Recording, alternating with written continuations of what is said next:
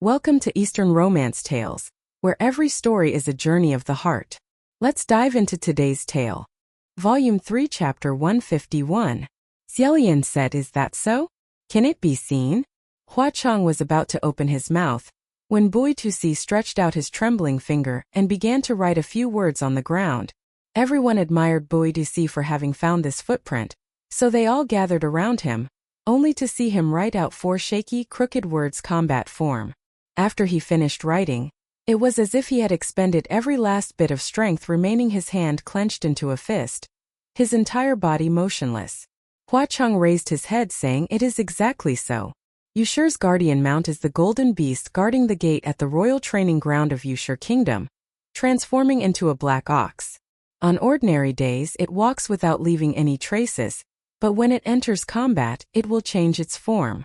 This trace is not the same as an ox's footprint because this trace is larger. From its appearance, this is what was left when it transformed."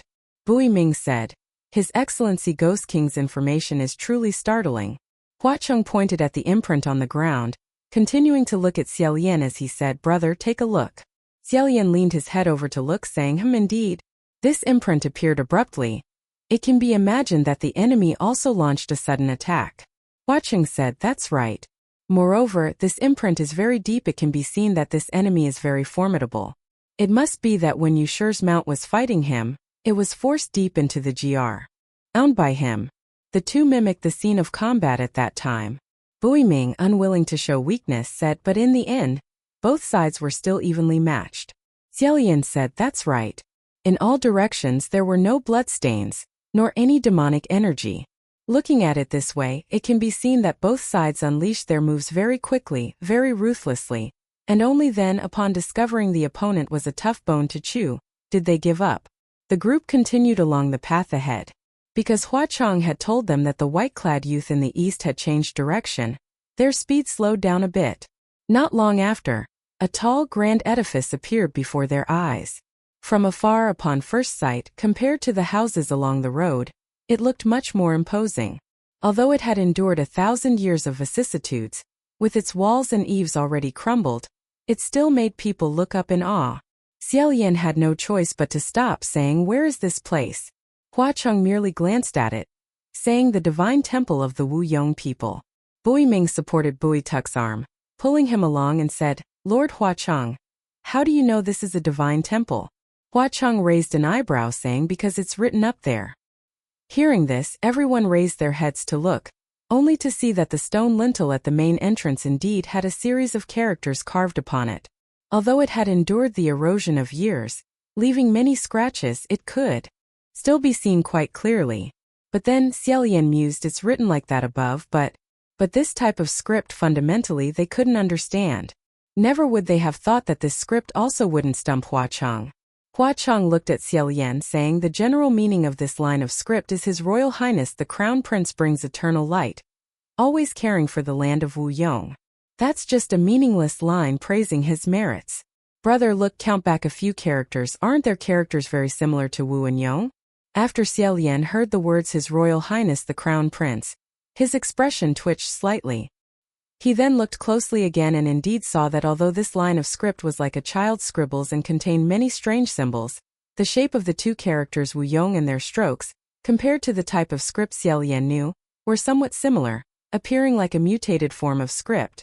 Bui Ming said, "Lord Hua Cheng can actually still read this type of ancient script, lost for 1,000 years. I Bui am truly impressed." Hua Cheng smiled, saying, "I was on Mount Tonglu for 10 years. 1 month one can do many things. If one spent 10 years there and couldn't even read one type of script, then what's the point of staying on this earth, right? Even the divine scholars in the upper heavenly court might not dare to say such words." As a martial god, what could Bui Ming say now? He could only smile and "Perhaps so." Xie Lian softly sighed out, saying, "Fortunately we have Tam Lang." Hua Cheng said, "I can only roughly decipher some of the crude script of Wu Yong. If it gets harder, I can only rely on brother to decipher it together." Xie Lian said, a little lost in thought, "So, the Wu Yong kingdom worships a divine being, who is also their Royal Highness the Crown Prince?" Hoatan crossed his arms, saying, "I believe yes, that is so." Xie Lian furrowed his brows thus. If the state preceptor knew the Crown Prince of Wu Yong nation, Then surely the state preceptor must have known that he ascended. But why would he tell me that that crown prince highness had died?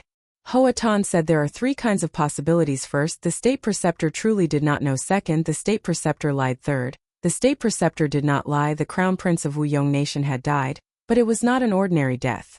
Pei Ming said if the heavenly emperor were also here, perhaps we could ask him whether he knew this nation and this person or not. Hoatan then said perhaps he had never encountered it. Wuyong nation disappeared more than 2,000 years ago if compared to Jun Wu. He is merely a person still much too young.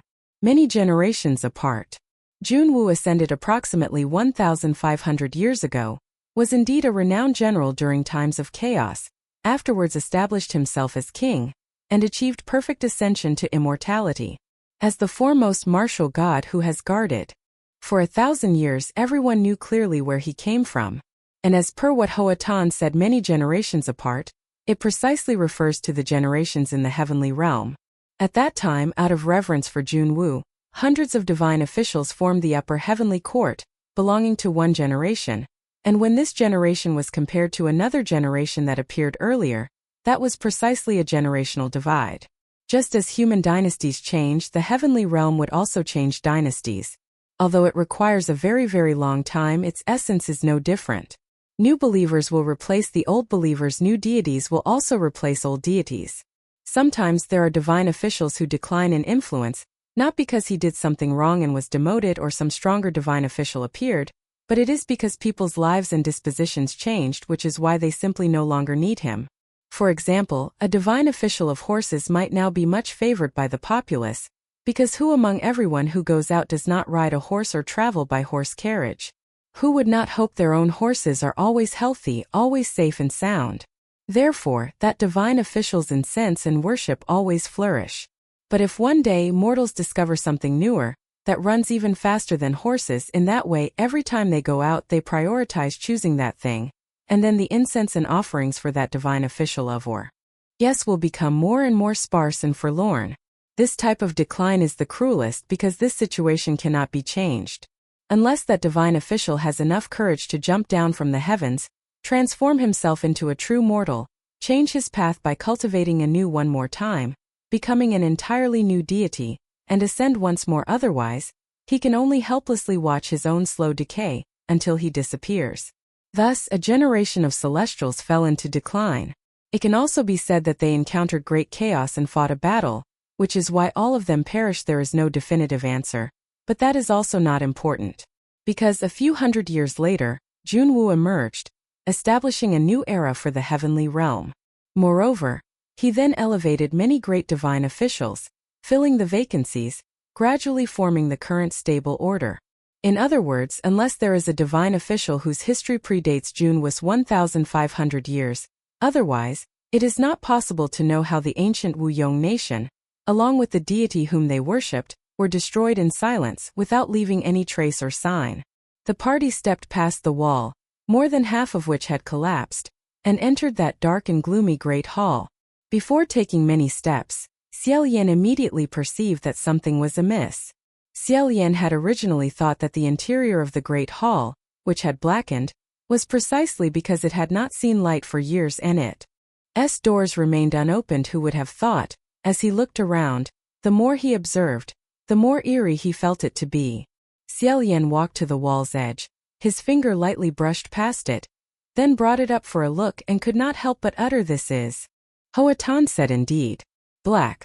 Within such a grand divine temple, the walls were surprisingly entirely black. Hoatan said in Mount Tonglu. Almost all the divine temples are of this kind. This sight was truly terrifying. The divine temple's walls were uniformly black, no different, in fact, from the black of hell. Pei Ming said, "All of them are like this? Has it been left for too long, thus decaying completely?" Xie Lian said, "We just passed through other rooms, but they were not like this. Logically speaking, the structures of this era ought to all be the same." As he spoke, he continued to gently touch the wall. This wall was not only entirely black but also rough and coarse, as though a girl whose face had been disfigured had to conceal terrifying, desolate, callous scars. Xie Lian lamented in his heart, saying, "This divine temple has been burned." Pei Ming said, "How can you tell?" Xie Lian turned around, said inside the divine temple on the walls originally were full of paintings.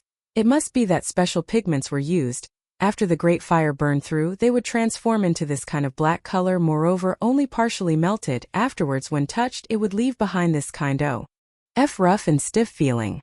Pei Ming said, Your Royal Highness Crown Prince knows truly much. This Pei also admires you. Xie Lian rubbed his glabella, said, It's not anything worth admiring. It's just because in the past I had many crown prince temples after being burned. This is precisely the result. Hearing this, everyone fell silent. Xie Lian then thought of one more thing, said, And there are the stone beams outside. On the beams are carved many characters of praise, not like normal wear and tear. It must be that someone held a knife to carve them. Pei Ming furrowed his brow, said, Carving characters of praise? Why would someone want to do that? Hua Cheng said coldly, Because they did not acknowledge these words. Ban Yu, startled, said, So this divine temple, was it burned down by the very people of Wu Yong Kingdom? Everyone fell silent for a moment. Xie Lian was about to open his mouth, when suddenly he heard Pei Ming say, What does this mean? Xie Lian just turned his head back, only to see Pei Ming raising his left hand. On his hand was still being bitten by a snake-tailed scorpion with its mouth agape, and using its needle-like tail, it ceaselessly stung him with force. Ban Yu again had to kneel down, saying, I'm sorry, my body is covered in snakes. Xie Lian was caught between laughter and tears. Held her tightly, said Ban Yu. There's no need to kneel at others' feet for anything. General Pei, how did you get bitten by a snake? Pei Ming raised his hand high. Face dark, said, How would I know? I was just about to stretch out my hand to embrace her shoulder when it happened. Xie Lian patiently asked, Then why did you stretch out your hand to embrace her shoulder? Pei Ming seemed to have just noticed it now. He also began to ponder. A moment later said, Out of habit. This is a dark and eerie place, so embracing a young woman's shoulder to comfort her, to make them not afraid, isn't that common sense? Ban Yu said, I'm sorry, I'm not scared. Upon hearing this, Xie Lian immediately understood that it was indeed Pei Ming, inadvertently and unconsciously itching for trouble, who had brought this tragedy upon himself. Pei Ming finally pulled that snake down. His left hand was already swollen and inflamed. Said quickly, Give me the antidote. Ban Yu said, I'm sorry, the benevolent moon herb on my person has all been used up. Xie Lian said, It's fine. General Pei, you are a martial god. It will subside in a moment. After speaking, he turned his head back to continue studying the wall. Suddenly, his gaze swept across a spot, instantly turning solemn. Xie Lian said, Everyone quickly come and see, on this wall a face still remains. Volume 3 Chapter 152. Indeed it was so. He didn't know if it was because it hadn't been burned completely clean, or if the color above had melted, and then flowed down to cover the drawing underneath. Xie Lian caressed it with his fingertips. Indeed, he could vaguely discern half of a human face. Xie Lian caref. Uli began to peel off those hard black flakes. Pei Ming, holding his swollen left hand, said, Your Royal Highness Crown Prince, are you interested in these paintings? Xie Lian said, It's not that I'm interested, but rather that I have a rather risky idea. Buimin said, Tell me about it? Xie Lian said, It is difficult for us to get an opportunity to go to Mount Tonglu. Besides preventing the emergence of a new ghost king, should we not go searching for its origin? For example, by whom was it created and what power was used to control it? Perhaps, if we could defeat it once so that it has no chance of resurrection, then we would no longer need to worry about the ghost king appearing in the world. Buimin said, Your idea is indeed perilous. However, even Hua Chengzhu has not investigated it. I only fear that we would merely waste more time. For now, this Bui does not recommend doing so. Hua Cheng then said, I did not investigate it because my aptitude is relatively dull, and my abilities are limited. Moreover, at that time I was only concerned with slaughter. If it were presided over by Gij, then it would certainly succeed. Xie Lian said, No. I am the one with limited abilities. Sanlang's capabilities are far superior to mine. Oh. It seemed that Buimin could no longer bear to listen. He immediately tossed Buiasisi to Ban Yu, turned around and walked out, saying, Perhaps I should go out for some fresh air. On the other side, Xie Lian was surprisingly peeling off the black patches with ease. Xie Lian was momentarily stunned, then said, This can indeed be. The hard black patches here could actually be peeled off in such large pieces. In just a short while, Xie Lian had peeled off a large chunk, revealing a childlike face about the size of a fist. Although the strokes were extremely simple, the expression on the face was as vivid as reality, as if it were chasing something, its eyes exuding a deeply infatuated look. Because it had been completely covered by that black patch, the painting remained very beautiful, as if it had only just been painted. Xie Lian turned his head and said, "San Lang, let us together." He only saw Hua Chang remain motionless, and in the darkness, a shimmering patch of silver appeared once more. Not long after, several hundred silver butterflies appeared, silently and unconsciously flapping their wings, flying up to perch on that ink-black wall. As they collectively flapped their wings, Xie Lian heard tiny crumbling sounds, like pieces of a mask peeling off, and countless cracks suddenly appeared on the black wall. Then they crashed down. The patches adhering to the black wall fell down, revealing a painting. An incredibly brilliant painting. Xie Lian tilted his head back, looking at this wall, and only felt his scalp tingle in waves. The entire painting was distinctly divided into 4 layers. The first layer was a shimmering golden light, with clouds drifting leisurely, and no human figures. His second layer depicted only one character, a handsome youth dressed in white robes. Around his entire body he was painted with a bright, dazzling golden light, similar to the color in the first layer. The third layer depicted 4 characters. Each had a different face, attire, expression, and posture. Their stature was half that of the white-robed youth in the second layer. The fourth layer, also the very last layer, depicted countless people even smaller than the 4 people in the third layer, as if they were pressed together. Each person's face was exactly identical, and their expressions were likewise filled with fervent zeal, worship, and infatuation. The first face Xie Lian peeled off was precisely a face from this bottommost layer. The strokes of this entire painting were incredibly beautiful. Xie Lian was entranced by it for a long while before saying, "San Lang, have you ever encountered something like this before?" Hua Chang slowly said, "I have traveled more than half of Mount Tonglu, almost passing through every single Wurong temple, and I can confirm that I have never encountered this thing." Xie Lian regained his composure and said, "I fear this painting does not belong to 2,000 years ago." Hua Chang said, "Absolutely not. Judging by the colors and such perfect preservation, it is at most only 100 years old. Perhaps it has been freshly repainted. In other words, this painting was repainted later."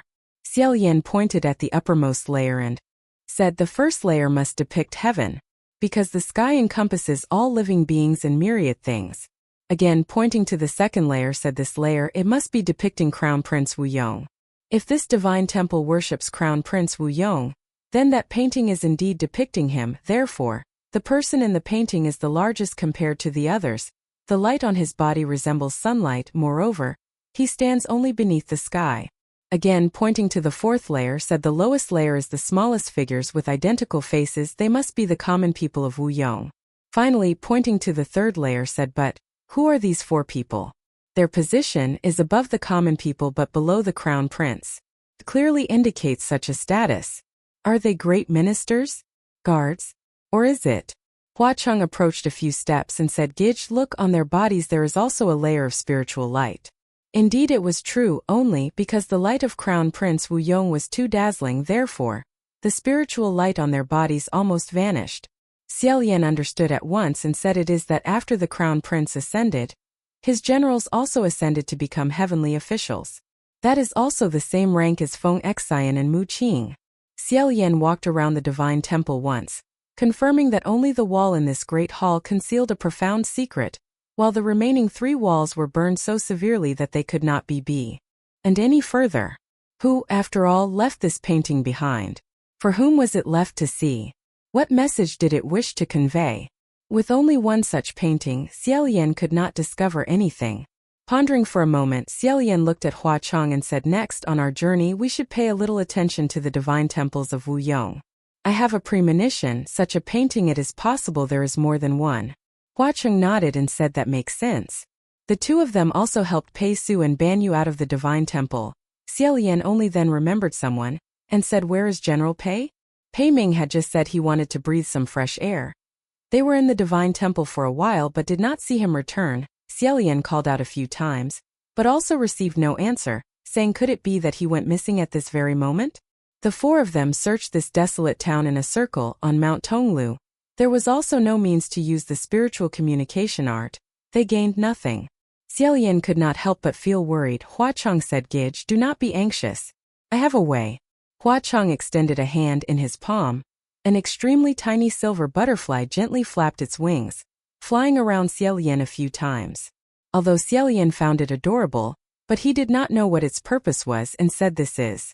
At this moment, Xie Lian suddenly heard a stir of activity. Immediately afterward, a voice rang out from the silver butterfly. "Said I true? Ly 100 million times did not expect to meet you here. Pei Ming."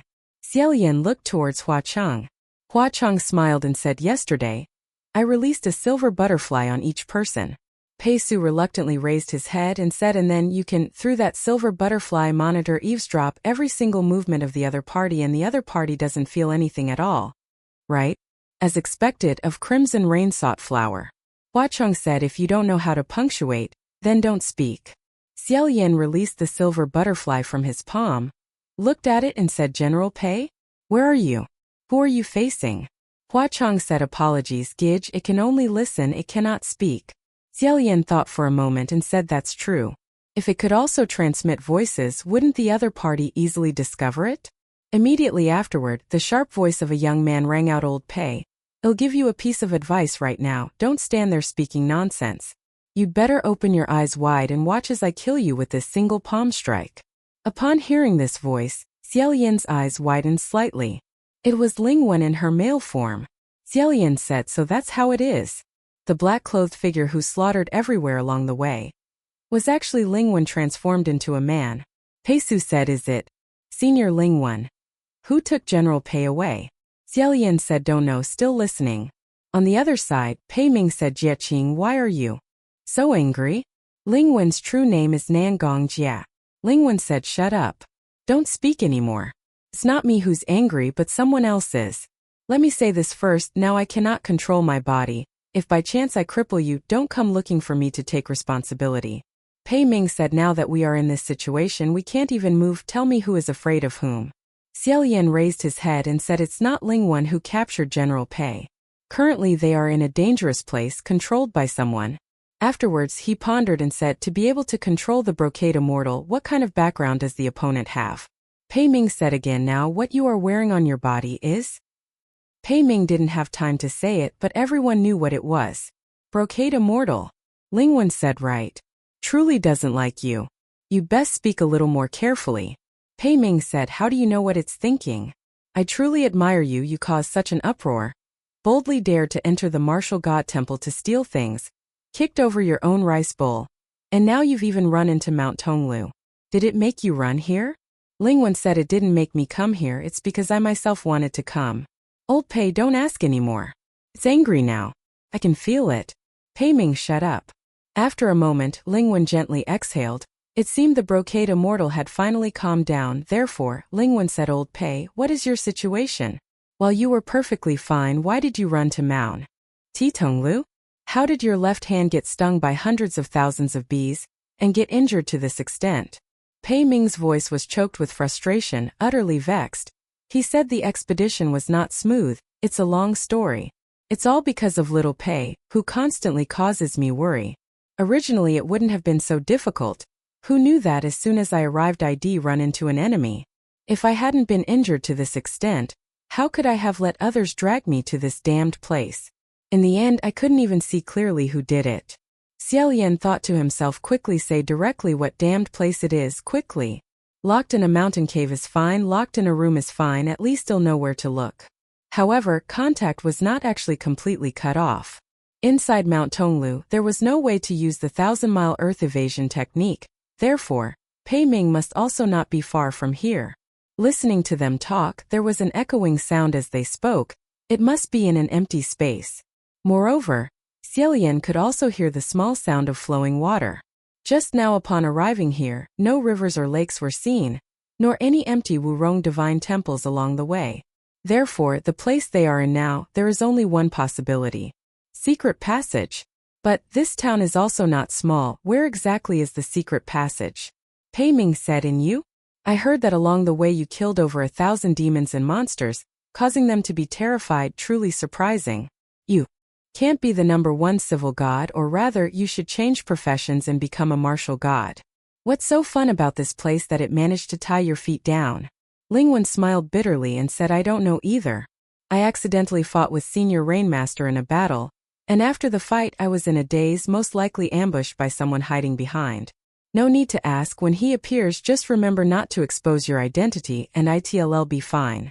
At this moment, as the two were talking, a third voice suddenly appeared. Pei Ming. Nangong Jia, you despicable pair, have I not seen your true faces clearly yet? Volume 3 Chapter 153. The voice of this man was extremely unfamiliar. Xie Lian on this end, although he knew the other side could not hear, still uncontrollably low-voiced said, someone has come. I do not know if there is any harm to General Pei or not, quickly search and see where they are. On the other side, the two people seemed to have been startled by that voice. After a moment, Pei Ming finally said, may I ask who you are, esteemed sir? If you have already come here, then why still not show your face? That voice said this matter should rightly be asked of you. Lingwen said it must be someone with enmity towards you, most likely a female ghost harmed by you to utter ruin. Pei Ming said, you still dare to lie through your teeth. Look at him, in what aspect does he resemble a female ghost? Moreover, he did not only capture me alone, perhaps you are one with enmity towards him. Lingwen said, stop pushing blame to each other at this moment. What is important is to together find a way to escape. It is also possible that it is someone with enmity towards both of us. Do you recall if there is anyone like that? Pei Ming said, cannot remember. Too many. That voice seemed to approach a little closer, the sound also louder. But what was strange was that no footsteps could be heard, instead only the strange thump-thump sound. He said, you all, do not be so shameless, dare in front of me wantonly flirt with each other? This statement seemed to reveal a bit of his identity. Silent for a moment, Lingwen said, you are Jingwen Zhenjun? That voice did not answer. Pei Ming was also stunned, said Jingwen Zhenjun? Not right, the tone of voice is not the same. Lingwen scoffed, said he speaks like this in front of others, but in front of me he speaks differently. Naturally you feel it is not the same. On this end, Xie Lian slightly furrowed his brow, said Jingwen Zhenjun? This title, Xie Lian seemed to have a bit of an impression of it, but could not remember very clearly. Having heard of it, it seemed to be a civil god, but there were truly too many civil gods with the characters Wen Bo Duan. At this moment, Pei Su low voice said, Jingwen Zhenjun is the one who brought Ling Zhenjun to ascend to godhood, is the foremost civil god originally. As soon as Pei Su finished speaking, Xie Lian finally remembered. When he first ascended, Lingwen was also only merely a minor civil official in the lower heavenly court. At that time the foremost civil god in the upper heavenly court was also not her, but was another civil god. And that civil god seemed to be precisely this Jingwen Zhenjun. However, now Jingwen's temple had long since collapsed. Within 800 li, not a single temple could be found. Xie Lian could not help but say, so it turns out everyone are all acquaintances. Why cannot we slowly discuss? Why must we capture and bind, and then wield swords and blades? For what reason? Hua Chang, however, said precisely because they are acquaintances, therefore they must be bound and have swords and blades wielded. As soon as the words ended on the other side, Jingwen again opened his mouth. Perhaps because his identity was exposed, therefore his way of speaking was more amiable than before. Only in his words there were like needles. Nangong, when you were in the upper heavenly court serving as the foremost civil god, were you not quite proud? Why would you smash your own rice bowl and run here? Pei Ming said, see? It is someone with enmity towards you, only because of you causing harm. Jingwen again said, General Pei, do not think that just because I am settling scores with Nangong, you can run away uninvolved.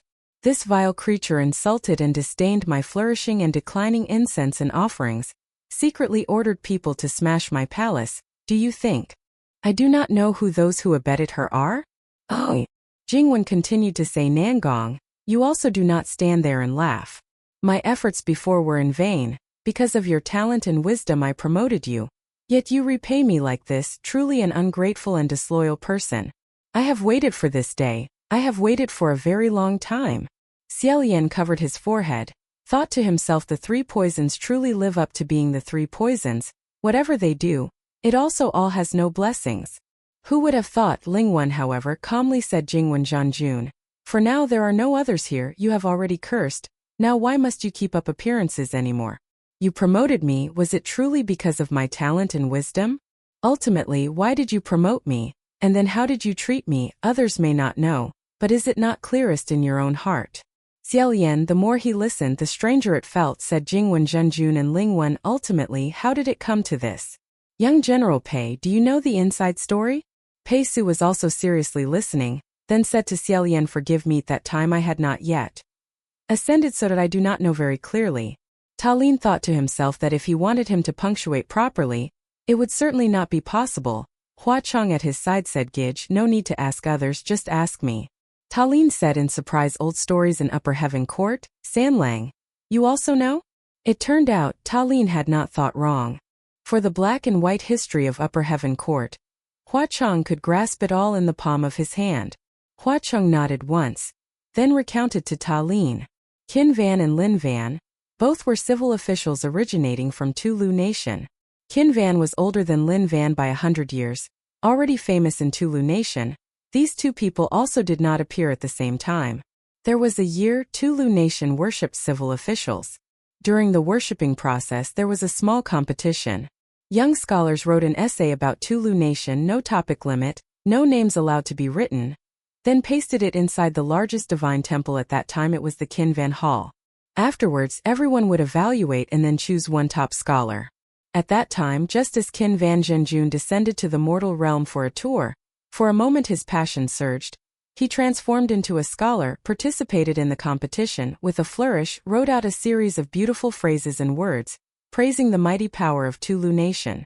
Just imagine if after the results were announced for the first place winner, the truth was revealed, that the top of the list was actually Qin Van Zhenjun transformed. Wouldn't that again be a story for everyone to praise?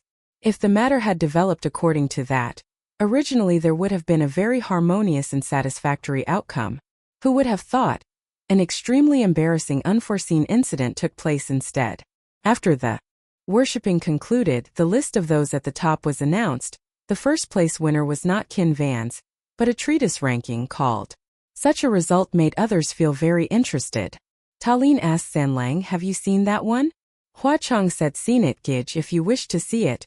Another day I will bring it for Gij to see. Ta Lin said, to be able to defeat Qin Van Zhenjun who has ascended, it must be written very well. Hua Chong said, not badly written, but also nothing too miraculous. It's just that the domestic situation of Tulu at that time was unstable, the populace harbored much resentment, and it just so happened that something agreeable to the people appeared. Moreover, the writing style of Tulu Fu was too common, looking at it was tiresome, so it naturally won. Everyone searched everywhere for the person who had written it. Naturally no one dared to claim it. Who would even dare to admit to this? Someone greedy for fame falsely claimed it, but the truth was easily revealed. Not long after, as it drew the attention of the authorities, that top ranking was promptly taken down. Regarding this competition, Qin Van Zhenjun, although not particularly pleased, snorted in disdain, but after a few months, he also forgot about it. And having forgotten, he remained forgetful until several months later. A stirring piece of news was spread by the group of civil officials in Upper Heaven Court.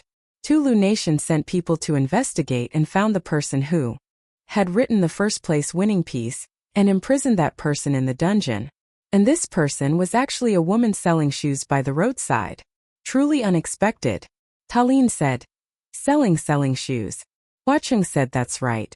Previously in the mortal realm, Nam Kung Kiet was doing this very profession.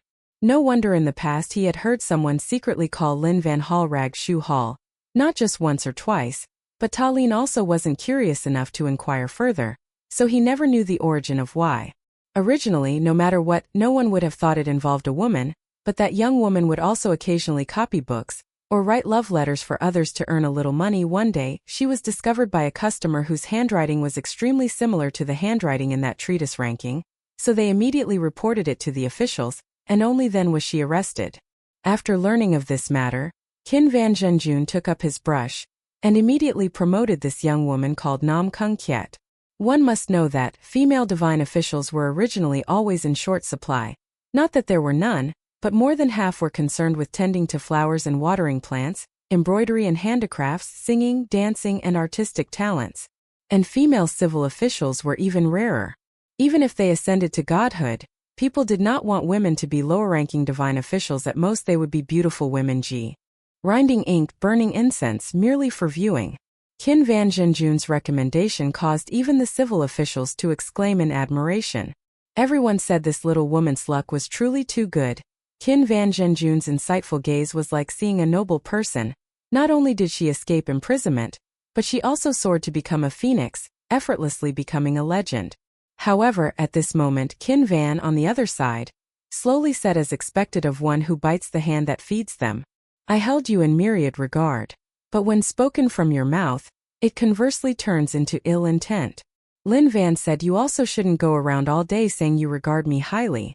If you truly regarded me highly, you wouldn't, for 10 years unchanging, make me in the hall every day carry water and brew tea, check documents, walk several hundred miles just to fetch poetry drafts, deliver gifts to other divine officials during holidays and festivals, copy old and meaningless materials.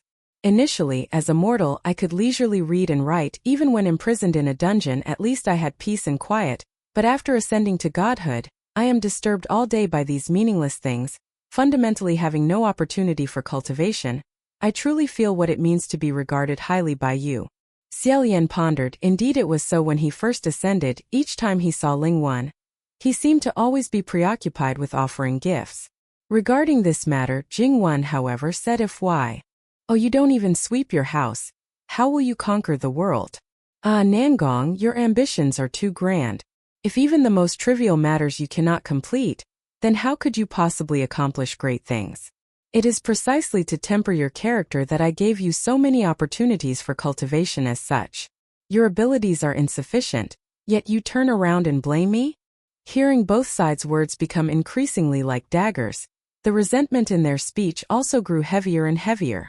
Utterly helpless, Xie Lian had no choice but to resort to an extremely crude method. Xie Lian suddenly struck a punch onto the ground, creating an exceedingly loud sound. Simultaneously, with himself at the center, the ground cracked open into a circle 4 zhang wide. Hua Cheng immediately understood what Xie Lian wanted to do, and said, "Gij." Xie Lian raised his hand to wave away the dust in the air, coughed and said, "Humph humph. This is the most direct way. I'll take this side. San Lang and General Pei Minor." One side. Hua Cheng saw this, walked to the opposite side, summoned Yiming, and plunged a saber into the ground below. This saber strike and Xie Lian's punch had the same effect, but the reverberation was not the same. The sound was sharper. The two took turns creating huge noises, the distance growing farther and farther. After striking a few punches, Xie Lian focused his mind to listen. Pei Ming and Ling Wen also did not react, seemingly unable to hear what Yi were doing. Ling Wen ha-ha-ed and said, "Your abilities are truly sufficient. May I ask how many people now still remember that your family's Jing Wen true monarch once wreaked havoc?" Xie Lian leaped a distance away, and once again struck a punch towards the ground. This time there was no reaction. But Jing Wen, being stung by this sentence, instead laughed and said, "You don't need to gloat like a petty person in front of me. If I hadn't chosen you before, could you stand in this position now? I fear you would be in prison giving birth to who knows whose child." This remark was truly a bit undignified. Xie Lian almost missed his strike. Pei Ming roared, "Jing Wen, you are a civil god no matter what. Can your mouth refrain from uttering such vulgar things?" Jing Wen said, "Nangong, look. That lecher is protecting you. What kind of reputation does General Pei have? How dare he shamelessly call me vulgar?" Ling Wen said, "In your mind, who hasn't fornicated with me? Do you want to settle accounts? Let's settle them all here in one go." At this moment, Xie Lian had already run out a distance, striking 3 punches. Immediately after, Jing Wen's silver butterflies on that side vigilantly exclaimed, "What's that sound?" Pei Ming and Ling Wen heard it. Pei Ming said, "Who is fighting up there?" Xie Lian was joyful in his heart. He's found the right place. Xie Lian ran out a few zhang and struck another punch. Pei Ming said again, "Closer.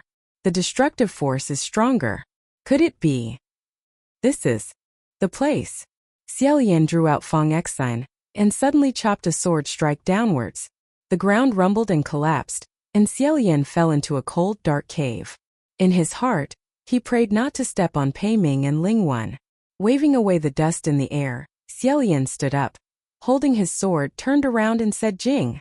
The true body of that Jing Wen true monarch instantly met Xie Lian's gaze. Xie Lian couldn't help but widen his eyes. Book 3 Chapter 154.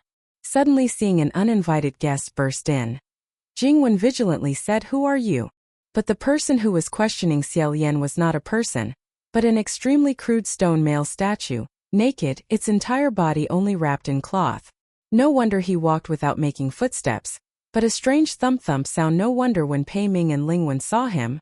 They were both startled. It was also no wonder Pei Ming said Ling Wen was brazenly lying, because this thing from head to toe truly did not resemble a female ghost in the slightest. Pei Ming and Ling Wen were both wrapped and curled up, their hands tightly bound and unable to move, held tightly in Jing Wen's hand, unable to stir. Xie Lian with difficulty regained his composure and said, "Me?" Jing Wen then said, "You are the crown prince of Xianlu?" Xie Lian was stunned and said, "Oh? You actually recognize me? That truly is." However, it was not at all strange. When Xie Lian first ascended, he caused a great sensation. Xie Lian might not necessarily recognize every heavenly official in the upper heavenly court, but it was certain that every single heavenly official in the upper heavenly court absolutely recognized Xie Lian. Just as now, Xie Lian fundamentally could not recall what Jing Wen looked like, yet Jing Wen remembered him clearly, saying, "Of course. With the turbulent life of His Royal Highness the Crown Prince, it would be difficult for me not to know."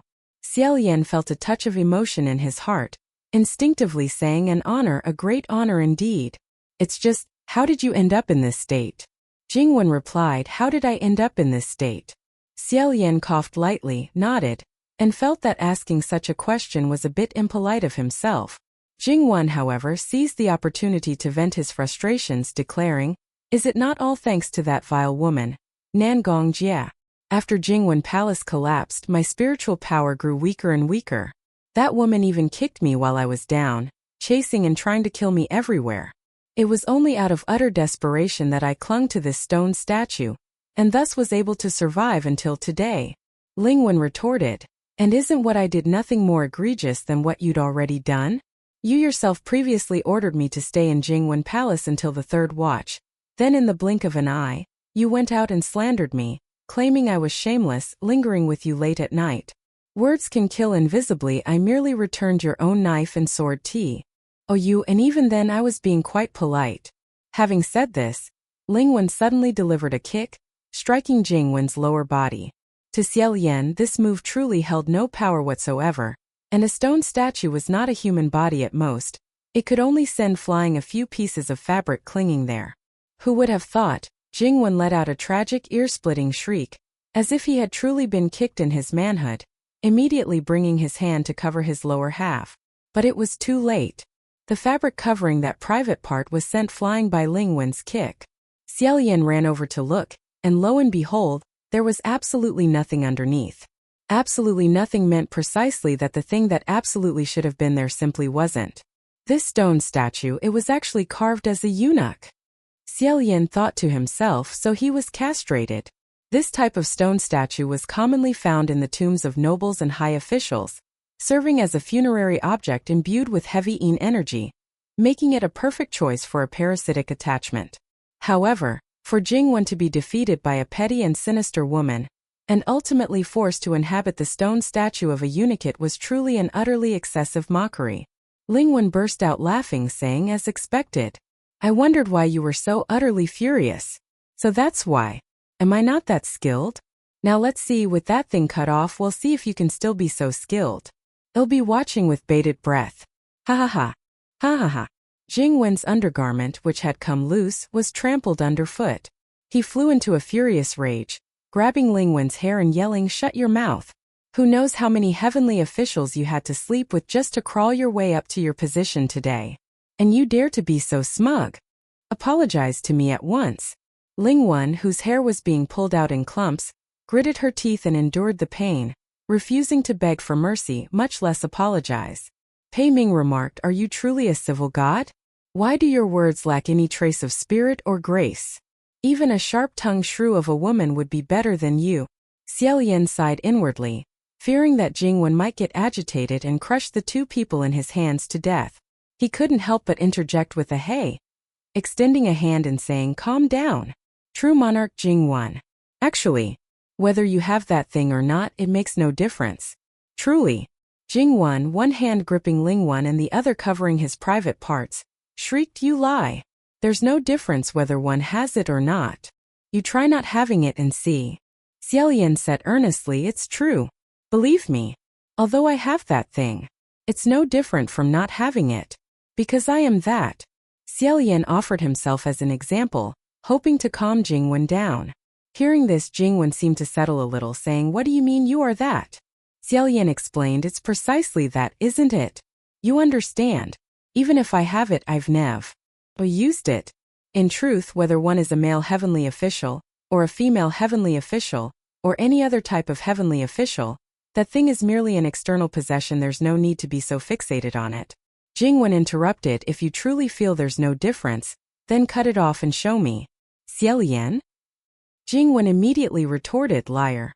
You clearly cherish it. Don't feign senseless advice to me. I'm not a child who made a mistake and cries, whom you can appease with 2 candies to make me mend my ways. It's fine if you don't cut yours, I'll cut his." The person he pointed to was none other than Pei Ming. Pei Ming was astonished. What the hell? This was truly tragic. Although many people indeed wished to sever that thing from General Pei, Xie Lian hadn't imagined Pei Ming would be threatened with such a fate in this place. He quickly interjected, "True monarch Jing 1. Although Ling Wen's bullying you after your decline was wrong of her, you also bullied her initially. Let's call it even. Why must you be so utterly heartless?"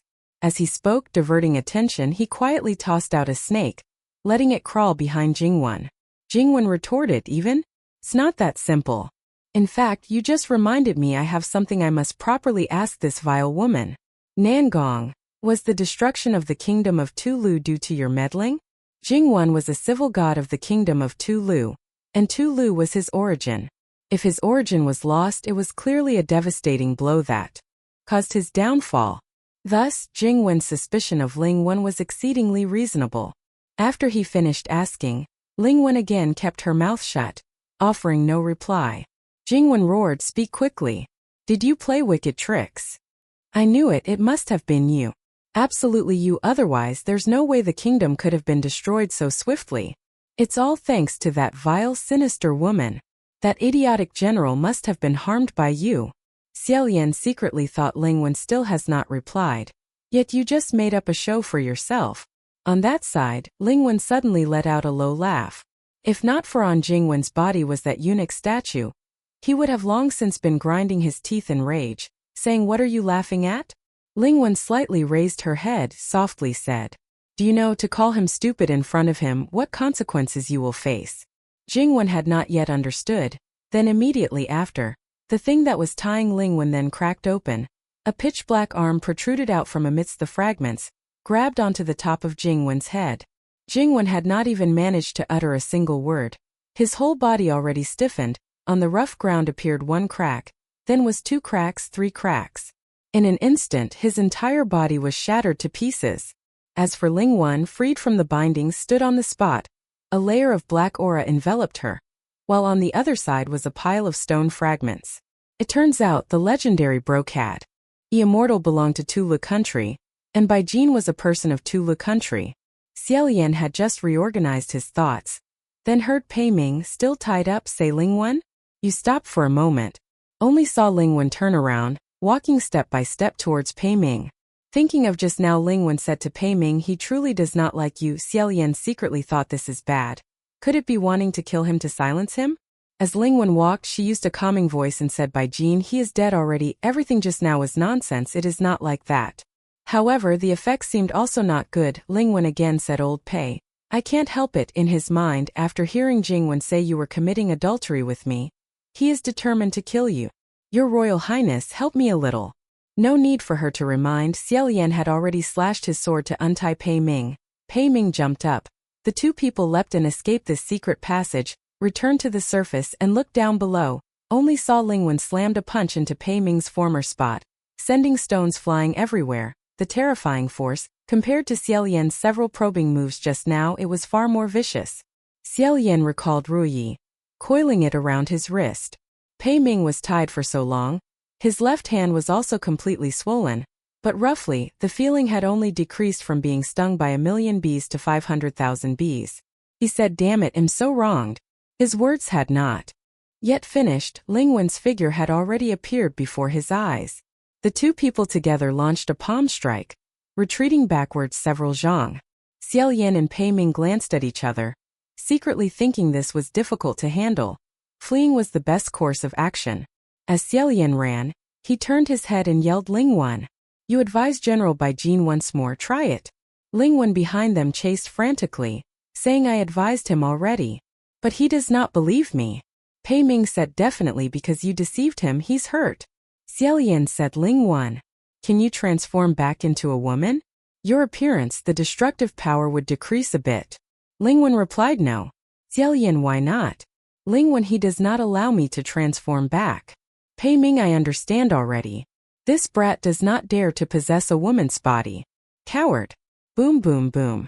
A rooftop flew from behind, almost sent Xie Lian and Pei Ming flying. Ling Wen said, "I did not throw it." "Who asked you to scold him?" He gets even angrier. "Do you two want to get yourselves killed?" Xie Lian hastily said, "Eh? How does that involve me?" Ling Wen, "You tell him don't include me in it, okay?" Bui Min said, "Crown Prince, Your Highness, where is little Pei? Where is National Master Banyu? Where is that bloody rain-sought flower?" Xie Lian said, "They went in another direction to look for you all. No need to rely on them, we have already run several tens of zhang, let's run first, then talk." Unexpectedly, Xie Lian had just finished speaking, when suddenly his feet felt light. His entire body was lifted up. Not only him, Bui Min was also in the same predicament. Upon closer inspection, it turned out both of them were covered by a large net, hanging in midair. That net seemed to be specially made, impossible to tear by bare hands. At the same time, from all directions in the forest, many fierce-looking demons and ghouls jumped out, at least 100 or 200 of them, each one wildly clapping their hands in joy. "We caught them! Ha ha ha ha, how many have fallen into the net now? This trap truly works well. Quickly look and see what we've caught, how many heads there are." In the rush just now, they didn't choose their path, and ultimately fell into the trap of these little imps. Xie Lian had just been holding Fong Xine, when suddenly he got hung up. Fong Xine fell to the ground. He could not retrieve it, nor could he escape, and Ling Wen was already hot on their heels. The group of little imps still didn't know what was coming. Happily said, "Another one is coming." Ling Wen raised both hands. A jet-black ghostly flame blazed fiercely in his palms. He looked up at Xie Lian and Bui Min and said, "You two, I truly am beyond my own control." Xie Lian exhaled sharply, said, "Ling Wen, may I ask what will happen if one is hit by that thing?" Ling Wen said, "Last time, using a large cluster of will-o'-the-wisps like this, it hit His Highness Qiying. He was injured. However, luckily he could still run and jump." Xie Lian and Bui Min both breathed a sigh of relief, said, "Fortunately, fortunately." Just as they finished saying fortunately, two streams of will-o'-the-wisps appeared in Ling Wen's hands, suddenly surging tenfold, transforming into two enormous, furiously burning flames. "Oh, oh, oh." Ling Wen said, "This time what will happen after being hit, I also do not know." Bui Min yelled out, "Wait, wait. I'm truly not your damn paramour, am I?" The host of monsters and spirits were all stunned speechless by these two furiously blazing flames. In an instant they immediately picked up their weapons, and with fierce expressions they surrounded them, saying, "You little brats are impressive. You have some nerve indeed, even at death's door. You still want to steal our human heads. Kill him quickly." However, this horde of petty imps surrounding them posed no threat whatsoever to the brocade immortal. At most, they would only become new nutrients for him. Ling Wen slightly tilted his head, already fully prepared, ready to devour all these heads. Just at this moment, suddenly a fierce gale swept through, each gust sounding like mournful wails and cries. The group of little imps were immediately blown into the sky. To say they were blown into the sky by the wind, it would be better to say they were caught by a gigantic, eerie, invisible hand and thrown into the sky. The brocade immortal also seemed to perceive it, a little vigilant. The will-o'-the-wisps in Ling Wen's hands also lowered slightly, slowly sweeping the surroundings.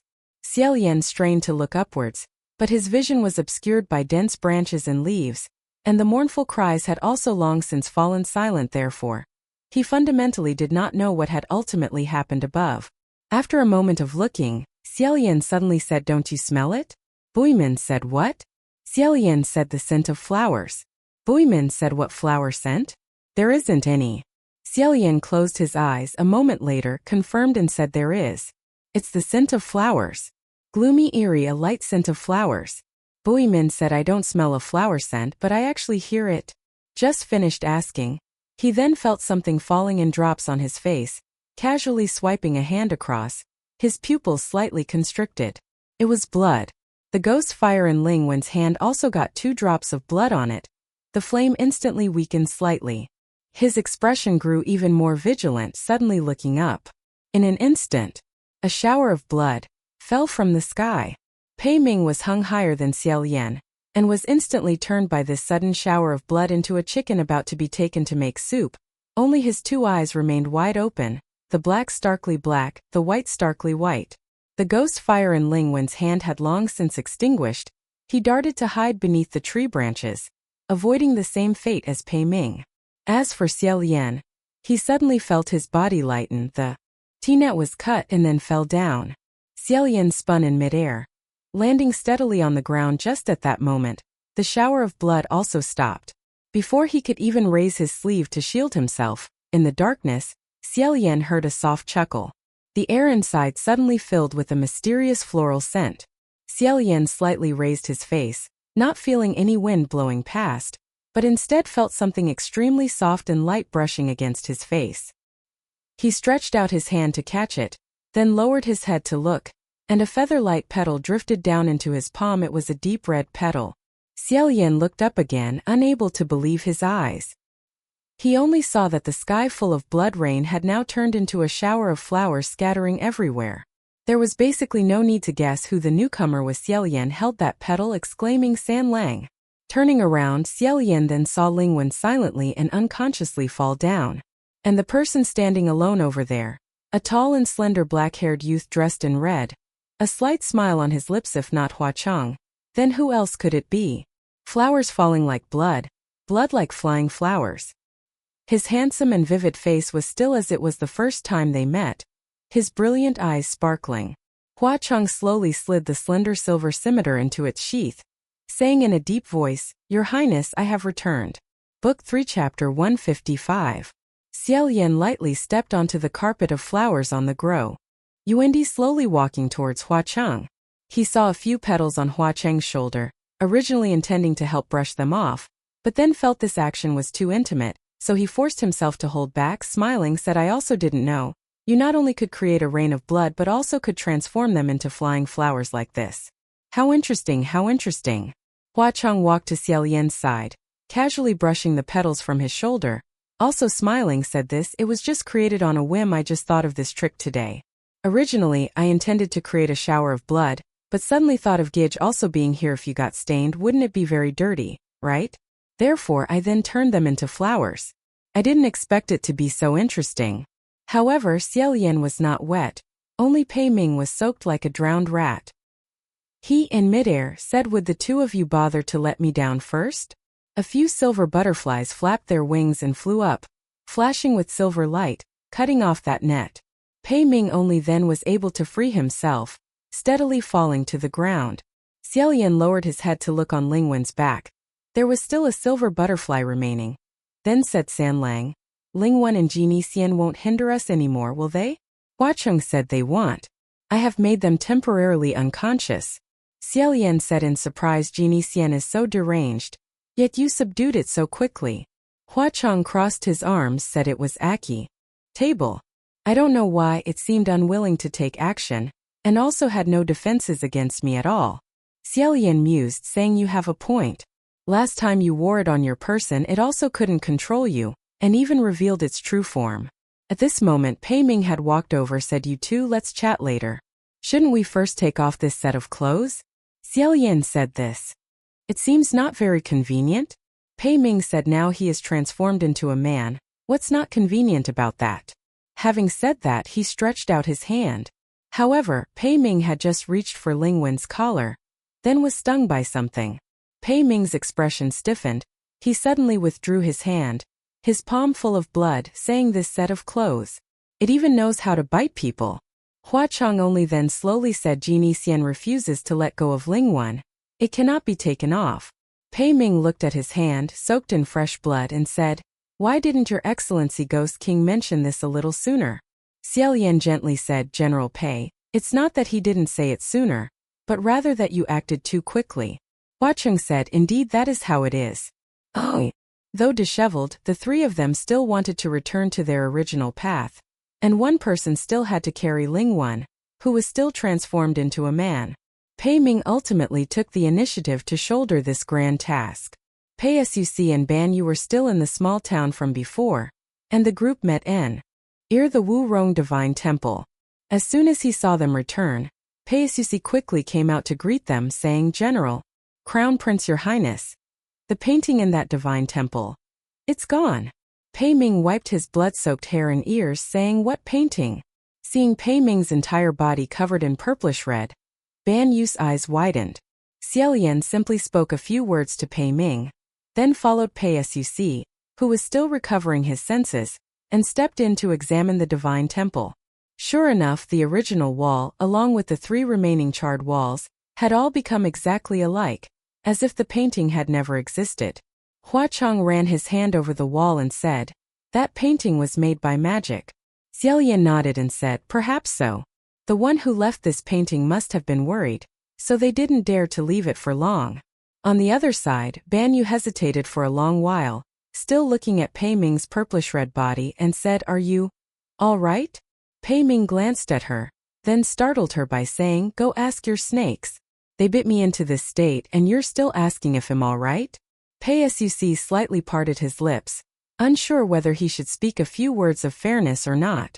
Ban Yu's large eyes widened even further, and she hesitantly explained, but even if bitten by a scorpion-tailed snake, it wouldn't spread all over the body like that. Pei Ming extended his left hand, waving the teeth marks in front of her, proving that he had indeed been bitten by a snake. With such evidence standing solid as a mountain, Ban Yu could only say, I'm truly sorry. Pei Suc couldn't help but pat her shoulder, saying, there's no need to mind. It wasn't her snake that bit you. Xie Lian also couldn't help but say helplessly, General Pei, can you please stop teasing the little girl like that? What kind of time is this? However, Pei Ming's nature had always been thus. He used his spiritual power to wash away the blood on his body. His face brightened, and he laughed heartily, saying, aren't little girls meant for teasing? Besides, State Preceptor Ban Yu is already several hundred years old. How could she still be a little girl?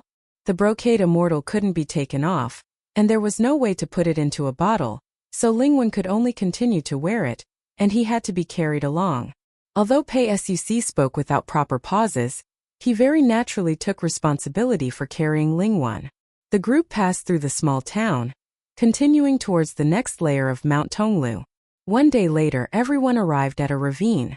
The ravine had 2 towering, overlapping mountain slopes, with a mountain path running through its center. Upon reaching this place, Ling Wan finally began to stir slightly from his coma. Though awake, he still couldn't move, as the silver butterfly remained tightly affixed to his back.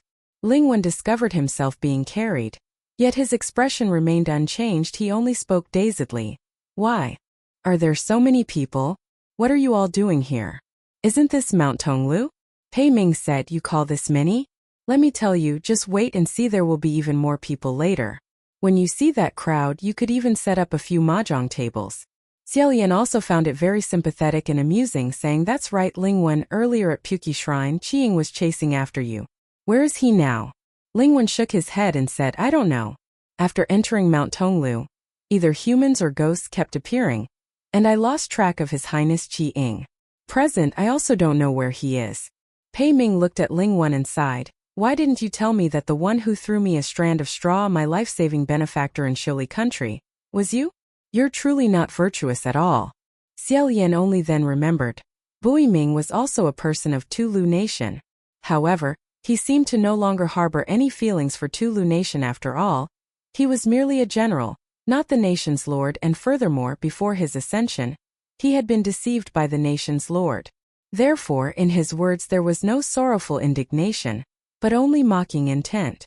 However, Xie Lian worried that discussing Tulu Nation too much would provoke Xie Lian's anger. So he calmly changed the subject, turning his head to ask San Lang, "Actually, I have always had a question."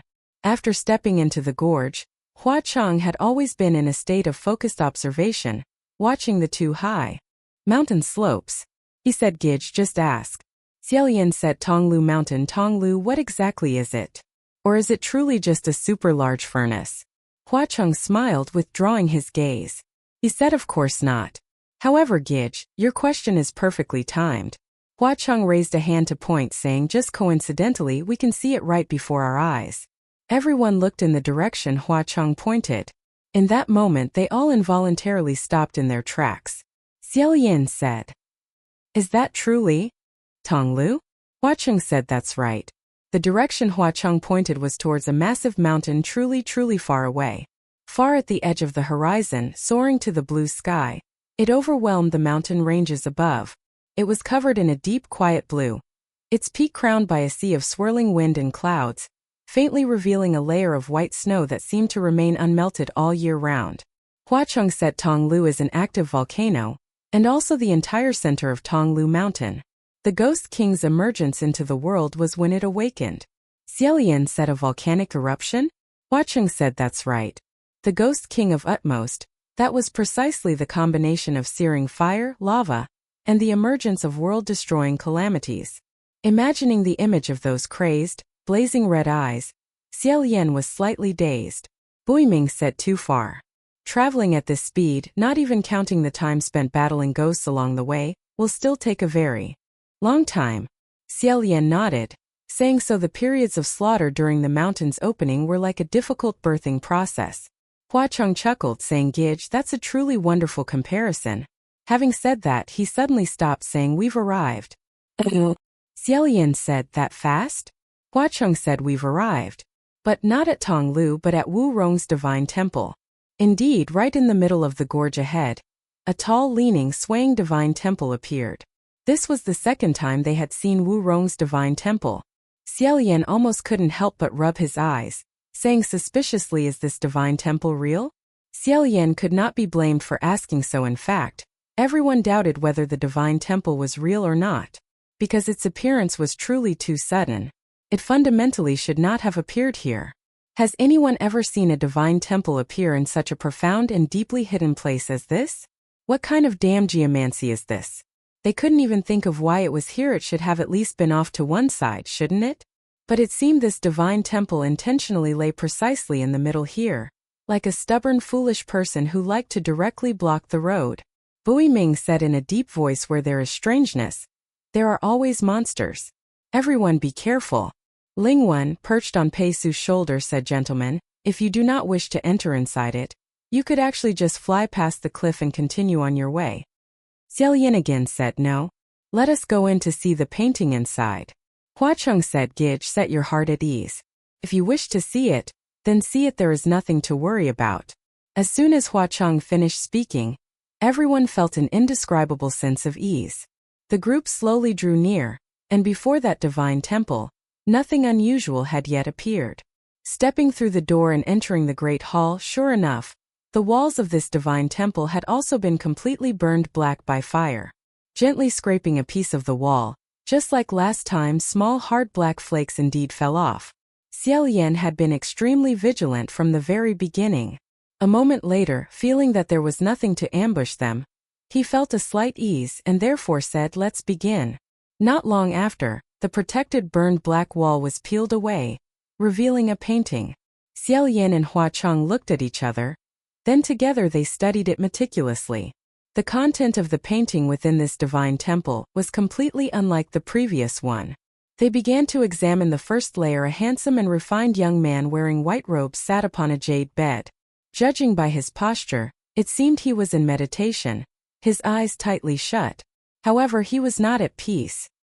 His eyebrows were tightly furrowed, and his forehead seemed to be dripping with a few drops of cold sweat, as if he were being tortured by something. Standing to one side, there were 4 figures surrounding him. He expressions on their faces entirely anxious and worried. These 4 people resembled the 4 figures drawn beneath Crown Prince Wu Yong in the previous painting they had seen. Their attire was exactly the same. continuing to look downwards as the protective layer slowly peeled away. Before it was completely peeled off, Xie Lian had already caught sight of some reddish color. Xie Lian slightly furrowed his brows and said, "Strange." Xie Lian extended his hand and gently touched the wall, saying suspiciously, "Wasn't this painting supposed to be very well protected?" The strokes and colors were all very blurry, indistinct, as if covered by a thin layer of light mist, hazy and dim. It's just that if this painting was transformed by magic, then how was it not better protected than the actual painting from before? Hua Cheng also focused his gaze and looked closely, furrowing his brows as he said, "Wait a moment." And waiting until the black flakes were completely peeled off, after they saw the image upon it, they stepped back a few paces, looking at it side by side. Xie Lian's breath slightly stiffened, and his scalp suddenly went numb for a spell. Xie Lian said, "This is hell?" Volume 3 Chapter 156. Hua Cheng said in a deep voice, "No. It is people." Indeed it was people. Because drawn in the middle of the painting were dense houses, trees and crowds of people, yet all of them were enveloped in a boundless and endless sea of fire and flowing lava. The red color Xie Lian had just now failed to discern was precisely the color of fire. The houses and trees were all burning, everyone's bodies were catching fire, screaming piercingly, their faces twisted to a degree of horrifying realism. In Xie Lian's ears it seemed he could hear their miserable cries. And right in the middle of the painting, a tall blazing red mountain was drawn, like a statue glowing red on a gigantic furnace, extremely terrifying. Molten lava and fire all erupted forth from the mouth of this mountain. Xie Lian said, "Then the meaning of this painting is, a volcanic eruption, Wu Yong's nation destroyed?" Hua Cheng said, "Correct." "And not quite." Xie Lian realized and said, "This interpretation is not accurate. Guys, this is a dream. What is depicted beneath this human tragedy must be the scene within Crown Prince Wu Yong's dream." Crown Prince Wu Yong and the 4 heavenly guardian gods around him were all depicted with golden light. It must be that by this time, they had already ascended. And he was being tortured by nightmares, so the content of the dream scene, the brushwork and the colors were all false in contrast to true. Some heavenly officials with powerful spiritual energy and extraordinary talent, able to see some future events, could then glimpse the future in their dreams, which is precisely prophetic dreams. It is unknown if the dream scene of this crown prince Wu Yong will come true or not. Will Wu Yong nation perish in such a way? Xie Lian said, "The story in this painting follows the previous one. Someone certainly wants to let us know some things. I think that when we arrive at the final area of Tonglu, we will certainly be able to unravel many doubts." At this very moment Lingwen looked out the window and said, "Everyone, there is something I must ask. Do you not feel it strange?" Pei Ming said, "What is strange?" Lingwen said, "I don't know if it's my mistaken memory, but were these 2 sides of the cliff this close before?" Everyone simultaneously looked out the window. Sure enough, just now when they entered, the distance between the outer cliff and the window was about 1 zhang apart, but at this moment it had pressed in extremely close as if about to seal shut. Xie Lian was about to go over and check, but then heard a series of crack, crack, crack, crack followed by creak, creak, creak, creak, as if wood and bricks were being crushed together. This everyone could feel and they said, "What's happening?" The bricks underfoot were shaking, the ceiling above was also trembling, and then one piece after another rubble poured down. Pei Ming said, "An earthquake?" No sooner had he finished speaking than the walls were already being pressed inward, bending out of shape. Xie Lian said, "Not an earthquake.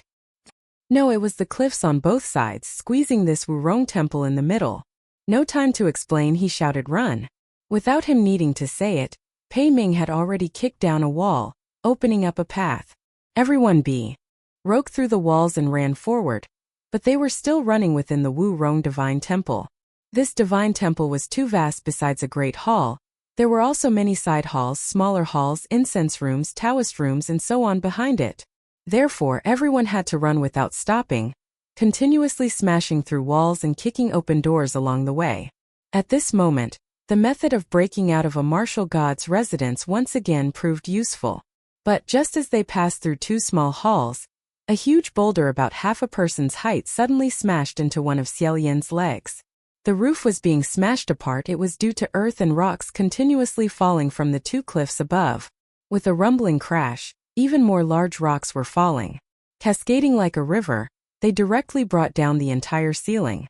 Even rocks the size of a human head, falling from such a height, had an impact that terrified people to the extreme. Fortunately, there was a layer of roof to provide resistance, and moreover, everyone possessed remarkable agility, managing to dodge in time. Only Huacheng remained perfectly at ease. Xie Lian dashed past, then suddenly heard him say beside him, "Gidge, come here?" Turning his head to look back, Huacheng was right beside him just a step away, his stride as steady as if flying. He had somehow produced that red umbrella and was smiling at him from beneath its canopy. And as those rocks rained down from the heavens, striking the umbrella's surface, Huacheng held it open with one hand, without even the slightest tremor. Xie Lian immediately took shelter beneath his umbrella's canopy, saying, so dangerous, thank goodness for San Lang." Huacheng chuckled softly, gently tilting the umbrella in his direction, saying, "Move a little closer." Although it was not the time for this, Xie Lian still couldn't help but feel his heart stir gently, saying, "Are you getting tired holding it? Do you want me to help you hold it?" The others were frantically taking cover. Seeing how comfortable they were over here, they found it unbearable, and couldn't help but say, "Hey, that's so unfair." Ghost King Huacheng, "May I ask if you have any spare umbrellas? Can we borrow some space to shelter for a moment?" Huacheng feigned a smile and said, "None. You cannot." Just as everyone raised their voices in protest, Xie Lian was a little embarrassed, saying, "This mountain is truly strange." Having said that, he discreetly tried to slip away. Huacheng, however, subtly embraced him, and as they walked leisurely explained to him, saying, "Gidge is correct. This mountain is truly strange, cunning, and bizarre. Mount Tonglu has 3 great peaks, divided into old, sick, and death. Although they appear no different from ordinary mountains, they can move autonomously within the confines of Mount Tonglu. Therefore, some people use them as the distinctive markers of Mount Tonglu. Above, rocks crash down frantically but beneath the umbrella's canopy was an oasis of calm." Xie Lian said, "So that's how it is. The mountain that previously blocked our way when Rongguang disguised himself as the death-snatching fast-blade demon was one of these 3 peaks, then?" Lingwan, still on Pei Su's back, swayed precariously, still managing to communicate, saying, "No wonder this Wurong divine temple was built in such a bizarre gorge. I suspect the place where it was originally built wasn't so peculiar, it was those 2 mountain monsters that actively converged here to crush it." Xie Lian said, "However, birth, old age, sickness, death, we have old age, sickness, death, so where is birth?" Huacheng said, "Unfortunately, there is no birth. At least I haven't seen it." Xie Lian said, "Does that imply there's no path to life? How truly cruel." Immediately after that, Banyu said the cliffs are still closing in. They had just entered the gorge, where the mountain path was about several tens of zhang wide. It grew narrower and narrower the further they went. The path leading to the entrance of the Wurong Divine Temple was not even 10 zhang wide. But now, the distance between the 2 cliff faces was no more than 3 zhang. The buildings and walls were all crumpled from the pressure. Because the Wurong Divine Temple was constructed using robust stone, it caused the 2 cliff faces to be momentarily caught, but it couldn't hold out much longer. Ultimately, it too would be crushed to fragments. Pei Ming said, "We can't go for ward or back. Let's break upwards from above. Braving the hail of stones is fine, smashing the falling rocks will do." Xie Lian then said, "No. There is only one chamber left there now. If we go upwards, what if the 2 monstrous mountains close midway and we are directly crushed to death?" As they spoke, the 2 sides pressed in even faster, crack, crack, crack, crack. Their place of refuge was now not even 2 zhang wide. In such a situation, Lingwan, still unable to move, could not help but say, "Everyone, could you quickly find a solution? If not, could you release me so I can find a way myself? I do not wish to be crushed to death like this, thank you." With the fire burning at their backs, how could such a solution be easily conceived? The space of their hiding place continued to shrink, receding until it was only about the length of one person. Pei Ming suddenly roared, and leaped horizontally upwards. His 2 hands braced against the left cliff, and his 2 legs against the right cliff, his entire body transforming into a human skewer, stretched horizontally between the 2 great mountains. He said, "Even if I'm crushed to death, I'll be damned if I'm pinched by this thing. I'll hold on first, you all quickly think of a way." Everyone was astonished by his move. Lingwan reluctantly gave him a thumbs up, sang old Pei, truly heroic. Pei Ming gritted his teeth and said, "No need to be polite. The strength of a martial god needed no further words. Those two cliff walls were east drawing close but seemed to be resolutely blocked by Pei Ming, falling into a stalemate. However, this was because Pei Ming had poured all his spiritual power into it, surely unable to hold on for long. Xie Lian was quickly thinking of a way to escape as the two strange mountains gradually gained the upper hand, pressing until Pei Ming's knees slightly bent. Seeing the unfavorable situation, Pei Su said, "General, let me assist you." With one hand, he took Ling Wan by the shoulder and tossed him to Banyu, also joining the ranks of human skewers. But he was a mortal at this time. How could he possess divine power? On the contrary, the brocade immortal on Ling Wan's body could. But it was too dangerous. Releasing it would only add fuel to the fire, no different from having fallen into a wolf's den only to step on a venomous snake. Thus Banyu left Ling Wan behind, saying, "I will also come." However, her figure, after all, was that of a young girl. She could not compare to those two tall men with long limbs, shorter by a full section. Her skewer could not reach the two cliff walls either. She could only place her palm on Pei Su's back, transmitting spiritual power to him. Only then did Pei Su slowly straighten his legs along with Pei Ming. The two poured all their strength into it, their faces completely flushed, veins bulging, while Hua Chang, who possessed the strongest spiritual power in the group, yet at this moment indifferently twirled his red umbrella, without a trace of enthusiasm. Suddenly, Xie Lian clapped his hands together, saying, "I've got it! I've got it! I've got it!" "Away!" Xie Lian said, "If we cannot go forward, back or up, then I will go down. We shall dig a hole to escape." Ling Wan immediately said, "An excellent idea. Please begin at once, Your Highness." Pei Ming gritted his teeth and said, "Then, I trouble you to be a little faster." Xie Lian said, "All right, all right, all right." He had already furiously used Feng Xian to dig a hole beneath the ground, digging until dirt and rocks flew everywhere, mud splattering. Hua Chang stood to one side holding an umbrella for him, not only not helping, but on the contrary advised him, "Gidge, stop digging, sit down and rest." Everyone couldn't help themselves and all cried out, "Hua Chang Lord!" Hua Chang said, "Why call me?" Ling Wan collapsed onto the ground, saying, "Hua Chang Lord, you and His Highness the Crown Prince are also here. If there is any way, could you perhaps point it out? After all, no one wishes to become human flesh crushed by rocks." There was also another sentence everyone, without saving face, wished to utter. "If there is no way, might we trouble you to also come up here and act as a human skewer?" Although Xie Lian was anxious, he still instinctively trusted him. With one hand digging the hole, he said, "San Lang, do you perhaps have a way?" Hua Cheng smiled and said, "Gidge, wait a moment. There is no need for you to take action. It will be fine in an instant." By T's point, the fire was already burning at their backs. Although everyone thought he must have a way, they still could not help but feel their backsides were burning to death. Ling Wan was about to speak again when Xie Lian suddenly said, "What sound is that?"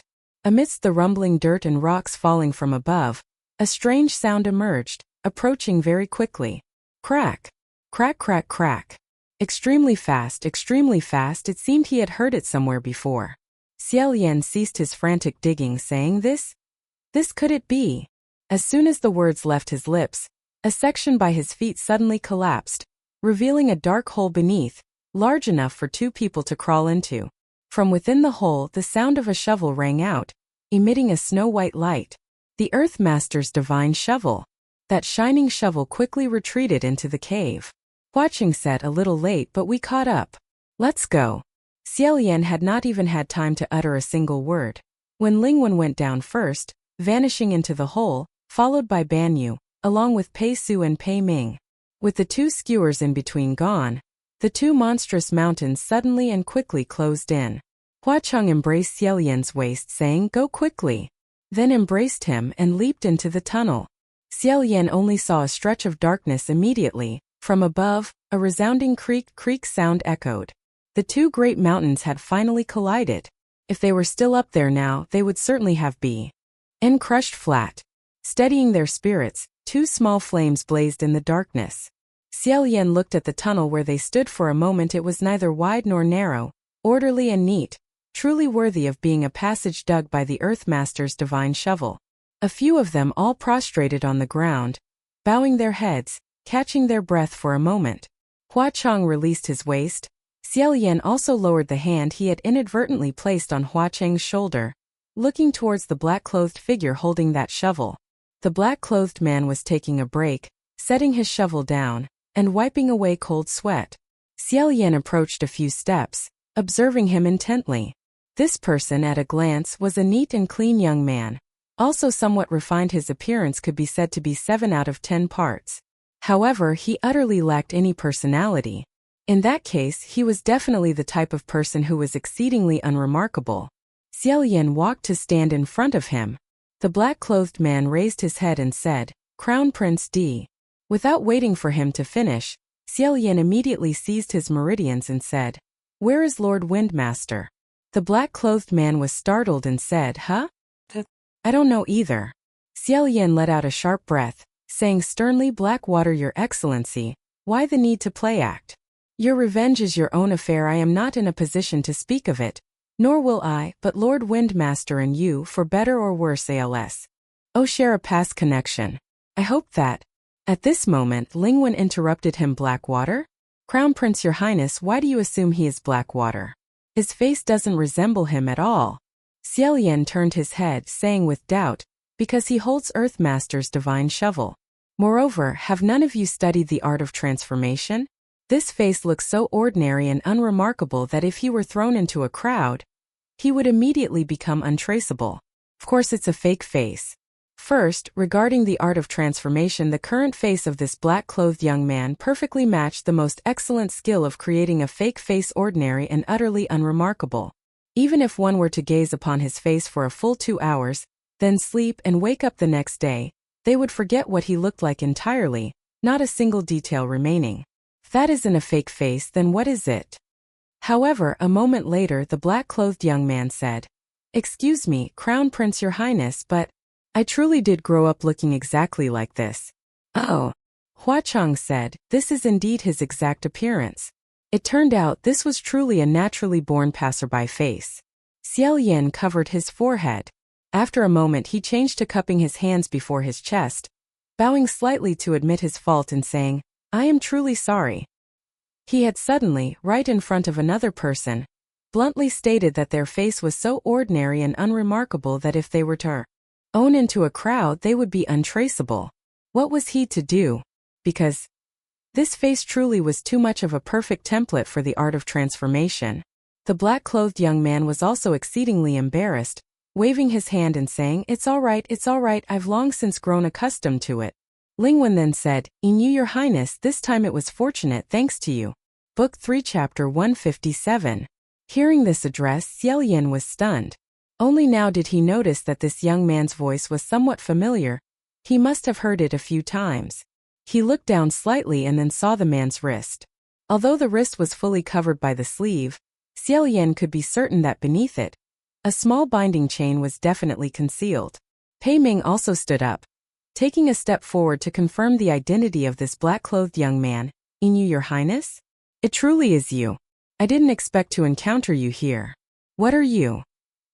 Inu raised a finger to scratch the bridge of his nose, and replied saying, "Lingwen, True Monarch, General Pei, Junior General Pei."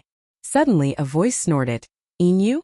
You are that Inu who was miserably defeated by his junior martial brother? To be stripped of office is one thing, but you even unluckily became a subordinate of a ghost king. Compared to that Quanesian fellow, you truly are incompetent. What a shame you are still his senior martial brother." This voice was precisely Rongguang speaking out from inside the jar. Pei Su immediately placed a talisman over it to make him shut up. Although under Junwu's banner was a lowly minion, under Hua Cheng's hand was also a lowly minion, there was no difference, but the god official of yesteryear, formerly a god official now a ghost, at this moment again with former colleagues in one place, the air was filled with awkwardness. Everyone also did not know what to say, therefore, Inu could do nothing other than silently turn around, holding the Earthmaster's shovel to continue digging the ground. One side digging the tunnel, one side following behind. Pei Ming still wondered about Qing Xian's whereabouts, saying Hua Chang Master and Blackwater sinking boats truly have a connection.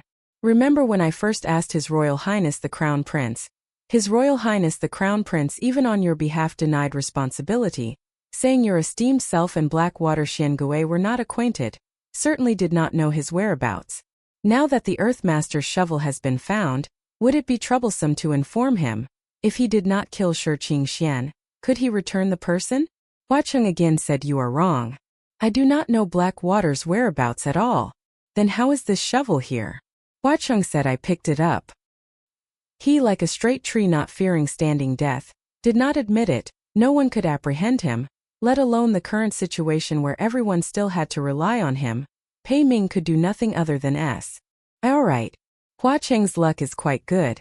He can even casually pick up magic treasures. Ling Wan, habitually carried by Pei's leg on his shoulder, said that is the magic treasure shovel of a god official on the heavenly court. Hua Cheng master, should he not return the item to its original place? Before she finished speaking, she immediately realized she currently no longer held a position on the upper heavenly court, did not need to help collect debts, and then shut her mouth. Xie Lian rubbed his temples, still pondering whether to secretly ask a question, then heard Hua Cheng use a voice only he could hear, whispering. Blackwater threw it away. After no longer needing to pretend to be the Earthmaster, he then took the shovel and threw it on Ghost Market Street. Before entering Mount Tonglu, I thought perhaps it would be useful, so then I sent someone back to get it. Xie Lian said, so that's how it is. I still thought I could learn the whereabouts of Wind Master Lord. This precious shovel brought to deal with mountain monsters is just right. San Lang truly considered everything thoroughly, leaving nothing out. Hua Cheng said, of course that year I was chased by this mountain monster, just long-term memory, that's all.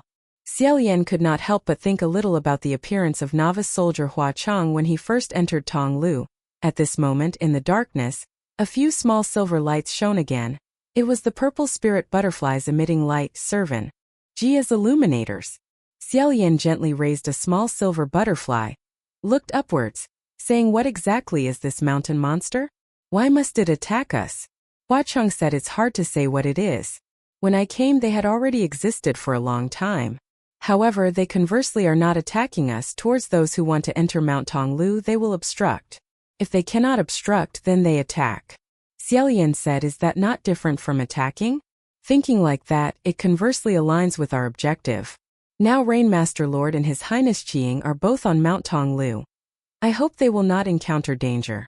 Yin continuously dug the ground, opening the way. When he heard Xie Lian mention Kuan Yi Jun, his movements seemed to stop for a moment. Xie Lian noticed, swept his eyes to look at him, remembered that earlier when he wore a mask, he had met Kuan Yi Jun once, but at that time Yin's expression seemed as if he was completely unaware that it was Kuan Yi Jun. If Kuan Yi Jun knew the person standing in front of him was his senior brother, what would happen? Ling Wan reluctantly raised her head, saying, His Highness Yin, Qiying came to my place asking to find you very many times. Why have you for many years hidden your name and traces? Not a single bit of news? Yin paused for a moment, saying, Really? Ling Wan said, True. When you had just gone down, he almost came once a day. After that, when there was no news, he then came once every 3 days, then once a month, until not long ago he still had to come once a year. He still felt that the Brocade Immortal incident between you two was a misunderstanding, wanted to hear you explain, and help you go explain again to others. Yin did not say a word, only sighed, digging the hole harder. Xie Lian thought to himself, he does not want to mention it again. Ling Wan was also a smart person, understood, then shut her mouth, not speaking, letting Yin focus on opening the way. Not knowing how much time had passed, Yin then said, Master, His Royal Highness the Crown Prince, we have already gone 30 dam, should we continue digging? The Earthmaster's shovel in the ground scooped fast like wind, seemingly cutting tofu. Moreover, there were no earth fragments piled up, plus the group of people wanting to escape, going even faster than on the ground, and in another moment they had already rushed out 30 dam. Xie Lian heard him ask him, felt slightly strange, and gently said, You do not need to ask me. Hua Cheng said, Asking anyone is all the same. Gij, how do you feel? Xie Lian thought for a moment, saying, When we were attacked by the mountain monsters, it was in the valley, 30 dam should already be far enough.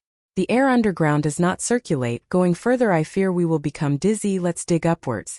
Yin replied yes. Immediately he changed direction, turned to dig upwards, even digging the ground into steps. Xie Lian thought to himself, this son makes for a truly not bad assistant, nimble of hand and foot, not a single word of nonsense. Everyone followed behind Inu, walked out dozens of steps. Suddenly Xie Lian felt underfoot. He stepped on a piece of hard, resilient flesh rising, not like a rock and also not like mud. He bowed his head, sat down, and with his hand dug for a while, slightly furrowing his brow. Huacheng saw, saying, "Gij, don't move." However, it was too late. Xie Lian stood up. His left hand had already raised a skull.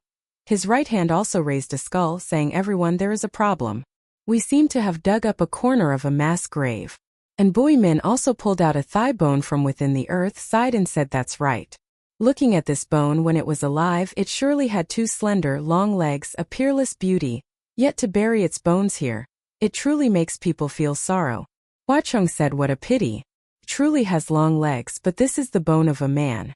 As soon as Bui Min heard it was not a woman, he immediately lost interest, tossing the bone to the ground. Huacheng then said, "Precisely speaking, it is a ghost transformed into a man's bone, therefore, there must certainly be corpse poison upon it." Bui Min spread out his hands and indeed, the spots where his two hands had just held that bone revealed a corpse green color. Lingwen said, "Can you wear gloves?" Boyasuc said, "The poison, it's nothing. As a heavenly official, after a while, it will return to normal." To be honest, that thigh bone was not only slender and long, but also truly sturdy and robust, full of vitality. Bui Min still picked it up, wrapped a bit of cloth around its lower part, seemingly intending to use it as a weapon, and said, "Crown Prince, Your Highness, are you all right holding those two skulls?" Xie Lian gently placed the two skulls down, opening up his two hands towards everyone. It turned out his palms were also blue. However, the blue color was rapidly disappearing. Xie Lian said, "Truly, I dare not hide it. Counting the times I've been afflicted by corpse poison, if not 1,000, then 800. Therefore, currently my resistance is excellent. A little corpse poison like this is nothing." Hearing these words, everyone found it humorous and smiled a little. Huacheng seemed not very pleased, walked over, and with one kick, crushed those two skulls into smithereens. Xie Lian was originally at ease, but when he heard two harsh, even ferocious crack-crack sounds ring out, he sensitively understood that Huacheng was unhappy. He wanted to ask what had happened, but again felt that this was caused by himself, and therefore did not dare to ask. A little later, Huacheng said in a light voice, "Why did it take so long to dig? This earth from the surface of the earth at most was only 2 zhang, even if digging upwards would be a bit long, but it shouldn't take such a long time to dig." Inu said sullenly, "I also find it strange. Wait a moment, it's here, it's dug through." Huacheng had just finished asking, when the geomancer's shovel immediately dug out a void, leading upwards. Inu used the shovel to dig out a rather large hole, took the lead and jumped out, saying, "Shall we go outside?" Everyone went outside, but after their feet landed on the ground, they also felt strange. Bui Min said, "This is the ground?" "No, it's not. Where is this place?" The place where they came out was absolutely not the ground, because the light was extremely dim. Lingwen said, "Just now, when we were in the valley, it was still daytime. There is no reason for it to get dark so quickly." A few purple spirit butterflies carrying faint light flew out, circling once. Everyone finally saw clearly where they were now standing. This was a large mountain cave. Empty and vast, its ceiling was extremely high like the night sky. In all directions, countless small mountain caves branched out, each leading to a different direction. Xie Lian said in surprise, "Is this place dug by people or formed by nature?" Huacheng crossed his arms and took a look, then said, "Formed by nature." Although towards Xie Lian, Huacheng was still always answers all questions, but Xie Lian remembered he had been a little unusual just now. Huacheng then said, "Just now, choosing this spot to dig up, the top was coincidentally covered by this mountain. We dug into the inside of this mountain." Xie Lian nodded, saying, "So that's how it is. Then let's quickly find a way to go outside." Boyasuc said, "Boo. See which way to go, that way." This truly was a difficult problem. Apart from those tiny holes that even a person couldn't squeeze into, there were still 7 or 8 passages that people could pass through. Xie Lian crossed his arms, pondering. Boyasuc said, "Can we split into groups? That would be the fastest." Xie Lian lowered his arms, saying, "We should not. Splitting up is a great taboo. Lest something ambush us in the dark, we would be very easily attacked. Even if it takes a little longer to find the correct path, we should not disperse." Bui Min held in his hand that thigh bone, fashioned into a new weapon, seemed greatly amused, and while brandishing it, said, "Then let's act together. let's go this way first. Therefore everyone chose a path and acted in unison. Hua Cheng and Xie Lian walked ahead, leading the way. After walking silently for a while, Xie Lian tentatively whispered San Lang. Hua Cheng's countenance had already softened, and he said, "Gidge, is there anything you wish to ask?" Xie Lian also found it inconvenient to ask if he had been a little angry just now, and casually said, "Nothing. It's just, this mountain cave is all winding and crooked like intestines. Walking through it makes me a little dizzy." Hua Cheng heard this and immediately said, "Then would you like to rest for a bit?" Hua Cheng did not have a hint of a joke in his words. Xie Lian hurriedly said, "No need, no need." From behind, Pei Ming said, "I didn't mishear, did I, Your Royal Highness the Cr. Own Prince? You still get dizzy while walking on a path?" Xie Lian also felt that this sentence he had just blurted out casually was a bit embarrassing, utter nonsense. He pretended not to hear Pei Ming and gravely said, "Everyone, you must follow closely from behind. This mountain cave has many turns, making it easy for things to happen." As he spoke, he turned his head to look back, but was stunned, and grabbing hold of Hua Cheng, he said, "San Lang." Hua Cheng said, "What?" As he turned his head, his brow also furrowed slightly. Behind them there was not a single soul. Just a moment before, Pei Ming had still been mocking him not far behind, but now, inside the dim, empty mountain cave, only the two of them remained. Hua Cheng immediately took hold of Xie Lian's shoulder and said in a deep voice, "Gidge, stay by my side, do not wander off." Xie Lian also held his breath, concentrating and on guard, asking, "Is there something hidden in the mountain?" Hua Cheng said no. But it's the no that is truly frightening, because this already meant that there was someone who could approach them without anyone noticing, and moreover take away everyone. Book 3 Chapter 158. Xie Lian softly said, "Be that as it may, it's not possible for such a major event to happen without any sound at all, for someone to simply appear behind us."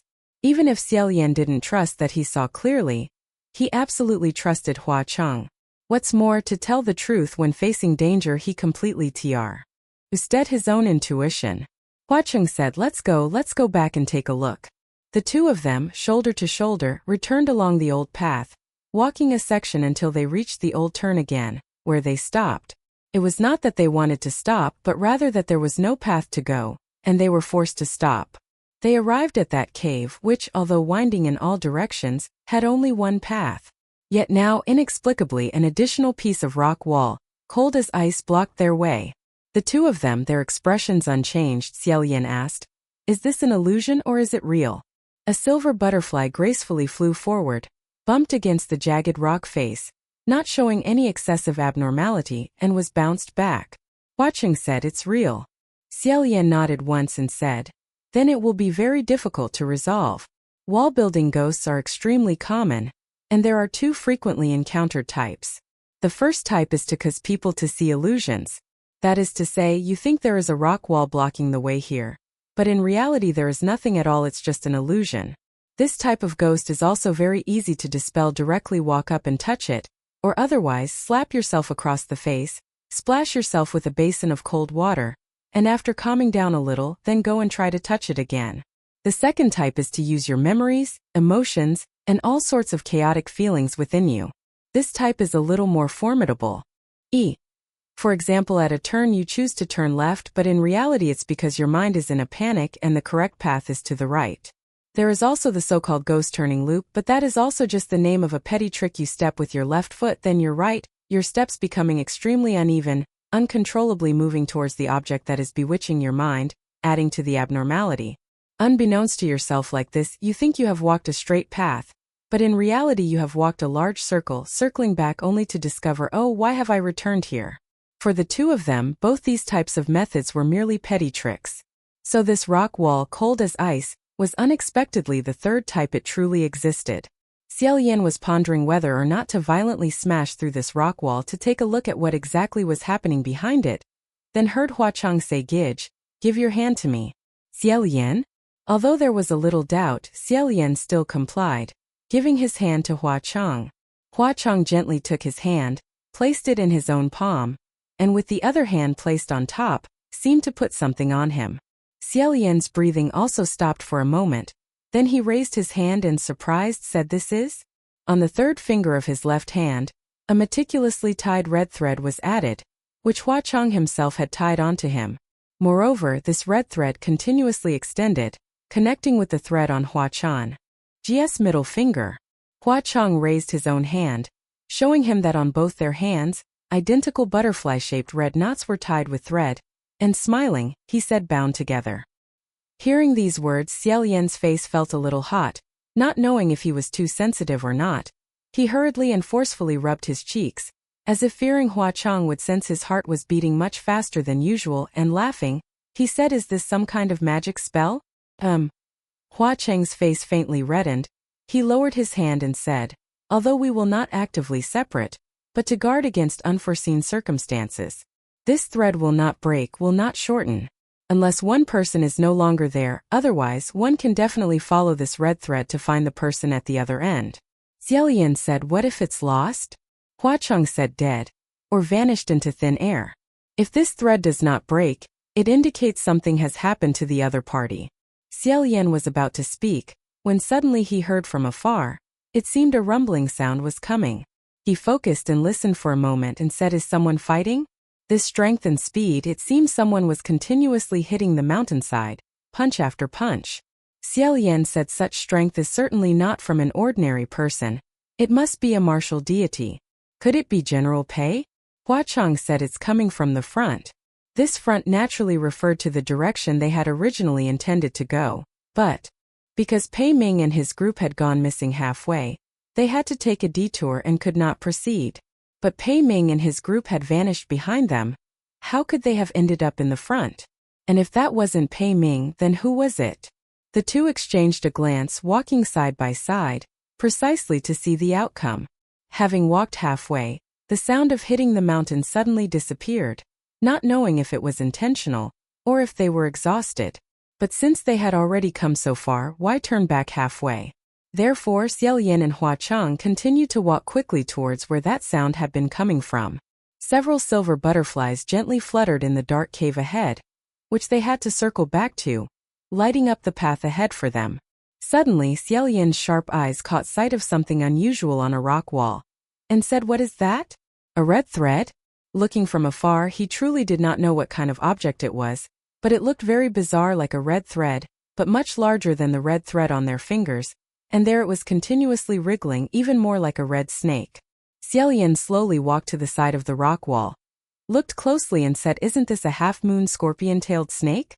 Indeed, that was a red scorpion-tailed snake's tail at its mid-body, exposed outside the wall, continuously thrashing and writhing. Its upper half seemed to be embedded in the rock wall. Xie Lian said, "Is it trying to burrow into the cave? He can't get in?" Hua Chang said, "I'm afraid not. This scorpion-tailed snake was entirely suspended in mid-air, and snakes don't scale walls, so how could it have reached such a high cave to burrow into? Moreover, there were many such rock walls in the cave. Even if it wasn't burrowing, why would it have to squeeze into such a small hole?" This cave was also very strange, almost perfectly matched the shape of the snake's body, nearly snugly fitting its shape as if it were stuck. Xie Lian wanted to grab that snake and pull it out to take a look, but that snake was extremely wary, and simultaneously used its scorpion tail to sting wildly, angrily jabbing erratically, almost striking Xie Lian. Therefore, Hua Chang flicked it slightly. Although it seemed effortless, that snake, however, seemed utterly terrified, not daring to make a single move. Xie Lian was between laughter and tears, was about to speak, but suddenly fell silent and said, "Do you hear it?" Hua Chang also said, "I hear it." The two simultaneously looked forward. In the darkness there was a distinct breathing sound slowly coming forth, extremely steady, extremely gentle. Two violet spirit butterflies frolicked and played with each other, flying towards where the sound of breathing came from.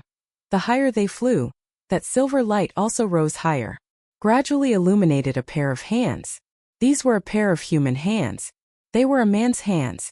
The backs of the hands were stained with bloodstains, wounds piled upon wound, as if dead, hanging down. Going further up, there appeared a messy, tangled head of a person, also slumped down in the same way. However, there was no sight of the lower half of the body. Indeed, this person was hanging very high on the cliff face. There was no lower body. He only revealed an upper half of a body, seemingly without roots, as if growing out of the cliff face. In the past, when Xie Lian met princes and nobles, if rare prey was caught during hunting, they would then behead the prey, treat it with medicinal solution to prevent decay, and hung it on the wall in their mansion for people to admire. Now, this situation made him involuntarily recall those beasts arranged in a row on the wall: tigers, deer, wolves. But this person clearly was still breathing, he was still alive. Xie Lian took a step closer, saying, "What is this thing? Is it the true form of the mountain monster?" However, beside him there was no response whatsoever. Xie Lian's scalp suddenly tingled with a chill. He suddenly turned his head, and sure enough, Hua Cheng was gone. "Xie Lian," said San Lang. Naturally, no one answered. That person hanging on the cliff wall, however, muttered a few words as if talking in his sleep. Now Xie Lian fundamentally had no interest in bothering with him. He walked 2 circles on the spot, then suddenly remembered earlier Hua Cheng had tied a red string on his hand, joyfully raised it. Sure enough, that red string was still there, not broken. Therefore Xie Lian was slightly relieved. He pulled this red string, pulling it all the way, going until the end of that line. The other end of the red string, unexpectedly, was connected to the inside of the stone wall. Xie Lian didn't believe it, rubbed his eyes twice. The red string from inside the stone wall still continuously extended out. It truly made him wonder, could it be that Hua Cheng at this very moment was inside the stone wall? As soon as he thought of this possibility, Xie Lian, without a second word, raised Fang Exin, wanting to smash the wall. Who knew? His sword tip had not yet touched the cliff face, before his eyes suddenly turned dark. This cliff face in front of him seemed to open its huge mouth, let out a loud roar, and swallowed him whole. The pitch blackness before his eyes did not end, and after swallowing Xie Lian, it still continuously remained pitch dark. He only felt from all directions heavy sand, rocks, mud and dirt pressing down on him, extremely suffocating. Moreover, these sand, rocks, mud and dirt were still continuously moving. The feeling was truly as if being swallowed into the belly of a giant demon beast. This demon beast, besides him, also ate many other things indiscriminately, and to digest, it then churned rivers and overturned seas in its belly, or like falling into quicksand, causing him to lose all strength. The more he struggled, the deeper he was buried. Xie Lian was just about to find a place to retreat, but then remembered Hua Cheng might also be inside here. He did not retreat but advanced, using one arm to brace, while tightly grasping the red string, forcing himself to move forward. Just at this moment, in front, a hand suddenly appeared and accurately caught his wrist. Xie Lian said, "Who?" He opened his mouth and immediately ate a mouthful of mud. It was indescribably bitter as he spat out the dirt. And that hand grasped him and pulled him once, pulling him into an embrace. A familiar voice rang out from above, "Gidge, it's me." As soon as he heard this voice, Xie Lian's entire being calmed down. He hugged the other person tightly, exclaiming, "So good. The red string didn't break. I truly found you." Hua Cheng also hugged him tightly, firmly saying, "It didn't break. I also found you." It turned out that just now the two of them encountered the exact same strange phenomenon. Xie Lian was observing the half-body hanging on that high wall, while Hua Cheng was carefully observing all around, guarding against anything lurking in the shadows. Who knew, in just the blink of an eye, Xie Lian, who was standing beside him, was gone. Instead, a cliff face blocked the way. Hua Cheng held the red string, walking and searching all the way. Finally discovered the red string was lying within the wall. He then decisively went inside to look for Xie Lian. Actually, initially they were merely blocked by a wall, but both of them thought the other was inside, so without prior agreement they both went in. Xie Lian repeated countless times in his heart, "Hua Cheng truly thinks of everything, and guesses everything," saying, "It's truly fortunate you immediately brought a red string. If not, whether I could have found you would be hard to say." General Pei and the others naturally disappeared like that. It turned out there was fundamentally no one ambushing them, but rather, they were swallowed by the mountain monster. Hua Cheng said, "That's right, the site selection was truly not skillful at all. One shovel just happened to dig into the belly of the mountain monster." Xie Lian couldn't help but let out a light cough. They, at this moment, of course, were in one of the 3 peaks, old, sick, dead inside the belly of the mountain monster. At that time, Inu asked Xie Lian if he wanted to dig, to choose a site. It just so happened that this mountain monster was in that very spot. Xie Lian happily agreed. Truly, the luck was not good. From all directions, sand, rocks, mud and dirt pressed in. The space for the 2 people leaning against each other became narrower and narrower, more and more confined. Xie Lian felt that this place was not suitable for staying long, saying, "How do we get out?" Hua Chong said it was dug through. Not very happy is digesting us, it might be a little troublesome. However, Gitch can rest assured we can always get out. He then joked, "The taste of dying in the same grave is probably like this, isn't it?" Xie Lian listened, slightly stunned, the corner of his mouth slightly revet up again. He realized and quickly let it fall, saying that half-body outside is probably also swallowed by the mountain monster. Earlier we heard the sound of fists hitting the mountain body. It must have been him wanting to escape, hitting wildly on the cliff face, making that sound. He, like that scorpion-tailed snake, was not completely swallowed, only half swallowed. Therefore it looked extremely terrifying. Hua Chong said, "But he is not one of the people who came with us this time." Xie Lian suddenly remembered that messed up, ruined hair, saying, "Wait a moment, I know who this is. This is probably Qiying." Hua Chong seemed to think for a moment before remembering, saying, "Oh, curly hair. It is him." Xie Lian said, "I don't know what's wrong with him. Is he unconscious?" Just now, he already had no reaction. Hua Chong said, "Nothing, he's sleeping." Xie Lian said, "How do you know?" Hua Chong said, "I left a few silver butterflies outside, and just now sent them to fly past. My right eye can now see the situation outside." As soon as he finished speaking, he gently uttered an hum, as if he had seen something strange. Xie Lian asked, "What's happening outside?" Hua Chong did not speak, slightly bowed his head, gently lifted his chin, and brought their two foreheads close. Xie Lian immediately closed his eyes, then opened them again, squinting, and said, "This truly is utterly miraculous." His right eye, moreover, saw an image different from what was before his left eye. Oof, it was utterly black. He could roughly discern the boundaries. The silver butterflies seemed to be hidden among a pile of weeds, and beneath them, a dark shadow was slowly approaching. Xie Lian said in a small voice, "Someone's coming, I don't know who it is. Where did you hide the silver butterflies? Will they be discovered?" Hua Chong said, "In his hair. They're cloaked so they won't be discovered." That dark shadow finally came close enough, raised its face, and its complexion was pale. Xie Lian said, "Inu?" Book 3 Chapter 159. It was indeed Inu. He was still holding the Earthmaster's shovel. With this divine artifact in hand, even if he were to be swallowed by a mountain monster, he could swiftly dig out a path to survival. Therefore, his appearance in this place was not strange, especially since Kuan Yizin's wall-pounding earlier had truly shaken heaven and earth. Because the images in his left and right eyes were different, causing extreme discomfort, Xie Lian lightly blinked. He discovered that even if he closed his right eye, he could still see the image displayed outside, so he simply kept his eyes closed. At this moment, his vision suddenly trembled slightly, then swung vigorously from side to side, as if Kuan Yizhen had finally woken up and was shaking his head. Seeing him raise his head, Inu moved extremely quickly, sweeping his arm to snatch a ghost mask and put it on his face.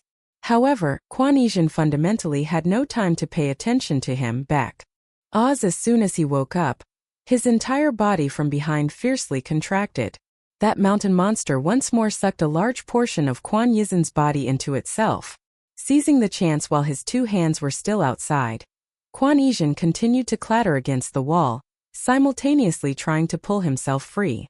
But the mountain monster, perhaps a spirit of 1,000 years with profound demonic power, opened its maw and sucked once more. Kuan Yizhen sank deeper and deeper, until the sound of wall pounding vanished, perhaps because both his hands had been dragged into the cliff face. At this very moment, the mountain monster ceased its actions. However, Kuan Yizhen now only had his head exposed outside. He seemed to only now realize there was someone standing below, and without a moment's thought asked, "Who are you?" Inu did not answer, and through the mask shot out two gazes. That gaze made one's hair stand on end. Xie Lian couldn't help but think to himself, "This gaze doesn't look like he wants to reminisce about old times." Kuan Yizhen continued, "Without a moment's thought, in your hand is a shovel, isn't it? Help me dig out of this wall, I think I can get out." He always spoke like this, consistent from beginning to end. Naive as if it were only natural, fearless and carefree, just like a child. He didn't even ask who the other person was before seeking help, completely unconcerned about whether the eerie, dark atmosphere in this situation meant someone was there to take his head. Upon hearing these two sentences from him, The Earth Master's shovel in Yin's hand tightened more and more. In a moment he held that shovel bright as snow, slowly approached Gwyn Chan step by step, like a murderer preparing to commit a grave crime. Seeing this, Xie Lian, perplexed, felt a slight shiver in his heart, said, "Wait a moment, why do I have a feeling he wants to scoop this shovel down onto Qi Ying's head?" Hua Cheng then said, "Perhaps so." Xie Lian? Hua Cheng then said, "But for now, he still cannot be allowed to kill Gwyn Chan currently. The mountain monster can only swallow alive, it cannot digest, but if Gwyn Chan dies and only a corpse remains, then it will be easier to digest. The mountain monster eating a martial god, its magical power will greatly increase. For us to want to go out, I fear it will be a bit more troublesome." Xie Lian hastily said, "Wait a moment. Sanlang, whether it digests well or not, let's set that aside first. Yu is your subordinate, you understand him well. Do you think he would make a move to kill Qiying? Do they have some deep-seated enmity or great hatred?" Qiying eagerly went to seek Yu in such a way, being fellow disciples, many years having passed. He would not be unable to clearly see this person. He thought, naturally it was because Gwyn Chan felt Yu was worth doing so. And with Gwyn Chan's temperament, how could he possibly do something that would make others want tea? "Oh, kill him?" Hua Cheng said no. However, sometimes whether one wants to kill a person or not, it is not necessarily triggered by one or two matters of deep-seated enmity or great hatred. It can also come from a number of small things, so minor that oneself cannot even perceive it. Xie Lian said, "What small things?" As soon as he finished speaking, his right eye immediately saw a scene different from before. It was not Hua Cheng's red chest, nor was it the scene of one person and one head locked in a standoff outside the cliff, but a large street. As Xie Lian was about to ask what this was, he then heard a commotion and uproar coming from ahead. He only saw a group of Taoists gathered on the street, seemingly surrounding someone and angrily cursing. Looking closely, he then discovered the child sitting amidst this group of Taoists, with a head full of curly hair, and a face covered in blood. An ordinary child, if surrounded and cursed like this, would have long since been scared to tears, but this child, at most only 10 years old, unexpectedly was not afraid, on the contrary seemed very excited, looking left and right, clenching his fists, looking eager to compete. At this moment a teenage Taoist pushed the crowd aside and walked over, said, "All right, don't curse, he must know he's wrong now." Xie Lian softly uttered, "Oh." This teenage Taoist's eyes were bright, his appearance radiant, his back straight. He was none other than Yu. However, it was unclear whether it was because Yu was currently a teenager, or because he was full of youthful vigor, without that sort of dull, faded look worn down by the years. Contrary to Xie Lian's faint impression of him from their first meeting, he was much more brilliant. Anyone who saw him would have to praise him as a good youth. They were truly two completely different people. Xie Lian secretly thought at this moment, wasn't he simply so normal, nothing strange about him at all? Hua Cheng chuckled and said, "Who has never been a youth?" Xie Lian only then realized he had inadvertently spoken aloud. Said Sanlang's right eye, "Can even see this?" Hua Cheng said, "It's not your right eye seeing it, it's other things that saw it, you're merely borrowing a look." Xie Lian said, "Wonderful technique. Extraordinary technique." Hua Cheng said, "Simple. If you want to choose a subordinate, you must thoroughly understand his every route in detail, from heaven to earth. This can be considered my specialty in the future. If you want to dig up the origins of anyone, just come find me." At this moment, in the image they were seeing in the right eye, a handsome Taoist, approximately Yin's age, was angrily saying he knows nothing of his wrongs. "Brother, do you look at his appearance and think he knows he's wrong? This little devil fundamentally understands nothing. We were practicing cultivation peacefully early in the morning, and he threw mud rocks, making a mess. No matter what, we must properly teach him a lesson, so he won. Do that again." Yu stopped him and said, "Let it go, Jianyu. He has already been beaten to such a state. Next time he will definitely not dare to repeat it. You all should also calm your anger. What properly teach him a lesson. Once taught, a death case might happen. You all look at this child dressed like this. Certainly he has no family, no one to teach him. Don't pay him any mind anymore.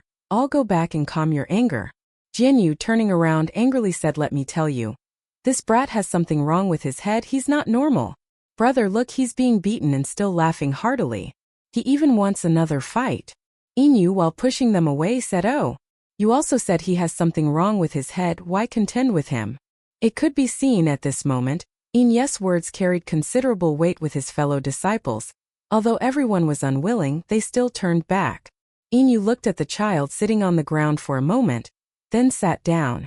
Before he even opened his mouth to speak, this little child again grabbed a handful of mud, threw it at his face, with a very excited expression on his face. Yin was precisely hit. For a moment he said nothing. He wiped the mud from his face and said, "You child, why are you so stubborn? Why did you hit us Taoists?" That child sprang up, struck a fighting pose and said, "Come fight." Dan Nok stood up, saying, "This opening move is from our sect. Who taught you?" That child, however, shouted low, "Udly, come fight." On the spot, lively like a small foolish monkey, while continuously grabbing handfuls of mud from the ground and throwing them towards the opponent. The technique was also very precise. Dan Nok was several years older than him. He kept his dignity by not fighting with children. Yet he was hit by this little child who, while hitting and running, said, "This technique is also from our sect. Do you climb over walls every day to secretly learn it?" "Don't hit me," I said, "don't hit me." "I didn't hit you. Do you really like to fight so much?" Who knew? After this sentence, Quan Not Chan suddenly stopped, nodded once, rubbed his hands together with mud and said he spoke very seriously. Xie Lian and Dan Nok were both stunned. Who this child was there was no need to say, everyone knew. Xie Lian could not help but sigh and say Qiying is truly a martial arts fanatic. A heaven-born martial god. Although at this moment outsiders all felt that Quan Not Chan was a child with something wrong in his head, Xie Lian felt extremely close to him. Because for anything, one must first be fanatical. See, only then can one become a god then.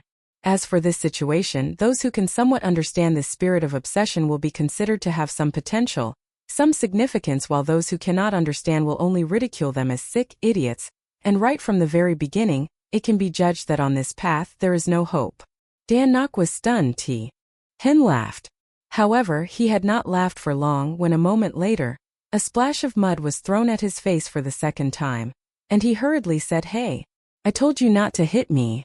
Listen to me. So would you like to pledge allegiance to our sect, and come learn how to fight?" Hearing this, Quan Not Chan's movement stopped. A handful of mud held in his hand. It was unknown whether it would fly out or not.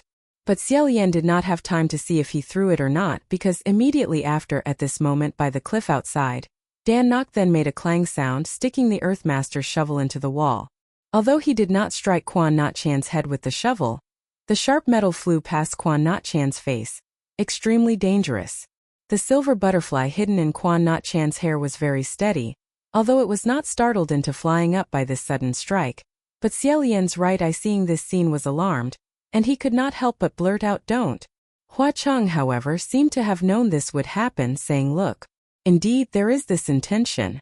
However, for now the killing intent is not yet heavy." Quan Not Chan only showed his head from the outside, saying, "You want to kill me?" Dan Nok did not speak. Quan Not Chan seemed very suspicious, saying, "Did I do something wrong?" Xie Lian also said, "Did he do anything?" Hua Cheng said, "Hard to say. Gitch, see for yourself." Finishing his words, before Xie Lian's right eye appeared a room with height walls and black tiles.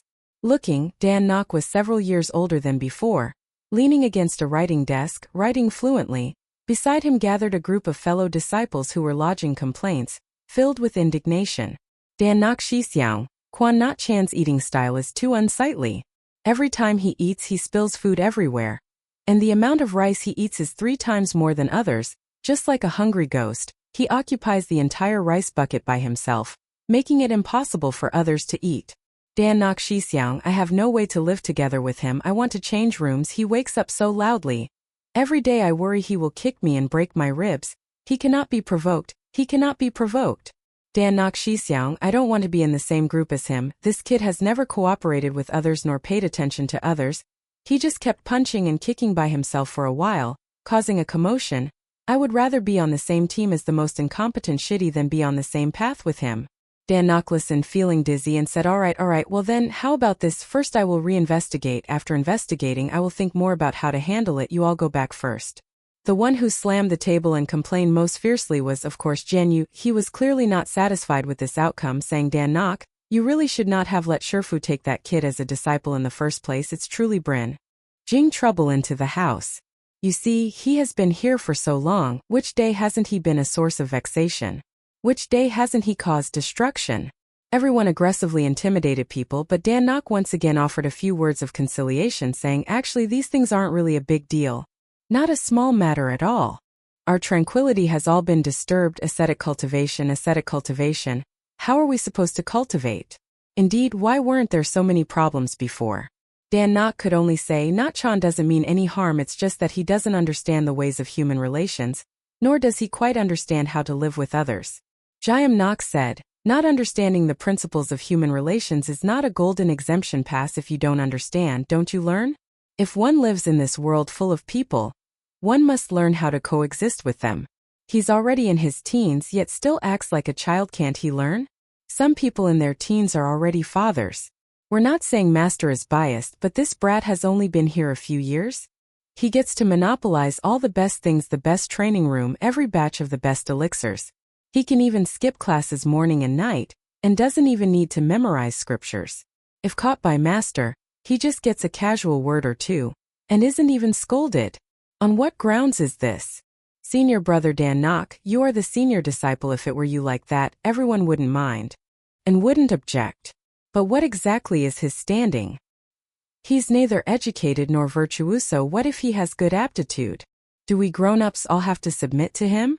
This subtly incited discord, and everyone scoffed in agreement. Hearing this, Dan Nok's complexion immediately turned rather grim. He gripped his brush tightly.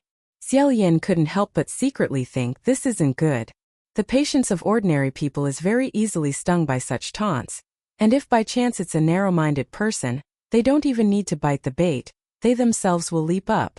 Yet, even when such a dig is thrown, he still doesn't get angry.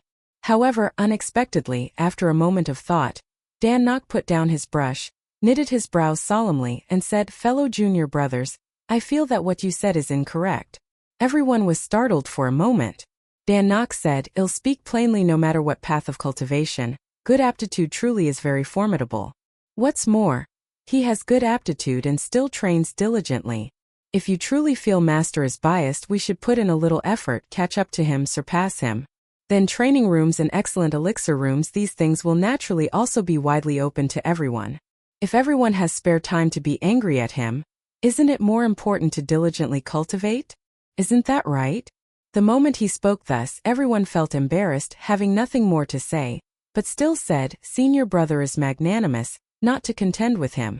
Just, with this demeanor, you leave him 10,000 miles behind.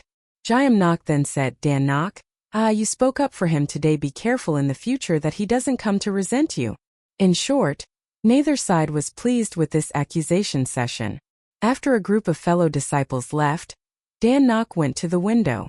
As he was about to close it, he suddenly discovered someone squatting by the window. Startled out of his wits, he said, Who is it? Quan Not Chan hung his head, sitting on the window grating. Dan Nok clearly saw it was him and said, When did you arrive? He pulled him twice, but he didn't budge. Not Chan, if you want to sit, then find somewhere else. I want to close the window. Quan Not Chan suddenly asked, Senior brother, do I make many people dislike me? Book 3 Chapter 160. Dan Nok forced a smile and said, You heard, didn't you? Quan Not Chan nodded his head. Dan Nok's expression was difficult to describe. He raised a hand to scratch his nose and said, Well, not that bad. An ordinary person would find this sentence very reluctant, but Quan Not Chan seemed to only take it at face value, saying, Oh. Dan Nok, seeing that he truly believed it, also gave a small smile and finally said, Actually, you don't need to mind. You haven't done anything wrong, truly. That's enough. Astute people could all discern that the reason Quan Not Chan's fellow disciples disliked him was not because he ate a lot, nor because he was crude in his actions, nor because he didn't get along with others or liked to be the center of attention. Actually, what that group of fellow disciples couldn't stand was the underlying meaning. He entered the sect latest but was favored most of all. Quan Not Chan nodded and said, I feel the same way. Dan Nok patted his shoulder and said, Go practice cultivation. This is the most important thing. Don't need to think too much about other things. Quan Not Chan then jumped down from the window. Observing the direction he went, it was indeed towards practicing cultivation. After Dan Nok closed the window, he began to take out his work desk and work. Just finished watching. Ta Lin praised San Lang. This subordinate of yours is truly a rare person, with a very kind heart. But after speaking, He then thought about the matter of Dan Nok almost using a shovel to chop off Gwyn Not Chan's head, and quickly asked, "Is everything all right outside?" Hua Cheng immediately showed Ta Lin the outside. Dan Nok had calmed down, withdrawn the shovel, and seemed to be thinking what to do with Gwyn Not Chan's head. Ta Lin asked with a trace of concern, "I guess their problem must have occurred after their ascension, right?" Hua Cheng said, "Precisely." After speaking before Ta Lin's eyes, there reappeared a magnificent grand hall. Dan Nok sat solemnly in the main seat of the hall. Jiam Nok and Gwyn Not Chan stood behind him, one on the left, one on the right. Within the divine hall, countless heavenly officials continuously walked towards the grand hall. All of them were heavenly officials of the upper heaven court. Ta Lin also saw many familiar faces, such as Lin Van, Boyd you see with an expressionless face. In the hands of the junior heavenly officials were gifts, and everyone was grinning broadly. It was too obvious that this was Xianjing, Dan Nok's palace. And this day was the day Dan Nok celebrated the inauguration ceremony of his palace. Ta Lin was slightly surprised. If Hua Cheng could see things in the mortal realm, it was beyond dispute. Because the mortal realm was Hua Cheng's territory, as long as he cast a net, passers-by, wandering souls, birds, and animals could all be utilized by Hua Cheng. But Xianjing was the heavenly realm. How could Hua Cheng also see it? Hua Cheng seemed to guess what Ta Lin was thinking, and said, "Gidge, look at the corner of the palace entrance." Ta Lin looked towards the corner of the divine palace, but its scope was truly not small. As none of these divine palaces were small, that corner alone had at least over 100 figures entering and exiting. Hua Cheng then said, "Guess who is He Shui?" Ta Lin then remembered that at that time, He Xian had always been hiding in the upper heaven court, so the news about Xianjing was naturally all sold by him to Hua Cheng. Ta Lin continuously searched and in a moment saw a relatively suitable person, and said, "The one in black over there." Hua Cheng said, "That guess is too old now." "It's wrong, Gidge guess aga." "In." Ta Lin said again, "The one who speaks little and smiles rarely?" Hua Cheng said, "Still not right." Guessing several times was still wrong. At this moment someone called out, "Feng Shui Darren has arrived." Ta Lin immediately looked towards the entrance of the grand hall. He only saw Su Tan Huin swaggering in, waving his wind fan. His whole being seemed filled with spring breeze. He tossed the gift box in his hand aside, cupped his hands and said, "Congratulations on the inauguration of Dan Nok's palace. Am late, penalty drinks, ha ha ha ha." Dan Nok, seated in the place of honor, smiled and said, "Not at all, not late, Feng Shui Darren please."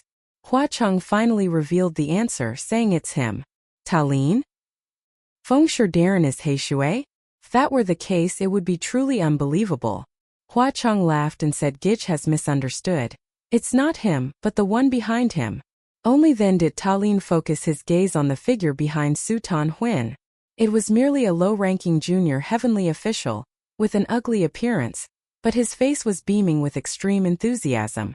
Su Tan Huin strode proudly into the palace, casually tossing a pearl to him as a reward, making him continuously say thank you. A sycophantic lackey, extremely genuine. Ta Lin could not help but say, "This is He Shui?" Smiling so brightly, Hua Cheng said, "That's right. It is him, just a fake smile. He has at least 50 identities in the upper heaven court. Each identity is different, and can simultaneously monitor over 80 heavenly officials. If he only had one identity, it wouldn't be enough." Ta Lin could not help but inwardly admire He Shu's brilliant acting skills, and asked, "So where are those 50 identities now?" Hua Cheng said, "Quan No is gradually pulling out all those thorns in his eyes." Just as he finished speaking, outside, a shrill voice suddenly rang out, "His Highness Dan Nok, today you had best return justice. What exactly did your junior brother do?" The smiling heavenly officials instantly fell silent, and without prior arrangement, all looked outside. It seemed someone had tried to rush in but was stopped, standing outside the hall, shouting, "Your junior brother Gwyn Not Chan, relying on his high status, laid hands on other heavenly officials. Are you not going to manage him but rather ignore him?" The mirthful expression on Dan Nok's face vanished, and he lowered his voice to ask the two people behind him, "What has happened? Not Chan, have you again laid hands on someone?" Gwyn Not Chan said, "Yes." Jiam Nok widened his eyes and gritted his teeth, saying, "It's this stinking brat again." The moment the matter had just occurred, Su Tan Huin was the first to speak. He tucked his horsetail whisk behind his neck and said, "What has happened?" Today is their temple's consecration ceremony. Couldn't whatever matter it is wait until later to be discussed? Indeed, it is their auspicious day. And yet they come running here to stir up trouble. What is the meaning of this?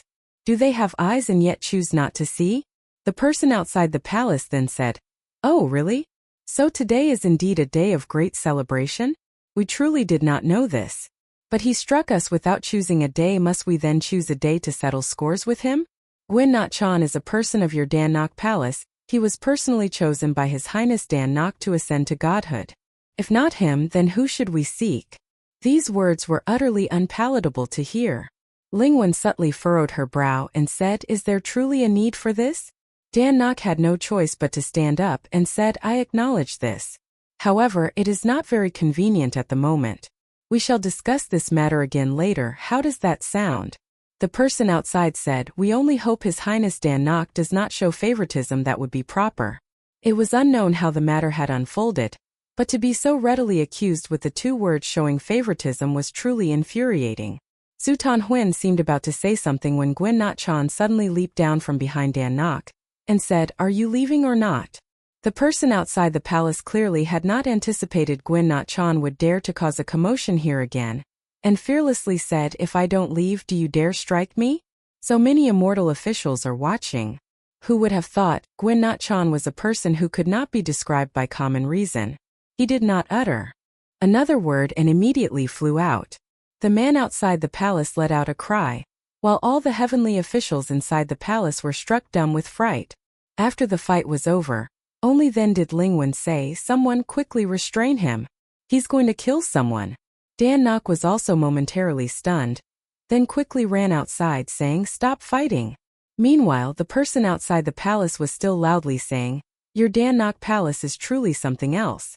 Very well, very well. Such brotherhood colludes to bully people." In the evening in Dan Nok Palace's side hall, Dan Nok was pacing back and forth, while Jiam Nok was in a furious rage saying, "Today was a great day of celebration, the temple consecration ceremony, and yet everything has been ruined by that stinking brat." Xie Lian could completely understand why Jiam Nok was so angry. This temple consecration ceremony, although Xie Lian had not paid much attention to it, was nevertheless noted by many heavenly officials. It was considered a formal ritual to officially endorse that person as a member of the upper heavenly court. For this matter to happen today was like an emperor's ascension to the throne being disrupted by a villain. Pray tell, who would not be enraged? Dan Nok sighed and said, "All right, enough. It's certain that others provoked him first, and moreover, he didn't just cause trouble today, it's just that others deliberately chose this day to disrupt things. There's nothing that can be done." Jiam Nok said, "There are so many people in the upper heavenly court, why provoke him and not others?" Dan Nok said, "You know as well as I do. His nature is not one to tolerate being provoked. Others might be able to endure, but he cannot." Jiam Nok said, "This is the immortal capital, not the mortal realm. Would it kill him to endure a little? If from the beginning he didn't have such a temper, then this incident wouldn't have occurred today. It is utterly disgraceful. With so many heavenly officials witnessing this, if word gets out, will anyone care who struck first? They will only say that Dan Nok Palace is unreasonable and tyrannical, brazenly striking people. Who would care if you were slightly wrong or very wrong? Do you think he is in the right? He is not. Once a matter occurs, as long as you make the first move, you are the one in the wrong. He understands absolutely nothing. He only knows how to bring trouble to others." After an outburst, Jiam Nok seemed to have exhausted his eloquence, while Dan Nok remained seated, filled with anxiety and restlessness. After a while, he turned his head and saw Gwyn Not Chan again sitting on the windowsill. Dan Nok was startled and said, "Why are you sitting here? When did you arrive? What sort of habit is this?" Gwyn Not Chan did not answer, saying, "They insulted me first." Dan Nok seemed to want to say something but held back, saying, "Not Chan, whatever Jiam Nok said, do not take to heart." Gwyn Not Chan only earned himself with saying, "They struck me first. I did not know them, they said I was a low-ranking immortal official. Without knowing the full story, they immediately insulted me, laughed at me, told me to get out, not to block their way. I made them shut up, wanted them to apologize, they refused, so I struck. Only when I struck them did they shut up, otherwise I would not have struck them." From the beginning, heavenly officials of the upper heaven always compared status with the lower heaven, comparing backgrounds, qualifications, and levels. Such a thing was not uncommon to see. Dan Nok only knew to sigh. Gwyn Not Chan said, "Is a low-ranking immortal official truly a step lower?" Dan Nok said, "It is not. Is that not so?" Xie Lian said he himself did not believe. Clearly Gwyn Not Chan also felt this way, and after a long while, he frankly said, "I do not like this place." Dan Nok said nothing. Gwyn Not Chan said, "Before, a day had 8 hours for cultivation, but now half of it is gone, all spent talking nonsense with others, just idly gossiping. For some reason, people come to insult me, strike me, do not apologize, and furthermore I am not allowed to strike back at them. Fundamentally, this place is not an immortal realm at all. They find me troublesome, and I also find them very troublesome." Dan Nok said, "I also do not like this place." Gwyn Not Chan said, "Then let's go." Dan Nok shook his head again, saying, "Although I do not like it, I want to stay here." Gwyn Not Chan was puzzled, saying, "If you already dislike it, why must you stay here?" Dan Nok could not help but burst into laughter, having no way to explain to him, saying, "Because ascension is truly not easy at all." Gwyn Not Chan, however, dismissed it, saying ascension is also not a big deal at all. Dan Nok basically paid no mind, laughing and saying, "How could that be? Otherwise you try it." Up to this point, Xie Lian said one should not joke so casually. Hua Cheng said, "That's right." In less than half a year, when Gwyn Not Chan truly ascended, he then did not find it funny anymore. Xie Lian said, "Can we see that too?" Hua Cheng said, "We can." Wait a moment. The image just shifted. At this moment it was still the immortal capital, however the scene was instead a banquet. Xie Lian gazed for a moment, saying, "Mid-Autumn Festival banquet?" Hua Cheng said, "That's right." Xie Lian said this time, "Where is He Shui hiding?" Hua Cheng said, "You look at what they are eating." At the banquet, all the heavenly officials were busy toasting, chatting, playing games. Only one person had their face buried in a cup. This time He Xian did not hide anymore, but took on the identity of the Earthmaster. Sitting in a corner, however, no one paid him any attention. Dan Yu and Jian Yu settled themselves next to him. Dan Yu ate nothing nor spoke to anyone. To one side, Jian Yu whispered, "Thank heavens, that stinky brat with a sick mind did not come." Dan Yu said, "He has ascended for so long. Gee, for you to still speak of him like that, if others hear it, it won't be good, it's better to be a bit more careful." Jian Yu said, "That is precisely the truth, did I say anything wrong? So what if he ascended? Even if he were a few hundred years older, his mind still wouldn't amount to anything." As they spoke, nearby, a group of new heavenly officials arrived and sat down. They all seemed to be new faces, greeting each other casually. Then one heavenly official casually asked, "And who might this be?" Another heavenly official casually replied, "This is the martial god guarding the west." Upon hearing these words, the heavenly official who had just asked the question suddenly became extremely enthusiastic, stood up, offered a toast, and said, I have long admired your great name." Dan Yu also hastily stood up, saying, "Not at all." That heavenly official said, "Oh dear. Your Excellency need not be modest. Indeed, I have long admired your great name. I have long heard of the reputation of His Highness Qiying, Guardian of the West, young and highly talented, having ascended only a few years ago yet already possessing thousands of devotees, and even made it into the top 10 in this year's Mid-Autumn Lantern competition. Truly a boundless future, a boundless future. Now that I've met you, you truly are very young, guaranteeing a future full of promise." Hearing this, Dan Ye's smiling expression stiffened. This cup of wine could not be accepted, nor could it be refused. It was truly utterly embarrassing. And yet, the other party continued to enthusiastically cultivate the relationship, addressing him as brother repeatedly. "I speak the truth. In my life it's very difficult to find someone I find agreeable. But for you, little brother, it truly was a perfect fit from the moment we met. I am also in the West later. If you, little brother, need any support, as long as you don't dislike it, just say the word. Everyone should care for one another a little." Huh? He laughed almost boisterously. Xie Lian could practically pass through that moment and feel this embarrassment. Jian Ye's face turned pale, but Dan Yu was still quite composed. Although his hand trembled a little, he still said steadily, "Excuse me." And at this moment, just as Dan Yu was about to clarify the misunderstanding, someone called out, "Qiying has arrived." Book 3 Chapter 161. The other side suddenly became boisterous, while the heavenly official on this side exclaimed in surprise, You aren't you His Highness Qiying?" Only then did another person laugh, holding their stomach, and say you've mistaken the person, old brother. Have you forgotten? Guarding the west are two martial gods, one is Dan Yu and one is Qiying. They are fellow disciples, senior and junior brothers. The person before you is precisely His Highness Dan Yu, ha ha ha. That heavenly official hastily said, I mistook you, my apologies, ha ha ha, my knowledge is limited, I've heard quite a lot about Qiying. Before his words had finished, Dan Yu had already closed his eyes, seemingly a little despairing, too tired to say anything more. Someone, feeling it was inappropriate, nudged that heavenly official's elbow. Seeing this, he immediately said, cough, cough, forgive me, I cannot continue this conversation, please excuse me for now. Dan Noi yet, no, His Highness Dan Yu. Later, if you are free, let's talk. Happy Mid-Autumn Festival, ha ha ha. He said he wanted to excuse himself, but his hand was still holding the wine cup as he rushed to Kuan Yi Jun's spot. On that side, the group of heavenly officials had already crowded together, all vying to greet Kuan Yi Jun. The whole crowd obscured the surroundings so that the person inside could not be seen. It seemed that, at this time, Kuan Yi Jun had only just ascended not long ago and already had his own divine temple, no longer despised as before. Although both were martial gods of the West, Dan Yu seemed to have been completely overshadowed. Everyone eagerly rushed to the other side. So on this side, almost only He Xian was left, sitting forlornly sipping soup. Dan Yu could neither stand nor sit properly, and after a moment said, let's go home. The two of them left, yet no one paid them any attention. Jian Yu was furious, and said, are this bunch of fawning sycophants still heavenly officials? Before, when that brat first arrived at the upper court, this one hated, that one scorned countless people and to report him to you.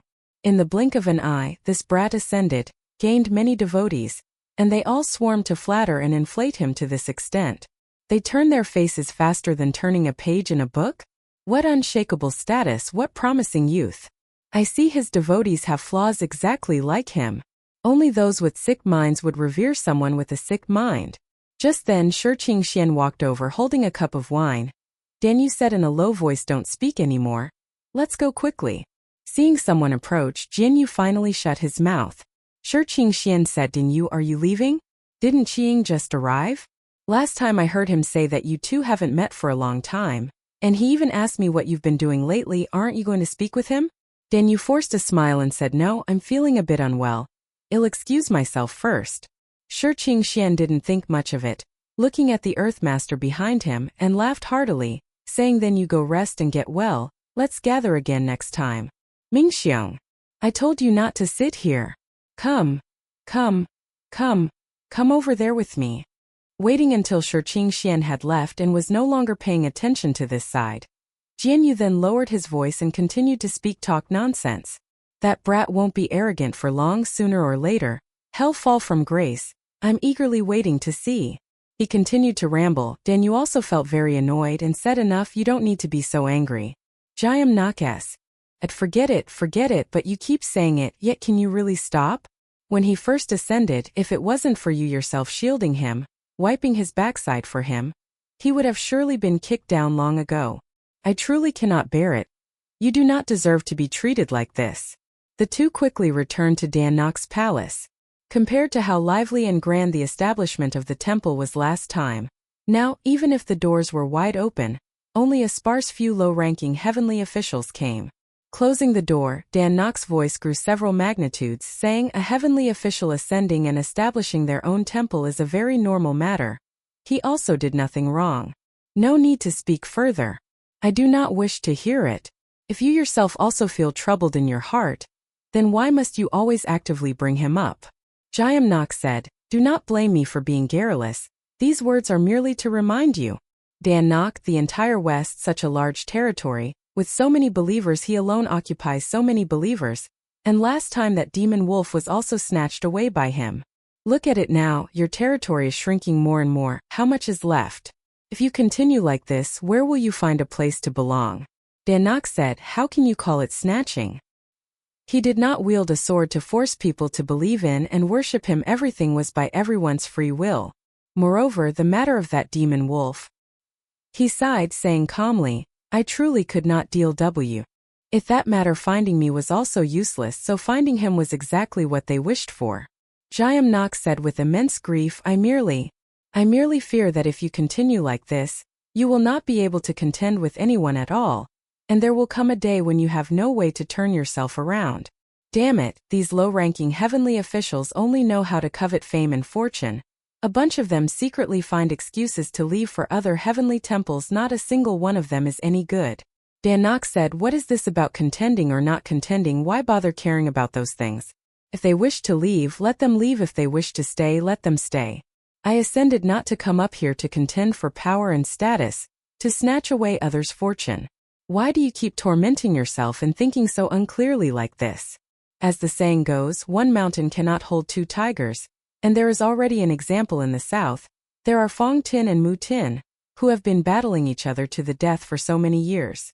If they were not in the same territory, perhaps it would have been better, but as the saying goes, enemies are bound to meet. Wherever you ascend and gain renown, that place becomes your territory. When one was immortal and had strong connections, after ascending, they would often also be together during festivals. Gwyn Not Chan also could not possibly abandon the west to go to another territory. While the two were arguing, suddenly Omeo knocked on the door. Jayam Nok shouted, "Who?"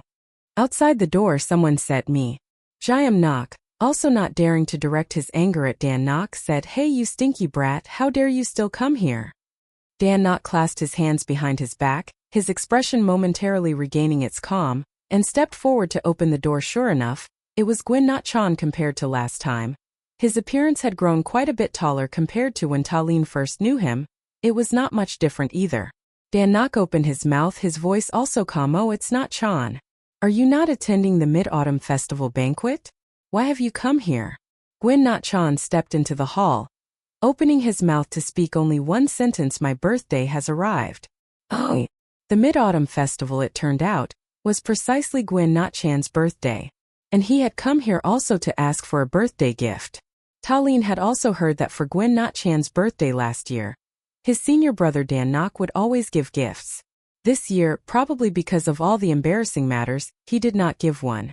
If it were a slightly sensitive person, if someone did not give a gift, they would know better than to ask for it again, and no matter what, they would not actively go to demand a gift. Yet, Gwyn Not Chan was the opposite. He did not feel that anything was wrong, and as soon as he felt it was reasonable and justifiable, he would come straight to the door. If it were not for Hoa Tan bumping Ta Lin's forehead, Ta Lin genuinely only wished to reach out and support the back of his head, then cover his eyes so he would not have to watch anymore. Hearing him say that, Dan Nok gave a forced laugh, saying, Is today your birthday? It's just that I was a little busy, so. As soon as Gwyn Not Chan heard this, he widened his eyes, saying, "You don't have one?" Dan Nok seemed to feel uneasy, and swallowed the words that were at the tip of his tongue. Turning around, he said, "I did not forget. It is in the back, please wait." Gwyn Not Chan immediately sat down on the spot, his hands placed on his thighs, continuously nodding, his demeanor one of extreme anticipation. Dan Nok went into the side hall. Jayam Nok sat inside with a grim face. Dan Nok was certainly unprepared. He went to the back and rummaged around haphazardly, unable to find anything suitable, and had no choice but to say to Jayam Nok, "Please quickly help me find something, anything temporary to substitute as a gift will do." Jayam Nok picked up a piece of cloth discarded on the ground, stepped on it and said, "Take this foot wiping thing for him." Dan Nok said, "Jayam Nok." Jayam Nok said, "To give him even this, isn't it already too generous? He still has the nerve to come here and ask for a gift." Dan Nok said helplessly, "Last year I also gave him one. If I do not give one this year, wouldn't that be intentional? Anything at all will do as long as there is something. How about this? You go and look for a protective armlet that we acquired last time. Although it does not fit very well, it is fine." Dan Nok urged him several times, and Jayam Nok had no choice but to sullenly swallow a few complaints. Dan Nok returned to the main hall, sitting before Gwyn Not Chan, and said, "Please wait a moment, I placed it a bit far away. What have you been doing lately? Your life must be very satisfactory, correct? I heard your believers have increased fivefold. Congratulations to you." Gwyn Not Chan said, "Recently I defeated a demon wolf. I do not understand what believers are at all. I only fight monsters, and they also cannot understand." He enthusiastically recounted his recent battle situations to Dan Nok. The smile on Dan Nok's face was a little forced. He could not defeat that demon wolf, yet Gwyn Not Chan easily annihilated it as if turning over his hand.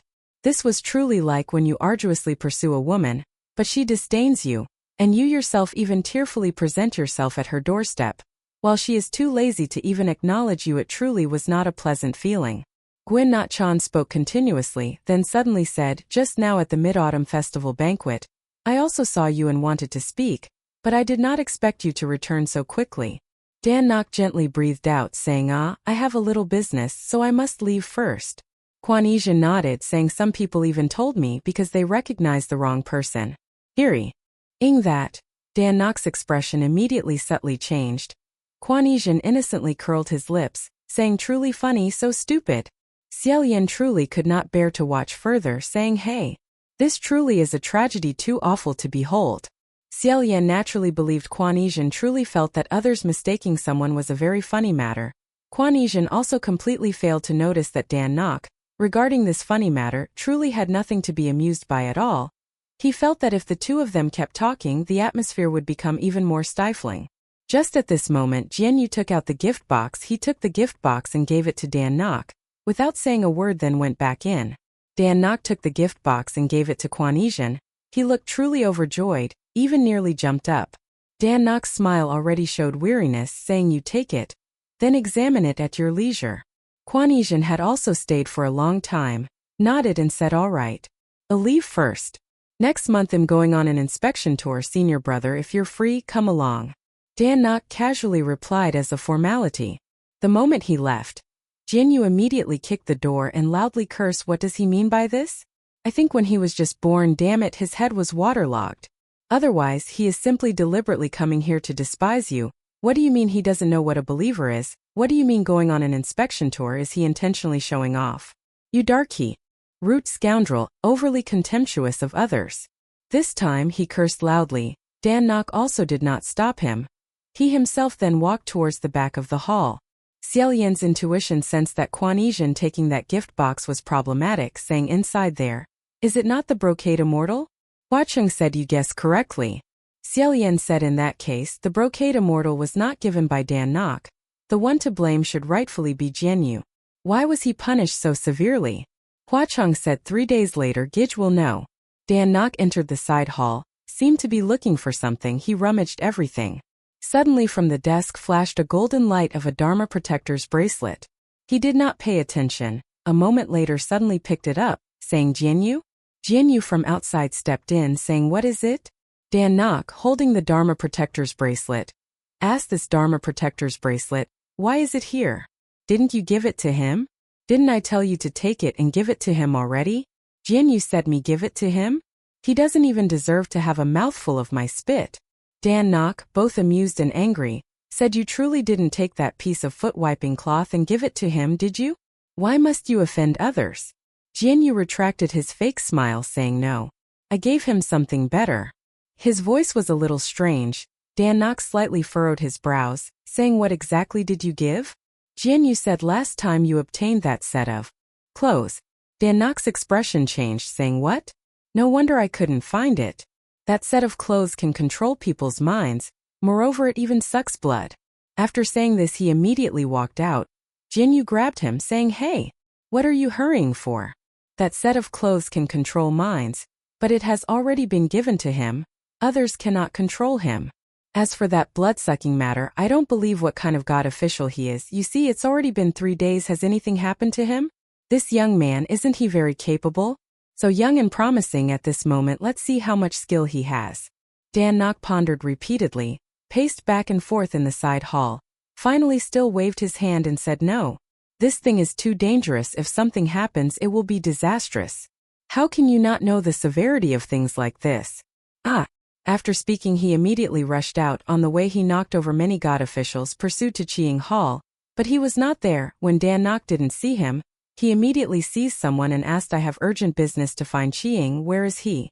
That person said, Qiying? His Highness Qiying is currently at the Divine Martial Temple for a conference. Several leading martial gods in the upper heaven court are all over there.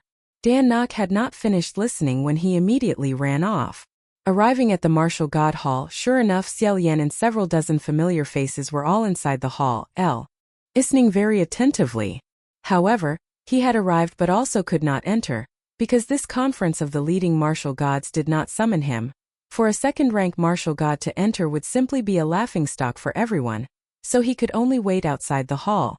Through the window panes he saw Quan Yizhen inside, dressed in a set of clothes which seemed to have very strong divine aura, a set of armor glittering brightly. In fact, Quan Not Chan was not strange at all, but only Lin Wan was a little unusual, her mind adrift, making mistakes repeatedly. Quan Wu said, "Lin Wan? Lin Wan?" After calling a few times, Lin Wan suddenly recovered her senses, saying, "What? What is it?" Quan Wu smiled and said, "What's wrong with you today? You kept staring at Kion, or perhaps we feel the same way, finding his new armor not bad at all?" Several people in the hall also laughed along. Lin Wan spoke in an embarrassed voice, secretly covering her forehead, which was covered in cold sweat. If it were then, Xie Lian would also have smiled, but now in her eyes she must have seen the clothes Quan Not Chan was wearing were stained with blood, making her feel horrified, her heart trembling. Dan Yu paced back and forth outside the hall, squatting and standing as if tormented. After waiting with difficulty for the discussion to end, Quan Not Chan was the first to come out. Seeing Dan Yu outside, he said in surprise, "Senior brother, why are you here too?"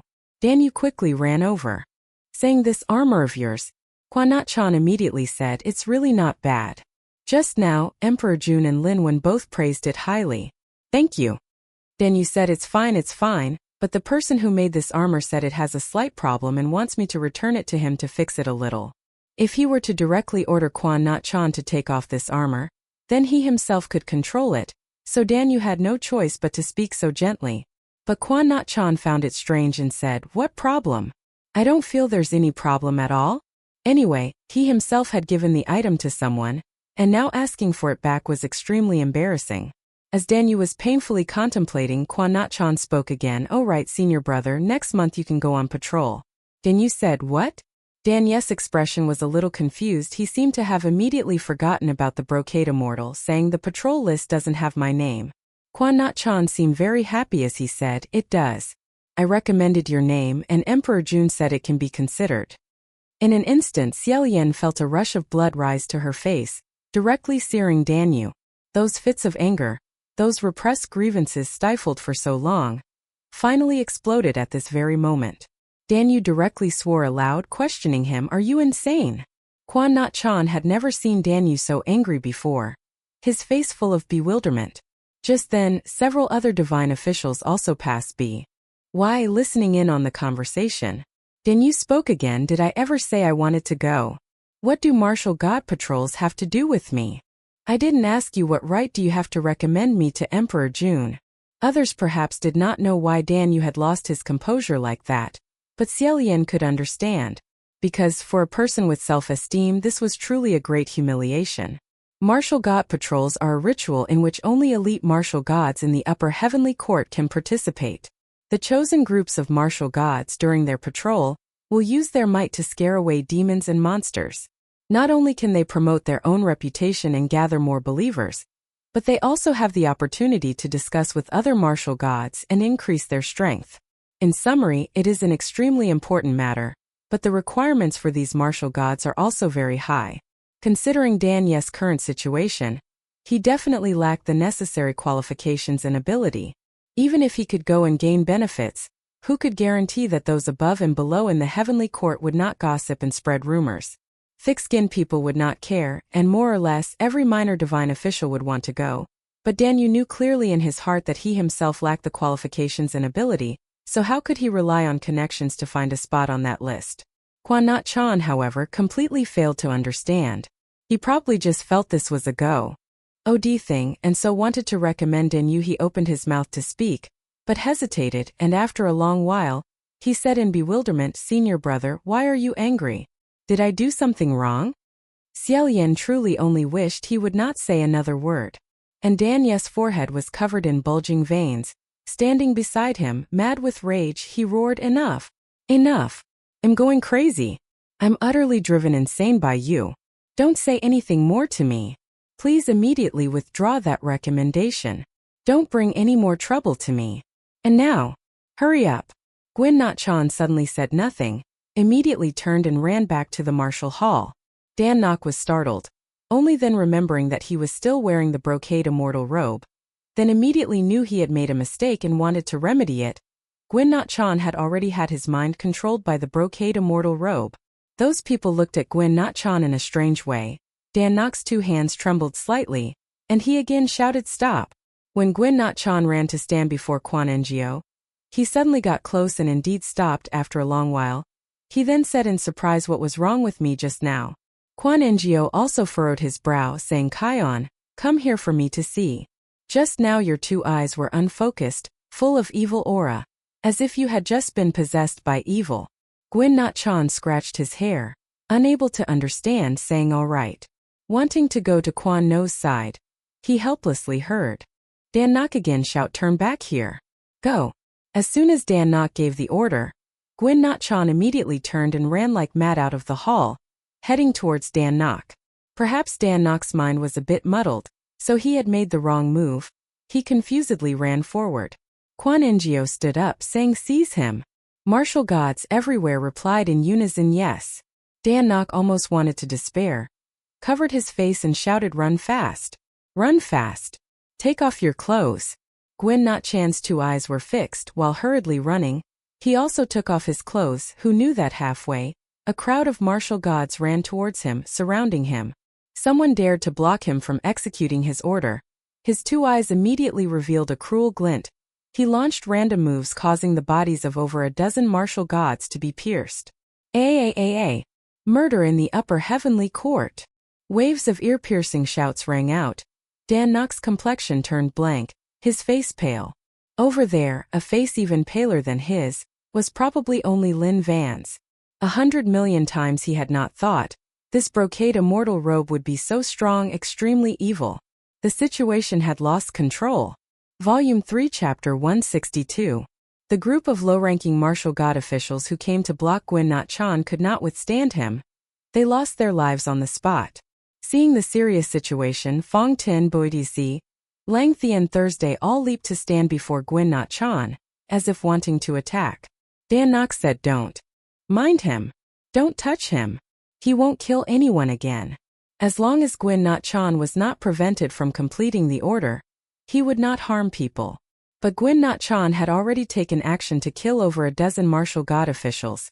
Who else would dare to let him approach? Naturally, they would not trust Dan Nok. If it were someone with strong reactive ability, someone who does not panic in danger, at this moment they should have immediately ordered lie down and surrender, do not move. But this matter happened too quickly, occurring in the blink of an eye, fundamentally leaving no time to react. Furthermore, Dan Nok had probably never experienced this kind of battle before. His mind was in a panic, his decisions were a mess. One wrong step, every step wrong. Amidst the chaos, Emotin suddenly appeared behind Dan Nok, saying, still want to run? Dan Nok only then realized he was also aimlessly wandering and fleeing here.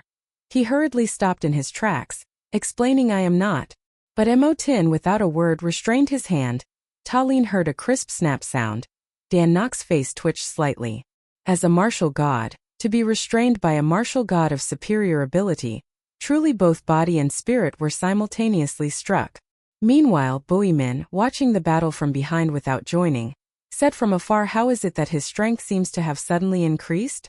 He was speaking of Gwyn Not Chan. That was natural. Gwyn Not Chan was originally capable of Phi Ting plus the brocade immortal robe. His fighting level at least doubled. Let alone the martial gods engaging in single combat with him, which was actually like 1 against 2, completely unfair.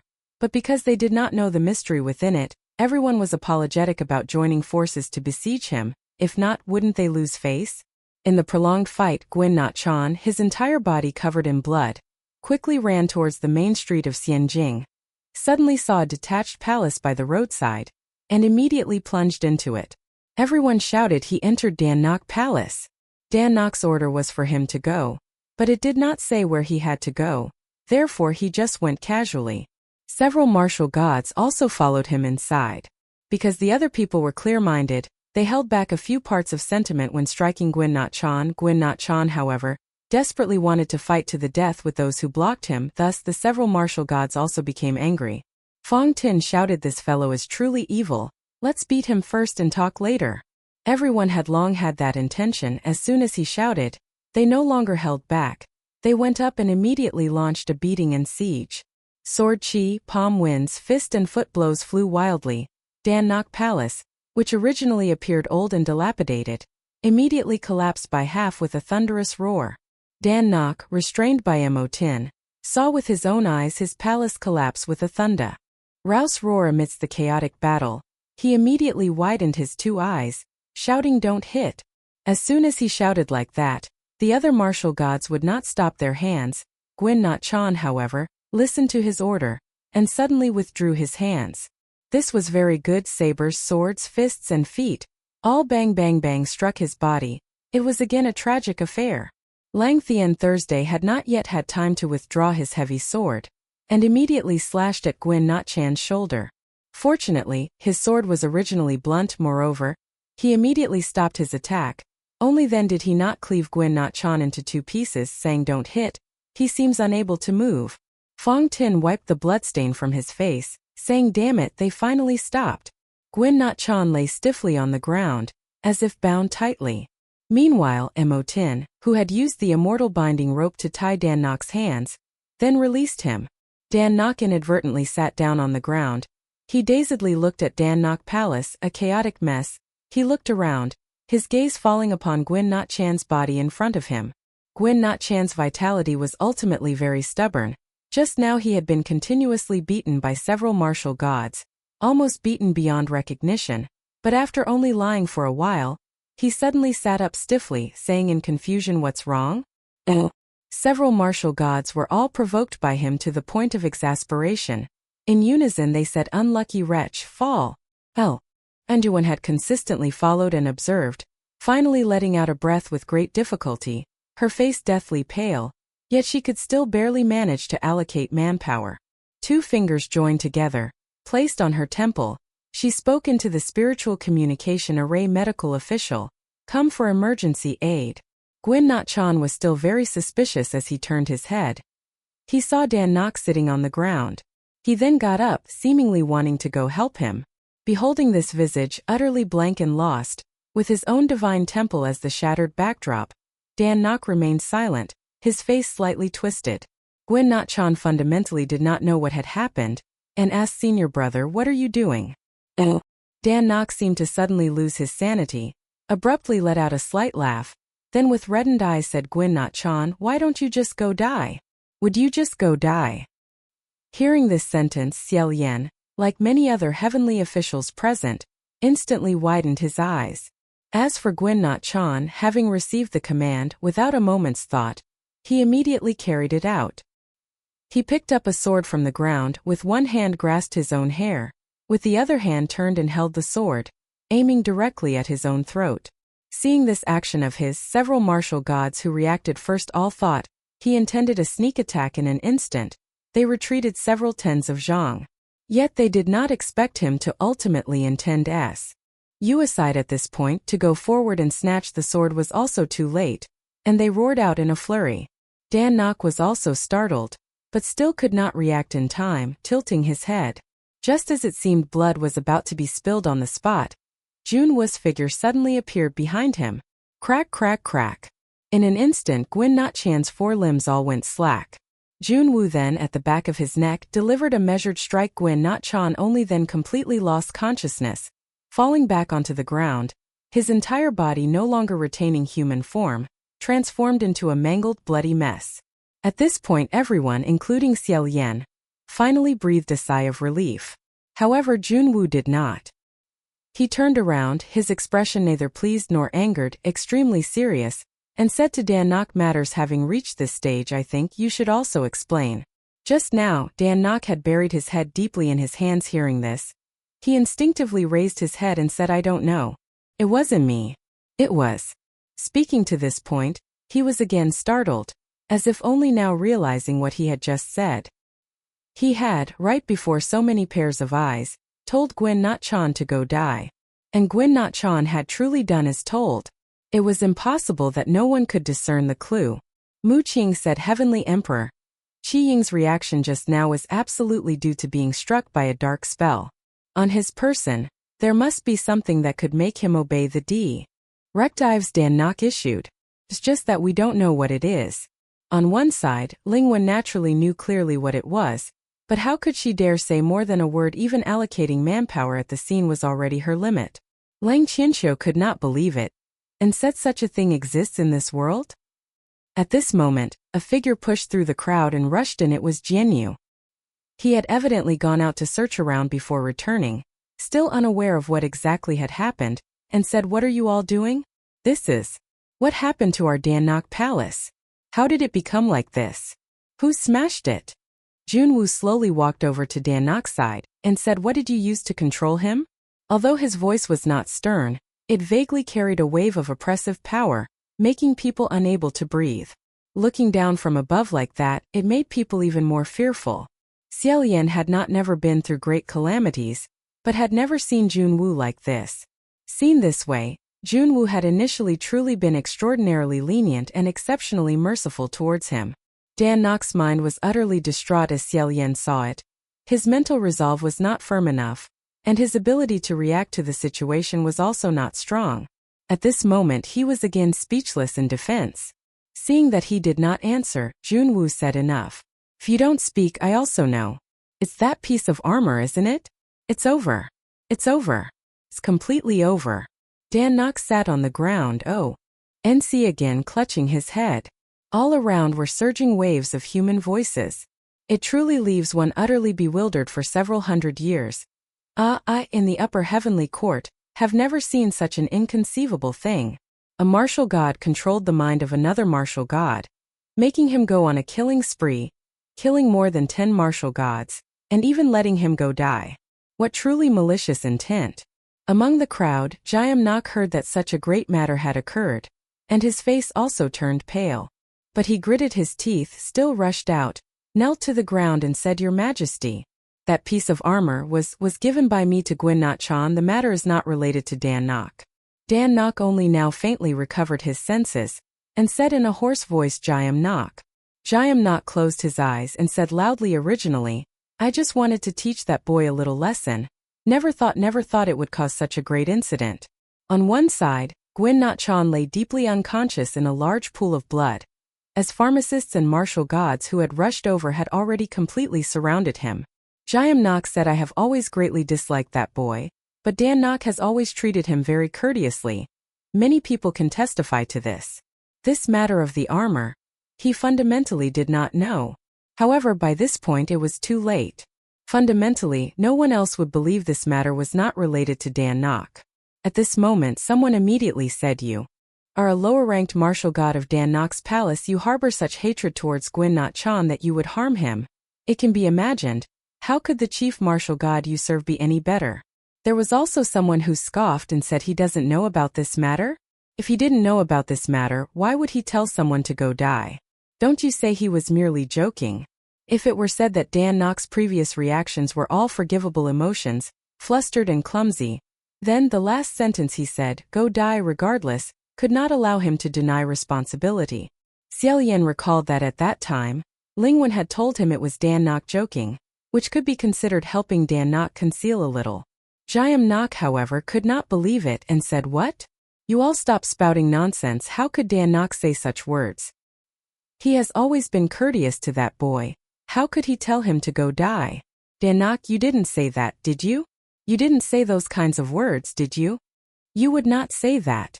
However, Dannock did not answer him, closing his eyes.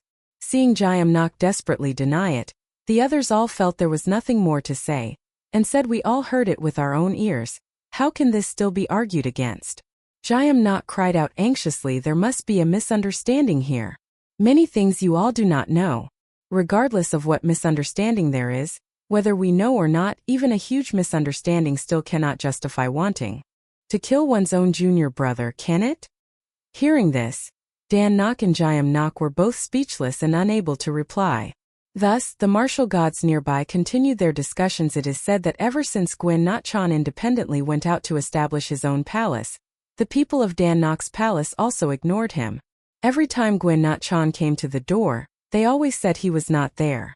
Before, I still felt it was strange. Turns out they had already taken a dislike to him early on.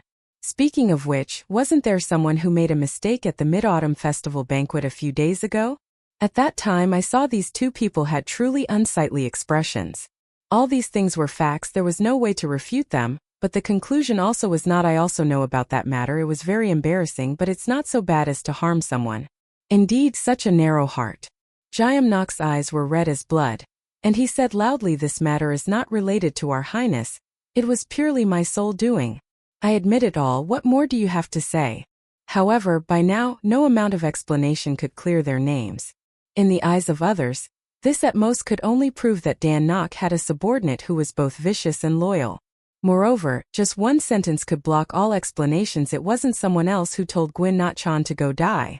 Seeing the situation become increasingly chaotic and severe, Junwoo said in a deep voice, take them all away. Lingwen Ust. I hear and look after Qiying. Lingwen bowed her head and assented, while Junwoo then clasped his hands and departed from Dan Nok's palace. Several martial god officials pulled Dan Nok, who was distraught, and said, forget it, Jiam Nok. Don't say anything more. Jiam Nok was also dragged over and bound with immortal binding cords. He said previously it could be considered bygones, but this time you absolutely cannot just let it go. If you forget it, you're finished. You will be dismissed from office, you will certainly be dismissed from office. Dan Nok sighed again and said, let it go. If I'm dismissed from office, then I'm dismissed from office. My being here also holds no meaning. Jiam Nok said resentfully, you absolutely should not have. The mistake here is that you should not have uttered that last curse. Just this one sentence struck you down without any chance of recovery. On normal days you never cursed him, so why, out of all times, did you precisely at this moment tell him to go die? Just one such sentence.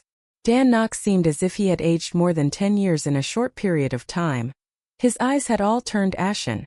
He himself also seemed a little bewildered, shook his head, and said, I also do not know why at that time I was just, alas, no more explanations. As he was being pressed down, staggering a few steps, Jianyu suddenly said, on what grounds? Everyone looked towards him. Jianyu said, it's not that you haven't tried. You are 10,000 times stronger than him, 10,000 times better. Quanizhan, what is he even? So what if I hate him? On what basis is he like that now, and you are like that?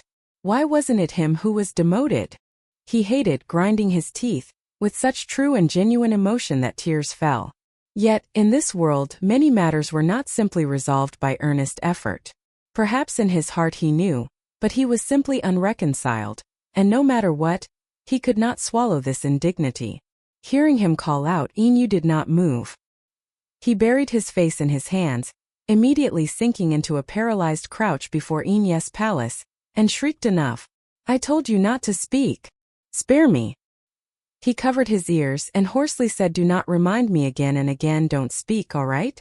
I beg all of you, please don't speak anymore. Xie Lian could not bear to look any further, and said, let it be. Therefore, Hua Chong retracted the image, and the two of them gently separated their foreheads. Having remained thus for so long, Xie Lian felt his forehead was a little numb, and somewhat itchy hot. He wanted to reach out and rub it, but held back his hand. Hua Chong, however, subtly noticed this slight discomfort of his, raised his hand to help him rub it, then naturally lowered it. Outside the cliff, Inu, wearing a ghost mask, paced back and forth. After a while, he coldly said to Quanizhan, have you figured it out yet? He tried his best to change his voice. Quanizhan nodded and said, I have. And you said all right. Look here. As soon as he spoke with a speed like lightning, giving no time to cover ears, a shovel struck Quan Yizhen's head. A heavy bang rang out. Quan Yizhen's voice immediately vanished, and his head slumped. Xie Lian gasped in alarm. No way. Did he just get beaten to death? Truly killed him? Hua Chong chuckled and said, Gidge, rest assured he isn't dead. Just dazed. Inu set down the shovel and let out a breath. In the end, it seemed he still decided to dig Quanizhan out from inside the wall. Thus he wielded the geomancer's shovel, digging up the earth one scoop at a time. Xie Lian understood. If he were to directly rescue Quanizhan, Inu couldn't defeat him, and perhaps even expose his identity. That would truly be terrible. The profound, deeply rooted connection between these two senior and junior brothers was clearly fraught with anxiety, and it was hard to tell who was more anxious than the other. It was still better to pretend they were strangers. Xie Lian said, Sanlang, shouldn't we also think of a way to get out? Hua Chang seemed to be quite content staying within and said, You want to leave already? Xie Lian didn't know whether to laugh or cry and said, Otherwise, do you want to stay inside? Hua Chang said, If it's with Gidge, it's not necessarily impossible. All right. Just kidding. With a solemn expression, he reached out and covered Xie Lian's ears. Xie Lian said, What are you doing? Hua Chang smiled and said, I'm too lazy to go out step. By step it'll just directly explode it. Xie Lian was pondering whether it would explode like a mountain spirit devouring people, when his expression suddenly subtly changed, and he said, Wait a moment. Hua Chang's expression was the same as his. He lowered his hands. The two of them concentrated and listened, and a moment later Xie Lian said in a low voice, Did you hear that? Hua Chang also said in a deep voice, I heard it. Yu was on this side of the cliff, using the geomancer's shovel to dig a hole. But on the other side of the cliff there was also a person speaking. They also didn't use silver butterflies to probe. This sound was heard directly by them, because this person was leaning very close to the cliff, almost pressing against the cliff as they spoke. Xie Lian held his breath and listened in silence. He heard a faint buzzing, vague, disjointed words like, Eat! On heavenly court, martial god. His heart stirred slightly, and he exchanged a glance with Hua Chang, making an effort to move closer towards the direction from which that sound emanated. It was the voice of a man who seemed to be conversing with someone, because after he spoke a few sentences, there would be a pause. However, Xie Lian could not hear the voice of the person conversing with him, perhaps because the other party was quite far away. After silently moving, that sound became a little clearer, although it was still vague as before. Xie Lian could hear more complete phrases and words. That Her son said, His Royal Highness the Crown Prince has also arrived. I didn't want to reach this point. I believe you feel the same way, but he is already beyond saving. Xie Lian thought to himself, Me? How could I be beyond saving? Wait, this voice. This voice was extremely familiar. He must have heard it somewhere before, and heard it a very, very long time ago, not just once or twice. But precisely because so much time had passed, for a moment he couldn't recall whose voice this was. While he was contemplating, that person spoke again. Let him end it here. Suddenly, Xie Lian remembered who the owner of this voice finally was. His lips trembled. He silently uttered, Guosher. The person on the other side of the cliff outside. His voice was surprisingly exactly identical to that of his revered teacher from Xianle Kingdom back in the day. Book 3 Chapter 163. Xie Lian's heart beat wildly, and even his fingertips trembled slightly. But he quickly suppressed it, not making a sound. He merely tilted his head slightly and said into Hua Chang's ear, Sanlang, don't move. This voice outside is very similar to my master's. For now, let's not be discovered. Although it was very similar, he couldn't be absolutely certain. Because in this world there were indeed people with extremely similar voices. Moreover, he and the Guosher hadn't met for several hundred years. It wasn't impossible for him to mistakenly recall it in a moment of panic.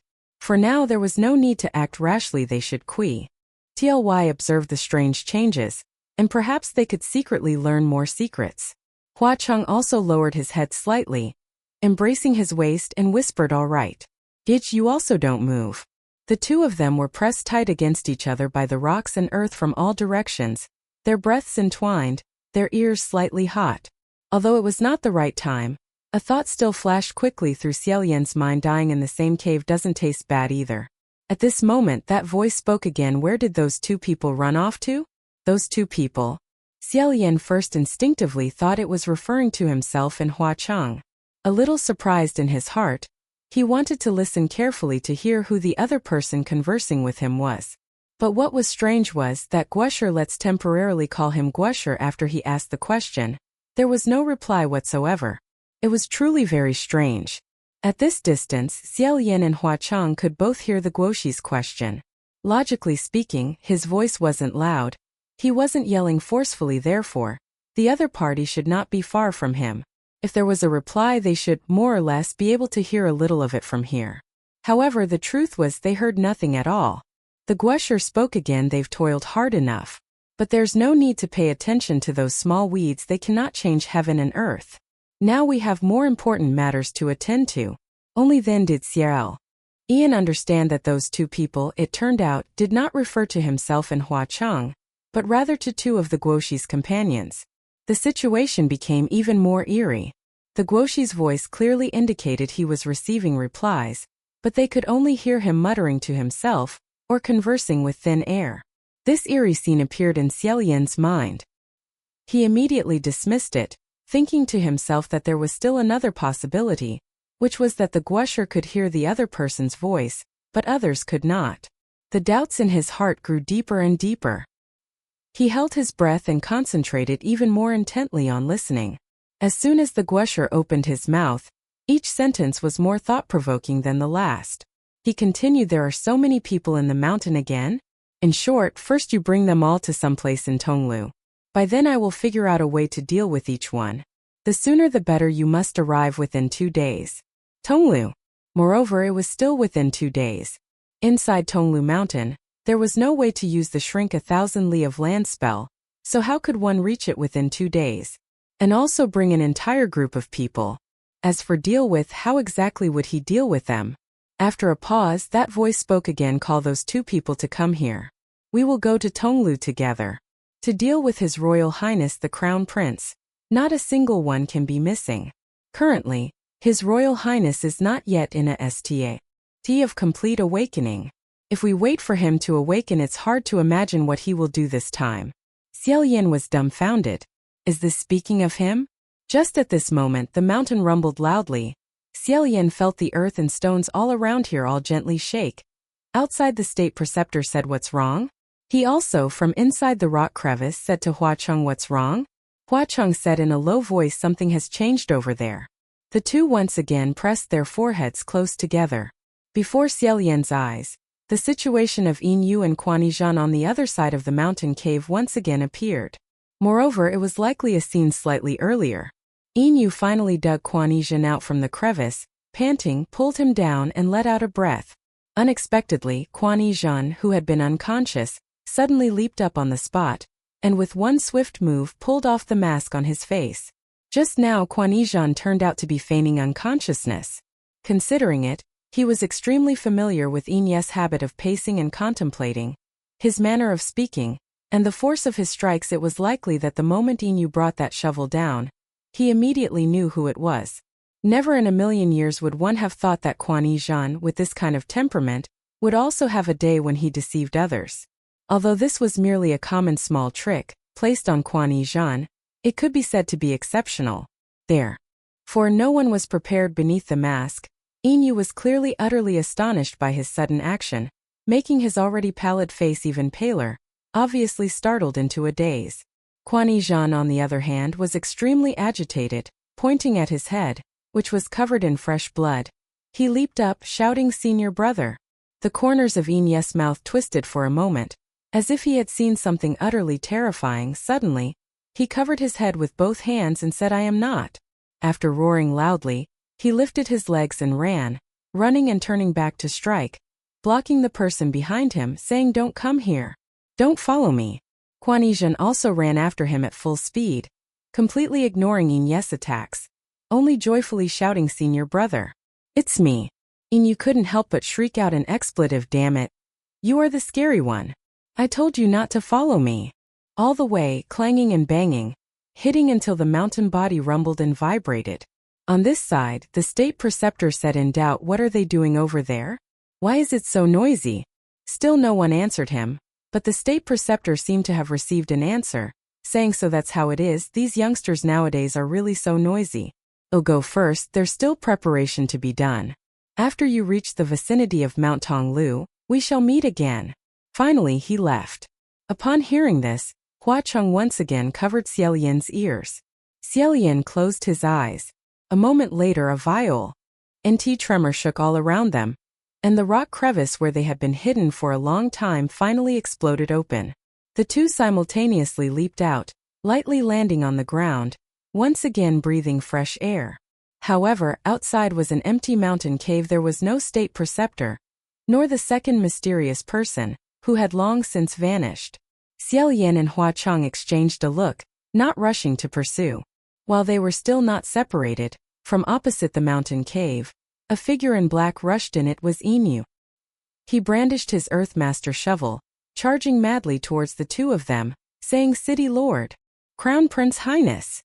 Behind him, Yu Jun, whose head had been smashed and was bleeding, also burst in. Huacheng didn't even lift his head, waved his hand. Yu Jun immediately raised his hand to block. But this move Huacheng used was not something that could be blocked by covering with one's hand. Only a bang sound was heard, and a burst of red smoke exploded around Yu Jun's body. After the smoke slowly dispersed on the spot, only a round red roly-poly toy was left, swaying and spinning. The roly-poly toy opened its large eyes, with a very innocent expression. It was Huacheng's move from last time used to deal with Lang Qianqiu. Yu only then stopped, wiped away a bead of cold sweat, walked over saying many thanks city lord. Huacheng said it's not so scary as all that, is it? Yu, still with lingering fear in his heart, sigh. With a bitter smile, to tell you the truth, when I see His Highness Qiying now, I only want to run as far away as possible. Xie Lian listened, feeling both amused and sympathetic. It seemed Yu was seriously traumatized by Yu Jun's personality. That roly-poly toy was still on the ground, wide-eyed, falling left and right, with no one paying it any mind. Xie Lian found it pitiful and was just about to go pick it up, when he suddenly felt the ground violently shake, and he himself swayed left and right, almost wobbling even more severely than that roly-poly toy. He quickly stabilized his body, saying, "What's wrong? An earthquake?" Although Xie Lian didn't need support, Huacheng still supported him, saying to Yu, "Go out and take a look." Yu recovered his composure extremely quickly, saying yes. After responding, he immediately picked up his Earthmaster shovel and began to dig.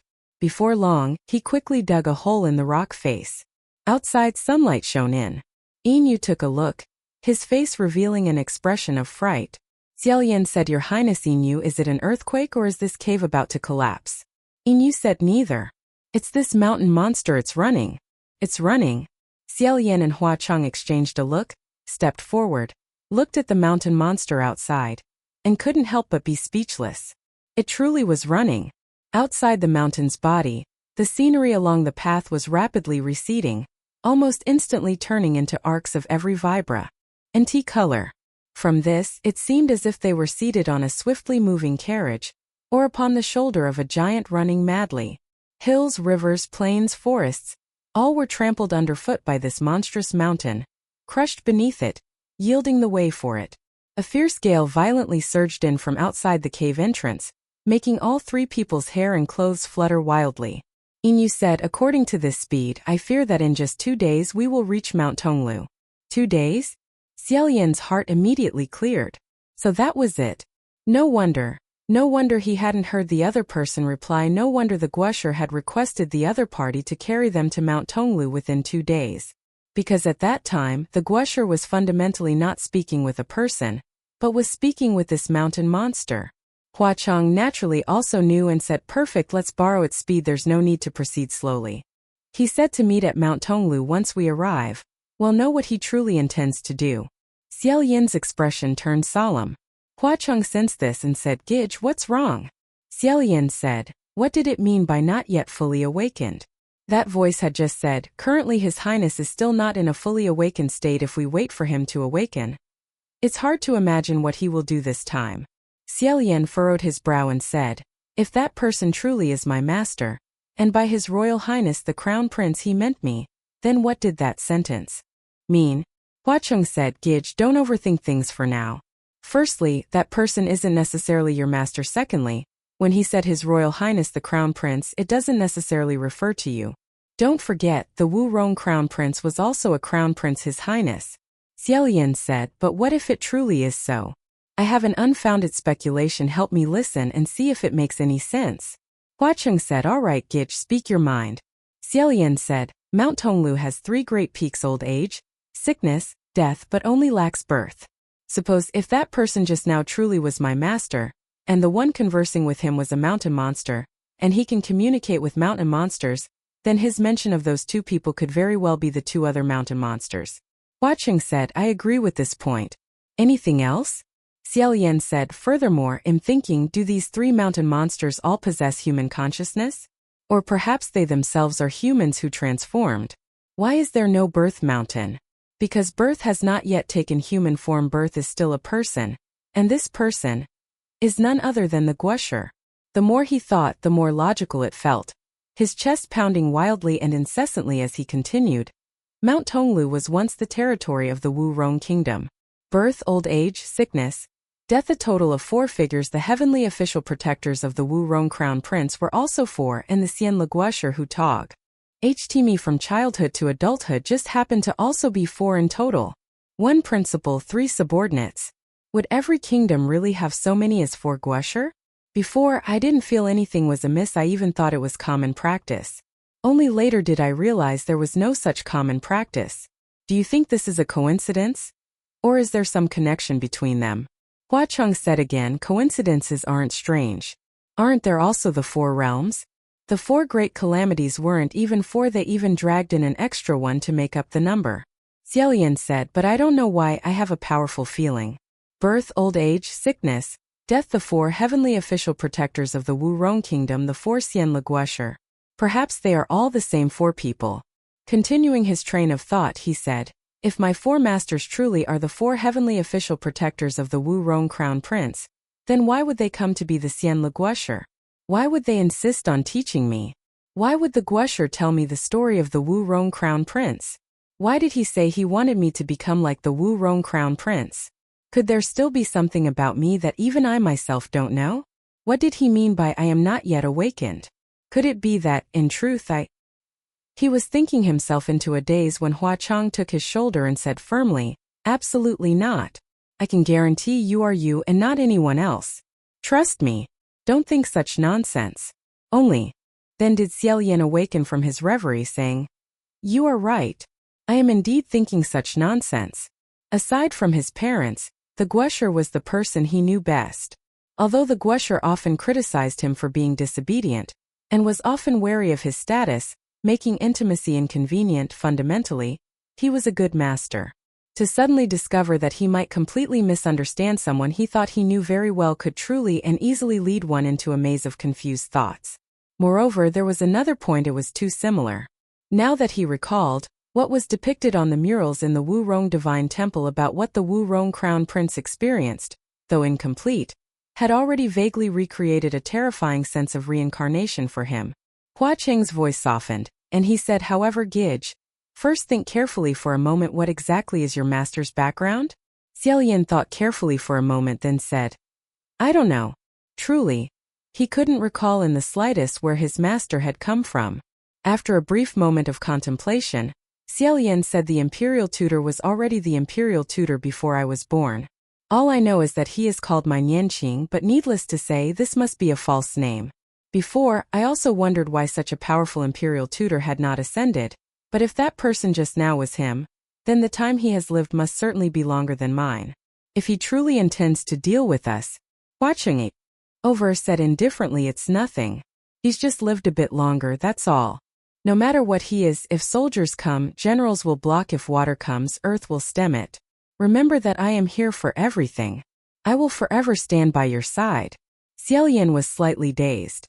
Yes' presence was originally faint, and coupled with his tactful silence until now, he had almost been forgotten.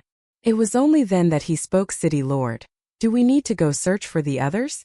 They had already exited, but Pei Ming and the others, they didn't know which corner of the mountain monster's belly they'd been swallowed into and digested. Xie Lian quickly said, search. Well, search together. Your Highness Inu, please wait a moment. Inu said, Crown Prince, Your Highness, there's no need to call me Your Highness. I stopped being a divine official in the heavenly court a long time ago. Xie Lian smiled and said, then you should call me by my name, as well. There's no need to be so polite. I also stopped being the Crown Prince, Your Highness, a very long time ago. Inu glanced at Hua Cheng behind him, then hastily said this. I wouldn't dare, I wouldn't dare, I wouldn't dare. Xie Lian said, what is there to not dare? He took 2 steps, about to pick up Quan Yizhan's tumbling doll, when suddenly a figure plummeted from the sky, landing heavily before him with the crisp sound of breaking bones. Book 3 Chapter 164. Xie Lian's first reaction was to grip Feng Xine. Fortunately, he had a good habit. He always took a quick look before acting, so he immediately stopped his hand and asked General Pei. The person who had just turned himself to stand up was none other than Pei Ming. He brushed the dirt from his shoulders, displaying a calm and unrestrained demeanor, then looked at them and said, "Crown Prince, Your Highness, and Ghost King, Your Excellency seem to be having a rather good time here, eh?" Xie Lian said, "Quite good, quite good. And General Pei, are you all right? I just now seem to hear a crack." Pei Ming replied, "Oh, it's nothing. Many thanks for your concern. Crown Prince, Your Highness, that crack was not my bones. It was this." What he held up was the processed thigh bone of the unlucky man. He continued, "Fortunately, with this brother's help, Pei was able to find a path to survival within this monster mountain. Although it's a man's bone, it can still be considered the sturdy bone of a fine man." No sooner had he finished speaking than a second figure plummeted from the sky not far away, landing with a thump. Everyone went to look, and this time it was Pei Su. What's more, it was actually two people. He used his elbow to shield Banyu, and Banyu in turn shielded two jars containing Kuemo and Rongguang within her elbow. Both of their faces were covered in mud and dirt, but they looked unharmed and quickly scrambled to their feet. Pei Su spat out a mouthful of muddy ash and shouted, "Good General! Crown Prince, Your High Highness!" Pei Ming clicked his tongue. "It seems this monster mountain found our taste not to its liking. It's vomited us all out." Hua Chong and Xie Lian exchanged glances, and then Hua Chong said calmly, "Not necessarily. Perhaps someone told it to spit you out." Pei Ming took a few steps, feeling an unusual tremor. He frowned and said, "What's happening to this mountain? Why is it shaking so violently?" Xie Lian replied, "Because it is carrying us, speeding towards Tonglu." Pei Ming walked over to Inu, stood by the cave entrance, looked outside for a moment, and then said, "It's truly fast. Very good, it just happens to save us some effort." But one person was still missing. Xie Lian then asked, "How is Ling Wen?" Hua Chong seemed to look with his right eye for a moment, then said the silver butterflies were swallowed by the monster mountain. He is nowhere to be seen anymore. In other words, Ling Wen and Genie Xian can now move freely. This was truly not good. Xie Lian shouted quickly, "Find him." Therefore, everyone stood up and searched throughout the mountain cave. Hua Chong released nearly 100 purple spirit butterflies to search the area, finally leading everyone to discover another cave entrance. This cave entrance had been forcefully punched open. Its two walls were uneven.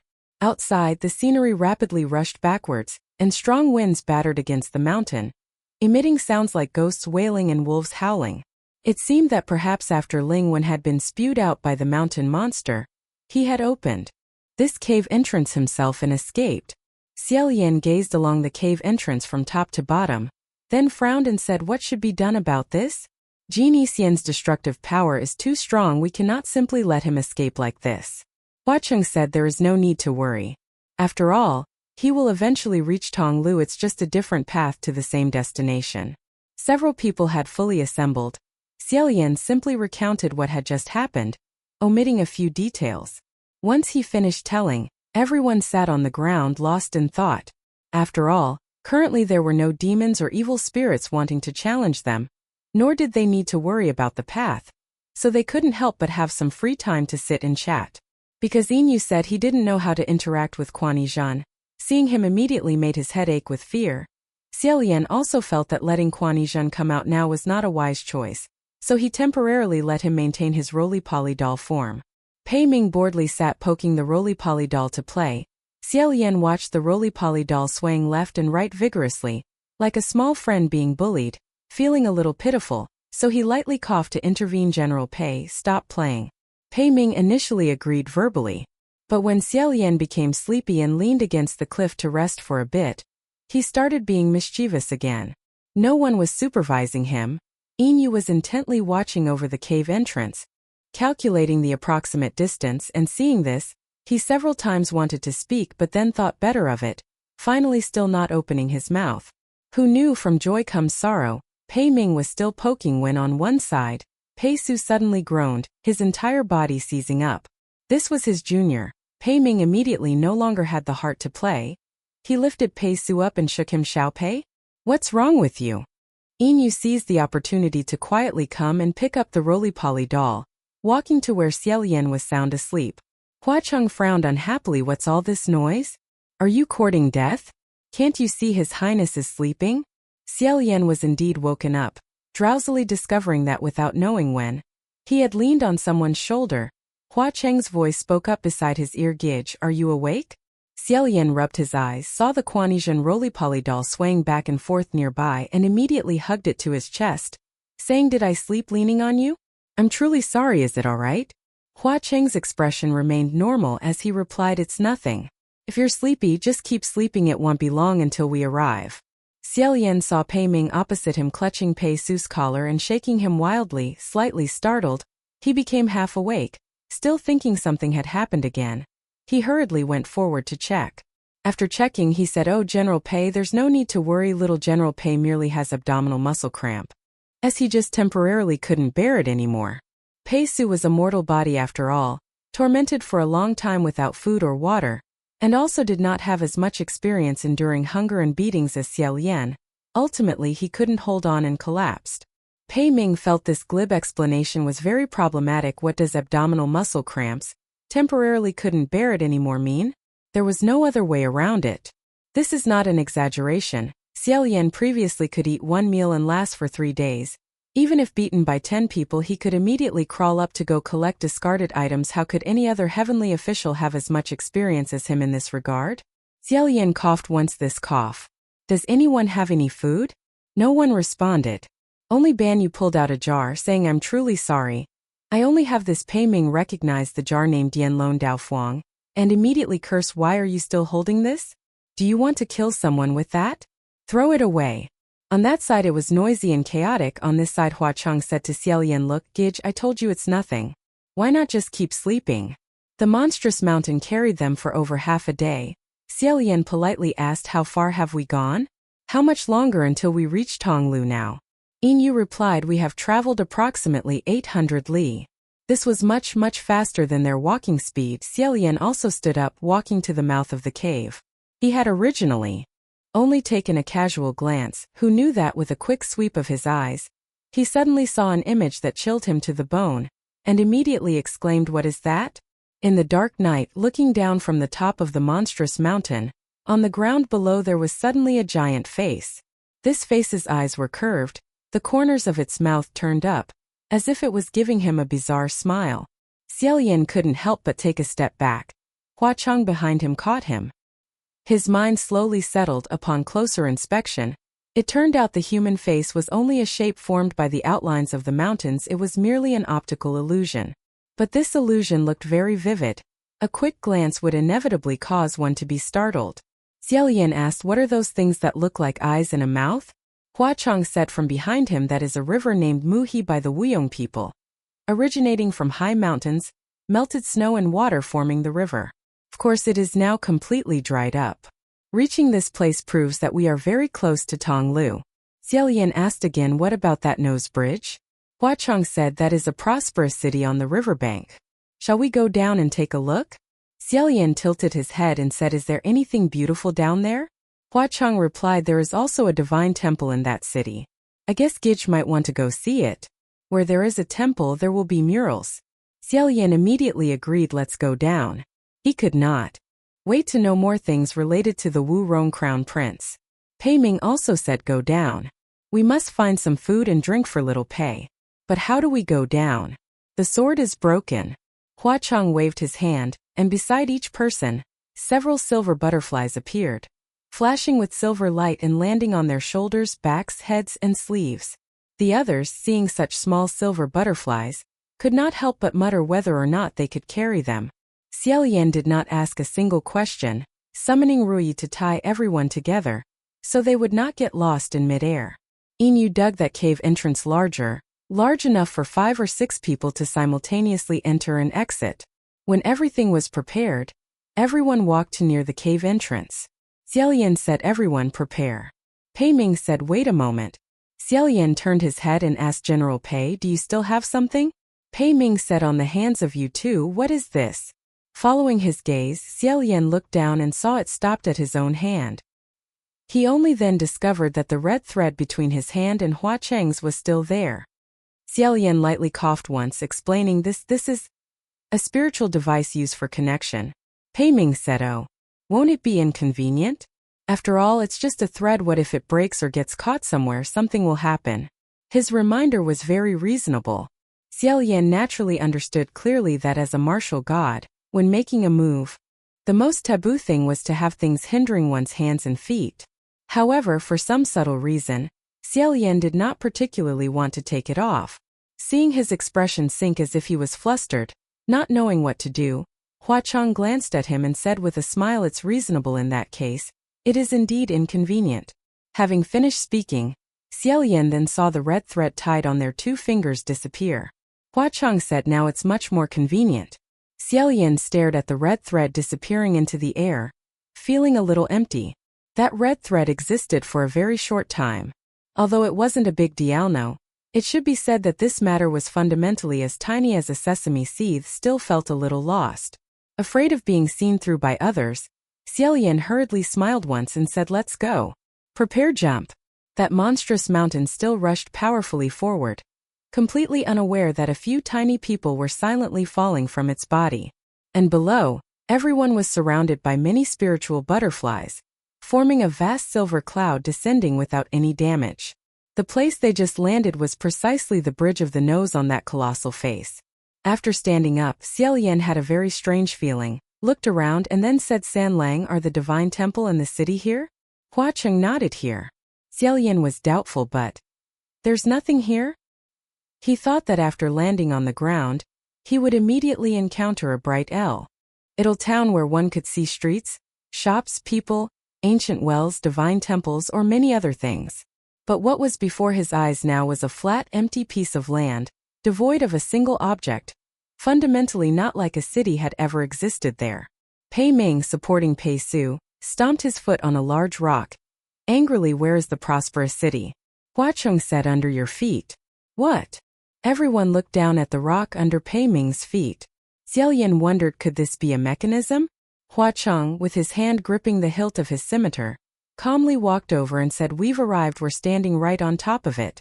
Everyone followed suit, only to see him draw out his scimitar, aiming, the blade tip pointing downwards, and with lightning speed, plunge it forcefully into the ground near the rock. That blade was like a sharp thorn first, a crack sound rang out, cracking open like a tear in a spider web. Following that, the crack rapidly spread out, becoming larger and larger, deeper and deeper. Finally, the ground rumbled and collapsed, revealing a cold black hole. Hua Cheng jumped down first. Xie Lian did not expect he would proactively go first, rushing to the mouth of the hole and calling, "San Lang?" In an instant from the bottom, Hua Cheng's voice came up, his empty echo resounding, "It's all right at the bottom, everyone can come down." It turned out he went ahead to scout the way. Xie Lian breathed a sigh of relief and immediately jumped down after him. Hua Cheng Fur. Miley took Xie Lian's hand, pulled him up, and Xie Lian looked around, exclaiming, "It's really dark." No sooner had the words ceased, a light immediately shone forth in the darkness. A few silver butterflies carrying a gentle silver light gently flew about, even brighter than ghost fire, in an instant illuminating the depths of the cave. What now appeared before everyone's eyes was a long street. 1,000 years prior, this place had once been a prosperous street, lined with bustling shops, tall houses, and grand gates.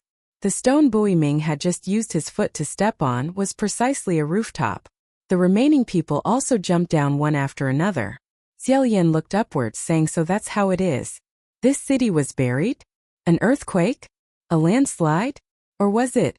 Hua Cheng said, "Volcanic ash." Xie Lian suddenly turned his head. Hua Cheng continued, "Volcanic ash tuzhong thick, buried this entire city beneath the earth. What is seen now is merely a fraction, unearthed by the ghosts and monsters who came to Tonglu. The greater part, however, remains interred in the volcanic ash." Xie Lian immediately remembered that second fresco. Its blinding crimson seemed to reappear before his eyes. The apocalyptic dream of Wu Rong Crown Prince had again become reality. Bui Ming set Bui Su down by the roadside, saying, "Let's talk about it later. Is there water yet? If there is, let him have a few gulps." Hua Cheng replied, "This river's surface has long dried up. However, I recall this city as subterranean water. Go and see if we can find some." Therefore, Bui Ming, Ban Yu, and Yin Yu went ahead to search for water. Seeing Xie Lian was lost in thought, Hua Cheng walked over and said, "Gidge, look at your hand." Xie Lian instinctively complied. He raised his hand, only to discover that although the red thread connecting them had vanished, the small butterfly not Hua Cheng had personally tied for him was still present, just as exquisite as before, like a delicate crimson butterfly perched upon his finger. Hua Chong had once said that if the red thread between them were severed, the small knot would disappear. Xie Lian couldn't help but exclaim, "This is..." Noticing his astonishment, Hua Chong smiled and said, "This is merely a trifle of a concealing spell. The red thread is hidden unrestricted, with no need to worry about it snagging, and furthermore, it will never break." He raised his own hand, letting Xie Lian see an identical small knot, saying, "As long as the destined bond persists, the other end of the red thread will remain safe and sound. Approaching Tonglu, perils also multiply, and we know not what lies ahead. Therefore I considered for a moment that this red thread still cannot be removed. Gij, what is your opinion?" Knowing the red thread was still there, Xie Lian's lips couldn't help but curve upwards the moment he realized. He immediately suppressed it, and said gravely, "Oh, that's right. This way one can know at any time if the other is safe or not. A very good, very practical spell." Hua Chong also smiled faintly, then immediately composed his expression and said, "However, Your Highness, there is one thing I must certainly say, and I also hope you can hear me out." Seeing his expression suddenly grow solemn, Xie Lian also solemnly asked, "What is it? Just say it." Hua Chong met his gaze directly, and opened his mouth. "I know you will not die, nor are you afraid of death. But even if you grow yet stronger, do not imagine you cannot be harmed." Xie Lian was startled. Hua Chong continued, "Not dying is distinct from not being injured, and even more so from not feeling pain. If you see anything strange or dangerous, do not touch it. Find me first, and allow me to handle it." Xie Lian suddenly recalled a moment earlier underground, when he had used his hands to pick up two skulls drenched in corpse poison. Hua Cheng's countenance had instantly soured. Could it be that at that time Hua Chong had been angry because of this very matter? Or was it because he had known full well of its danger, yet still picked it up with indifference? To hold a dangerous object is one thing, to know it is dangerous and still hold it is another. If that were truly the case, he knew not what to say. After a lengthy pause, Xie Lian finally opened his mouth. "All right. I want." Hearing his earnest reply, Hua Chong appeared content, nodded slightly, then turned and strode forward. Xie Lian called, "San Lang, wait a moment." Hua Chong paused and turned his head. Xie Lian awkwardly lowered his voice, saying, You too. If you see anything dangerous, I won't touch it. Don't you touch it either." "Neither of us will touch it then, all right?" Hearing that, Hua Cheng's lips slowly curved upwards.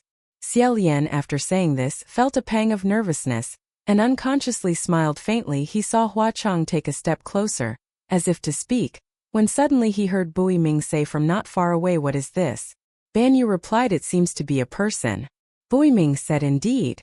But how did a person turn into this?" Hua Chong and Xie Lian exchanged a look, then walked towards them. Xie Lian asked, "What's wrong?"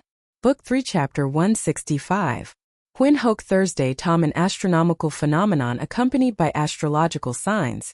It is regarded as a harbinger that a great disaster will occur. Pei Ming's group entered the courtyard, presumably to find out if there was a well. Xie Lian also followed in their footsteps into the courtyard, casually praising how tall and majestic these rooms are. Hua Chong said the imperial city of the Wuyong Kingdom was very close to Mount Tonglubi. Close here, I mean in terms of its time of existence.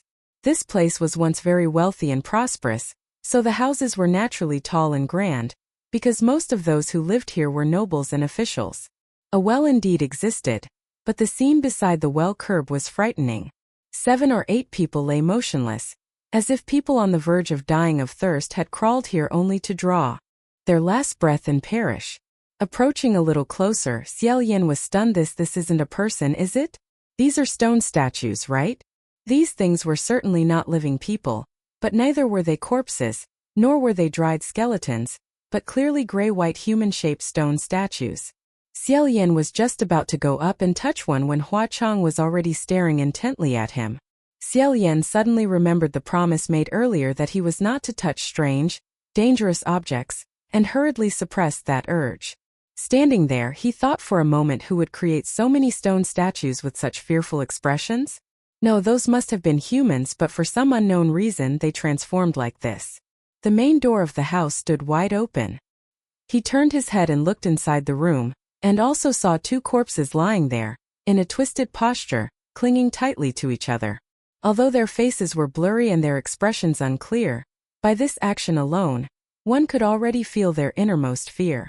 Between the two people there was also something wrapped up. It looked like a bundle of clothes. Upon closer inspection, Xie Lian suddenly realized that was a newborn baby. This matter was very clear.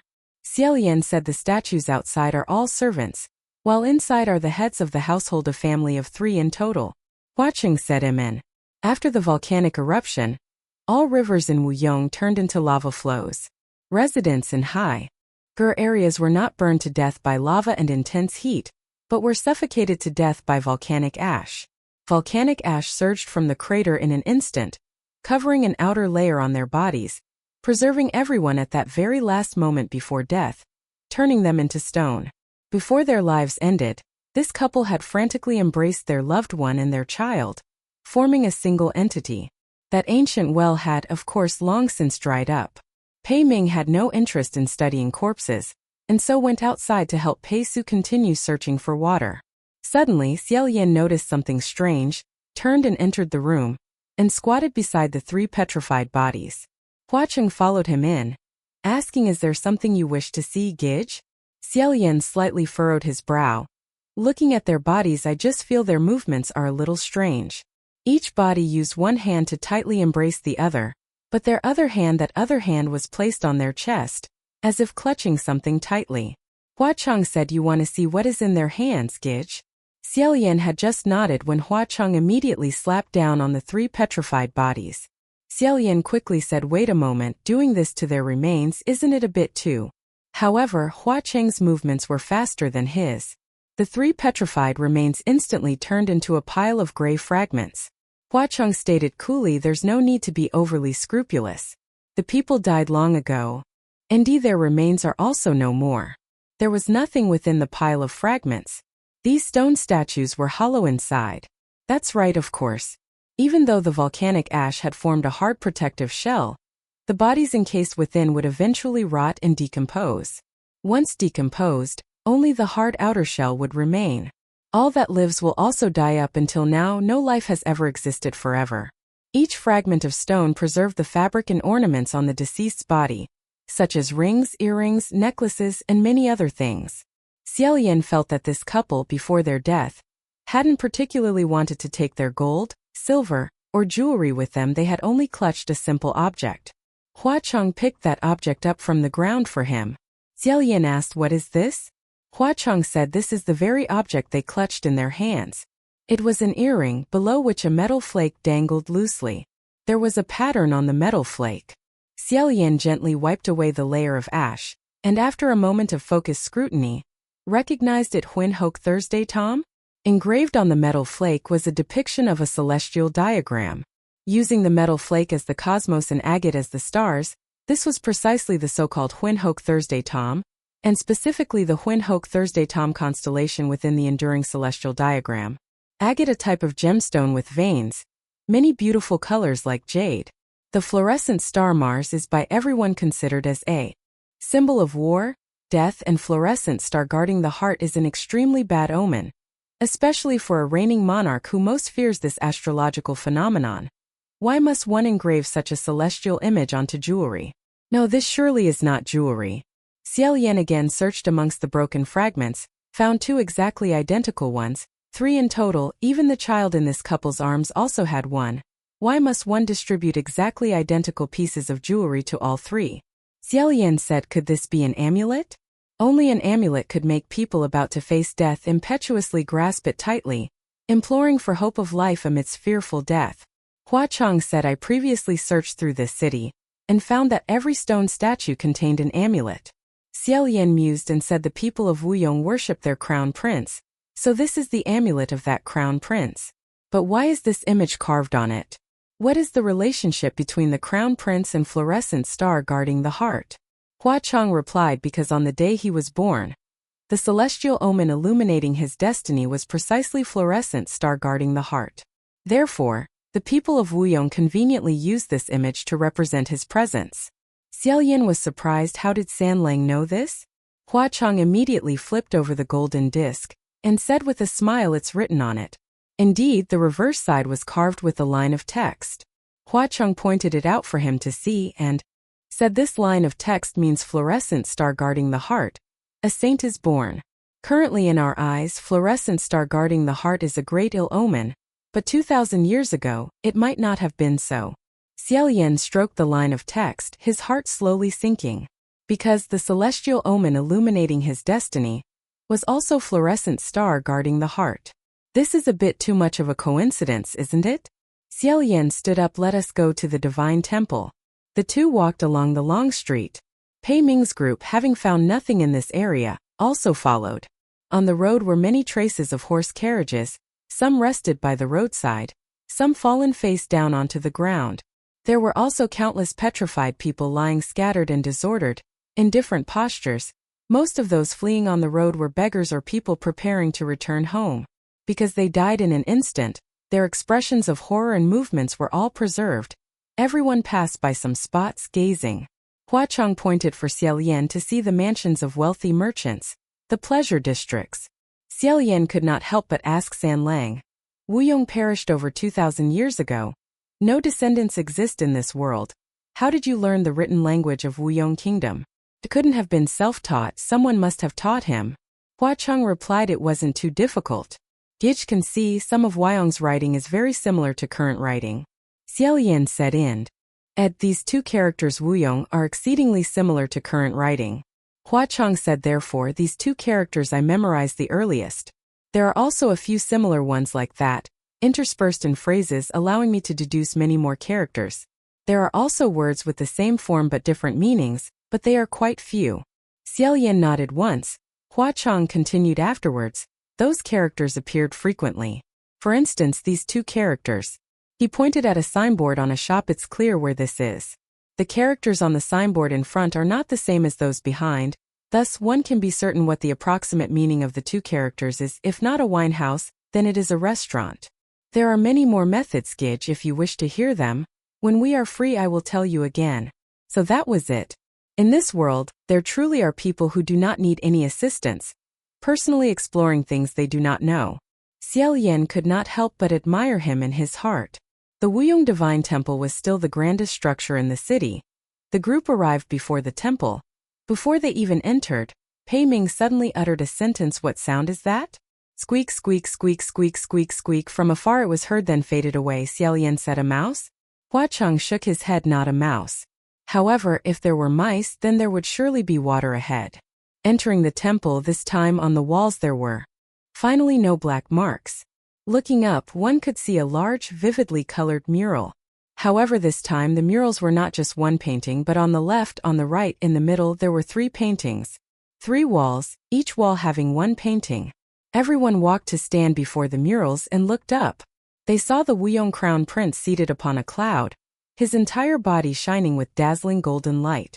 The Crown Prince's expression was solemn, his left hand as if holding up a ray of light. The halo of light was a small, erupting volcano. His right hand had 5 fingers closed together, his palm facing forward as if waving his hand. Below was a grand palace. Inside stood more than 10 people, their attire and ornaments all exceptionally magnificent. Each person was in a distinct pose. Some spread both arms, some wore armor and drew bows, some with agitated expressions, pointed towards the distance. The intricate details of the image were complex, its scope immensely broad. Xie Lian observed it very carefully for a while before turning his head to say, may I share my interpretation? O Rong Crown Prince, with his left hand, held up a luminous orb, inside which was a scene of a small volcano erupting. It could be seen that this person was narrating his dream to the people below. As for his right hand's gesture, it was clearly a posture of cancellation, likely a refusal of something. Pei Ming asked, then what exactly is being refused? Xie Lian said, then we must okay at the actions of the people below. This palace, magnificent and resplendent in the mortal realm, must be the imperial palace. These people are likely the Orong Kingdom's princes, dukes and nobles. One man stretches out his arm looking at his posture. It must be expansion. So expansion of what? For this we must look at the item in his hand. Everyone focused their gaze again. In his hand he held a map. This Pei Ming could not be more familiar with. He spat out each word. Territorial expansion. Xie Lian said, that's it. And these generals in full military regalia seem to have already prepared. awaiting orders to don their armor and go into battle. Beside them, there was also someone indicating directions to them. Everyone looked. The person indicating directions was very clear in his calculations, as if saying go there, attack there. Thus, the meaning of the first mural can be understood summarized. It is Rong Crown Prince conveyed his dream's prophecy to his ministers. Once the volcano erupts, the consequences would be extremely severe. A devastating catastrophe for the Rong kingdom. The nation's territory would not be enough because the volcano is in the central position. Important cities would definitely disappear. So, how should this be resolved? Hua Chong said if one's own territory is insufficient, then go seize the territory of others. Xie Lian said therefore. The ministers proposed expanding their dominion and attacking neighboring countries. But Rong Crown Prince did not agree to do so. Therefore, his right hand displayed a gesture of refusal. Having examined the first mural, everyone moved to the second. The colors of this mural were much gloomier compared to the other two, perhaps because it depicted a battlefield scene. On the battlefield below, blood flowed like rivers. Two factions of soldiers slaughtered each other frantically. Xie Lian could distinguish which were the Rong Kingdom soldiers, because their armor was the same as in the previous mural. Rong Kingdom soldiers were extremely fierce, trampling enemy heads underfoot, stabbing into corpses, killing until arms and thighs were mangled flesh, bloody and cruel. There were also soldiers cackling as they grabbed a child and a woman by the hand, fully demonstrating how terrifying the war was. Above the battlefield, dark clouds filled the sky, but amidst the dark clouds, a ray of white light flashed. Rong Crown Prince emerged halfway from the clouds. Seeing the scene below, his expression seemed somewhat enraged. He stretched out a hand, unleashing numerous golden rays of light to draw the soldiers upward. The meaning of this mural was a bit easier to guess than the first. Xie Lian observed for a moment and then softly said it seems the generals and ministers did not heed His Royal Highness the Crown Prince's counsel, and still dispatched troops to campaign against and attack neighboring countries. The soldiers massacred too savagely. Moreover, they bullied women, children, and the elderly of other nations. When the Crown Prince discovered this, he was utterly furious, and once again intervened, stopping the Rong soldiers' atrocities. Upon hearing this, Pei Ming said indifferently how moving. But honestly, if one nation's populace is destined to suffer greatly, then trading lives for land is understandable. Generals and soldiers bravely fighting might well be angered to death by His Royal Highness the Crown Prince before being slain by the enemy. This Pei has never seen a king go to battle in such a manner. Xie Lian chuckled a few times, saying somewhat helplessly General Pei's words, have some logic to them. Hua Chong meanwhile let out a faint cold laugh. Pei Ming continued then, when the volcano erupts, what does His Royal Highness the Crown Prince intend to do? He can't simply let his own people wait for death. Xie Lian said looking at the third mural should provide the answer. Everyone walked to stand before the last mural. This mural, in stark contrast to the previous one, once again became exceedingly beautiful, overflowing with light. However, the moment Xie Lian saw it, his heart trembled and his eyes widened. Pei Ming was not much different. Heavens, this is the solution Rong Crown Prince came up with? Ha ha ha, what immense courage. This Pei is truly impressed. On the third mural, the bottom depicted the Rong kingdom, with winding rivers flowing through the land, and the Crown Prince along with his 4 guardians were also within the image. However, none of these were the focal point. The only thing that drew one's gaze to the very center was a bridge. A bridge radiating light, opened by the combined efforts of Rong Crown Prince and his 4 guardians. On the ground below, the people of Rong with radiant smiles ran towards the bridge. This Rong Crown Prince had actually created a bridge ascending to the heavens, wishing to lead everyone up to the celestial realm. Thank you for tuning into Eastern Romance Tales. Please like, share, and follow to support my work. It truly motivates me to bring you more stories.